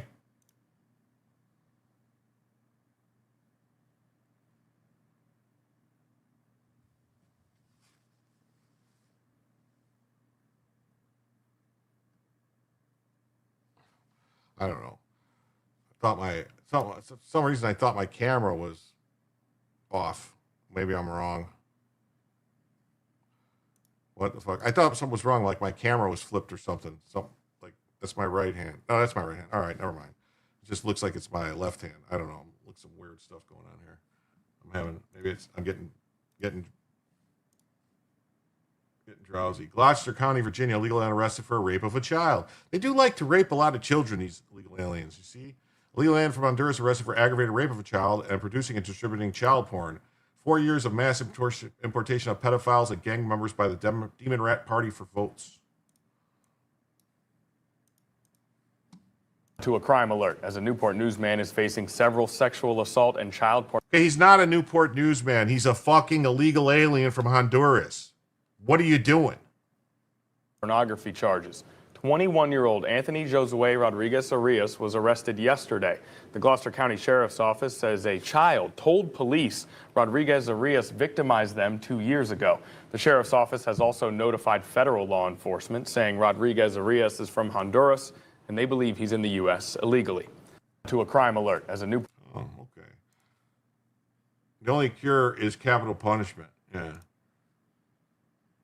Marion County, Indiana, man at the detainer accused of murder.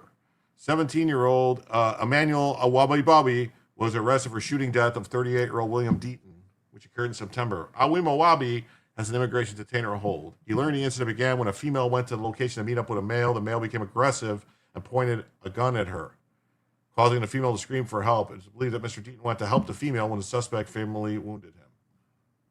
Oh, yes. 38-year-old William Deaton II died in the September shooting.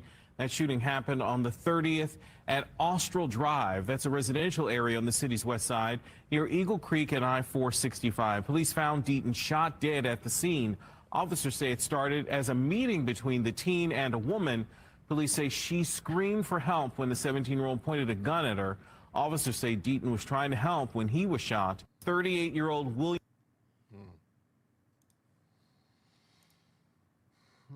King County, Washington, illegal alien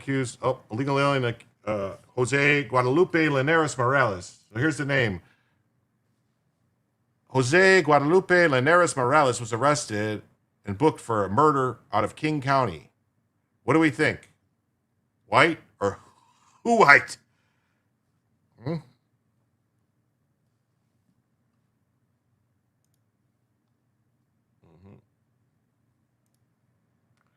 He also has a hold out of Webb County, Texas for a probation violation. Further, it appeared that Linares Morales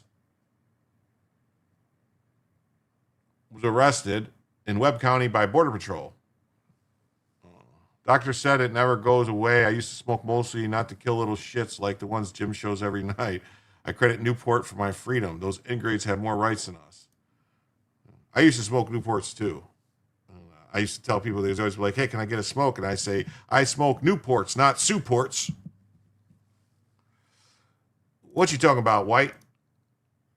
Your son got sick and spread the joy to all of us. Yes. Hey, what's up? A Bry Guy Money. What's up, Sanglant? What's up, Nero? What's up, man? We're playing a little game called White or Who White? So, Webb County aggravated assault offense. 2020 arrested by Border Patrol for stumbling. Arrested assault filed in 2020. 2020 sentence for federal smuggling case. Sentence for aggravated assault. It's unclear if he was ever deported. So here's his picture. And here's his sheet that says, Leonis Morales Jose, white, male, illegal alien, second-degree murder. Huh. Why is illegal alien at the top of the list? Second-degree murder. It seems like second-degree murder should be up there. And then aggravated assault with a weapon seems like it should be pretty high, too. So Guadalupe Morales is white. Boone County, Indiana. Illegal alien truck driver accused in soldier's death. Wow. National Guard soldier killed as a convoy was run off the Indiana highway by an illegal alien suspect. Specialist Terry Fry's family has blasted Senator Banks for identifying the truck driver as an illegal alien. Oh, so we're not supposed to talk about it. That's right. I remember this. It was like, oh, we're all immigrants.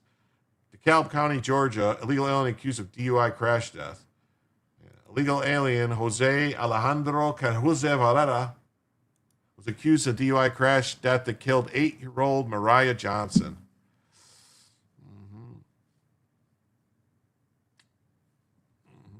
At the time of death, Pereira was out on bond, accused of DUI hit and run from 2023. So this guy had a DUI hit and run, was on bond, and just did it again?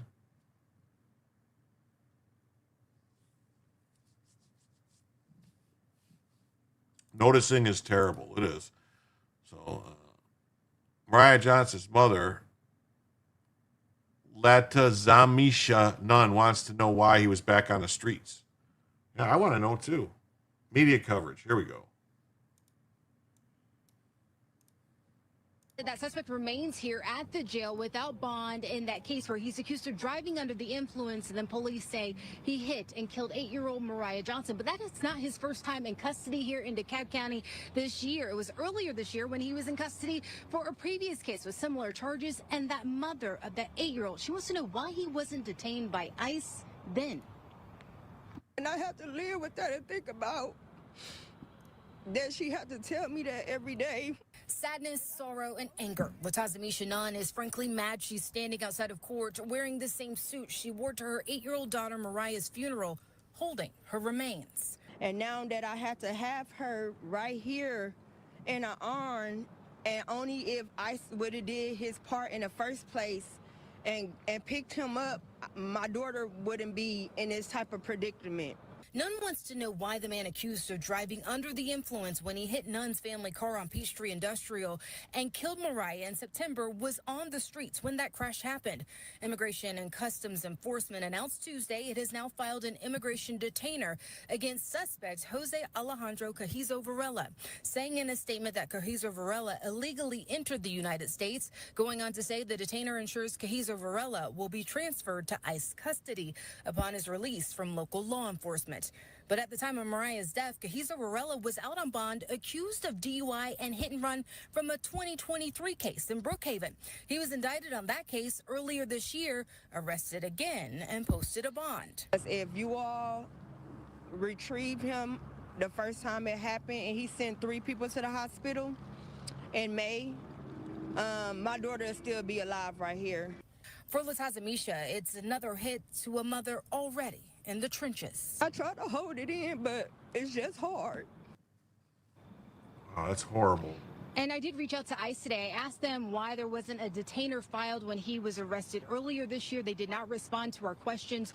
Also, his attorney said no. It's ICE's fault. This time. So it's ICE's fault. Oh, it's ICE's fault.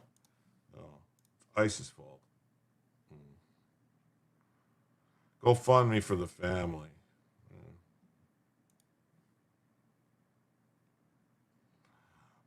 Williams County, oh man, Williams County, Texas illegal alien Hernan Perez Juarez has been arrested for the murder of a woman in 2020. He's been previously deported in 2018. What do we think, guys? What do we think? What do we think? They should have sent him after the first time, but the drivers, yeah. You'll do it when you're ready, when no people tell you to. It does smell a bit better in the no smoking section. I smoked 3 cigs in a row when I flew from Maine to Ireland. Army has no mercy. Yeah. No correction. He should have never been here. Yes. Yes. Yes. You're seeing a trend, right? I'm seeing a trend. Yes. You think, whoite? My daughter and her kids live in Williamson County. Yeah. So this guy, what do we know?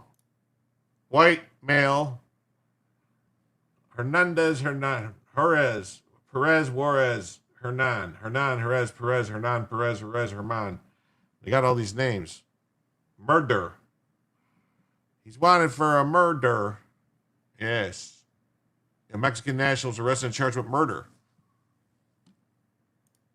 White man. White men stop committing all these murders. Suffolk County, New York, legal alien accused of molesting girls at a store. Wow. This twice deported illegal alien was deported by the Trump administration in 2019. He illegally re-entered for a 3rd time. ICE lodged a detainer on this sicko. Honduran national indicted for touching multiple girls inside the Long Island TJ Maxx.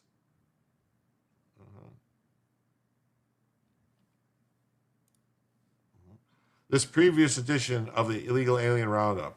Look at them all. From 2016. All right, that's a good one. All right, so it's this is James O'Keefe reporting. White enough for propaganda. Did they not see every Democrat senator whining on X for over a month?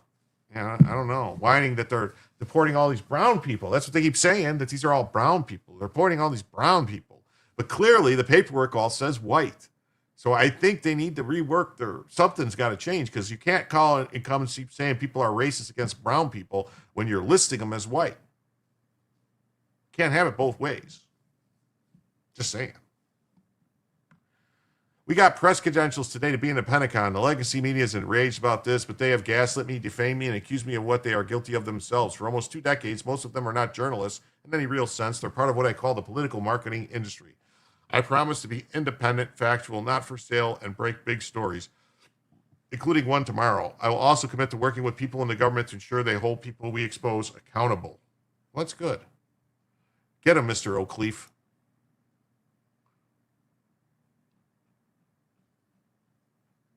James O'Keefe walks in the Pentagon. 12 people didn't get the memo. Oh. As Deputy Assistant Director of the Southwest Border during the last administration, ICE Director Todd Lyons shoots straight about immigration, law, and enforcement. Maybe he could say something about the... I was Deputy Assistant Director of the Southwest Border during the Biden administration, so it was hectic. So that's what I wanted to ask you about. I mean, look, you spent a number of years seeing different administrations, the priority that they put or lack thereof on what it is that you do for a living. Like, give us a little compendium of how that's... You know, one thing I always say is it's super hard to do in law enforcement when it ebb and flows every 40 to 80 years. How you change your work, right? And it was super hard the last administration because, you know, they counted things as enforcement actions and we were making arrests, but it really wasn't. You know, prime example, like we'd have people come to the Boston office who were just released into the country and to turn themselves in within 30 days and once they get settled, right? I used to always sound like a Travelocity ad. I was like, oh, you know, Massachusetts is number 3 destination site for all new non-citizens. Yeah. Because they all come for the benefits. And they would come to get processed, to get the paperwork saying they're in proceedings, just to get state benefits. Unbelievable. So WIC, welfare, housing. So it wasn't like we were arresting them, but the last administration counted that as an arrest. Unbelievable. But we just let them right back out. And really all you're doing is letting them right back out and then giving them the opportunity to get taxpayer benefits. 100%. And one big thing with that is, too, is the backlog we're dealing with now. So, like, for instance, New York field office. They used to have lines all around 26 Fed downtown, going to the Brooklyn Bridge. And their court dates were going out 2034, 2035. Oh, my God. Are you kidding? Yeah, and it's just like these people are going to be here forever. Yeah, right? it's crazy. 9 years before a court date that they're supposed to show up for, and what are the chances the honor system works on that? Yeah, and there was just, you know, the poor Border Patrol was so overwhelmed back in the day, especially like with the Del Rio Bridge incident, when all the Haitians were under the bridge, and it got to the point where it's just like, hey, where were you going? I'm going to the New York office. Here's the address. Report when you get there.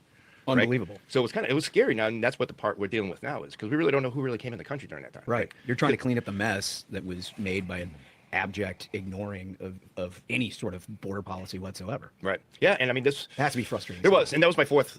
So, you know, I started under President Bush, and then we went right to President Obama for 8 years.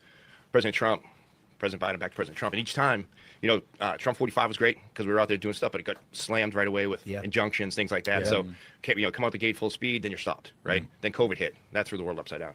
But then to come in and have the momentum we had get overturned on the Biden side, it was tough. You know what I mean? So the good thing I would say now is that, you know, one executive order President Trump gave was enforce the law the way it's written. It was great. You know what I mean? And I think that's a lot of the frustration we're seeing, or is the fact that people just can't believe, oh my God, I've been here 8 to 10 years. Now you're arresting me. Well, yeah, you're here illegally. Yeah, right. Right. That was part of the deal when you came in. And that's our biggest complaint when people are like, oh, you're arresting collaterals, right? Yeah. Like, if we go out there, we're just not going to turn a blind eye. It's kind of like a city cop. Right. If you pull someone over and someone in your passenger seat, you know, has a warrant for unpaid child support, you're not going to leave that guy. You're going to take him. Right. So. Right. Well, that's a really good point. That's a really good point. All right, everybody. With that, we went almost 5 hours tonight. I want to thank everybody who was here. Please remember to hit the like and subscribe. I really want to thank Joe for remembering to not raid me twice that he went tonight, but that's cool of him. I'll remember tomorrow. And thank you for being here. Please leave a comment. Let me know what you like, what you don't like about the show. I'm trying to make it improve. I'm trying to grow the network. I want to thank everybody, not network, you know, whatever channel. And thank everybody who was here. And come on back Wednesday night for Jim to tell you the news.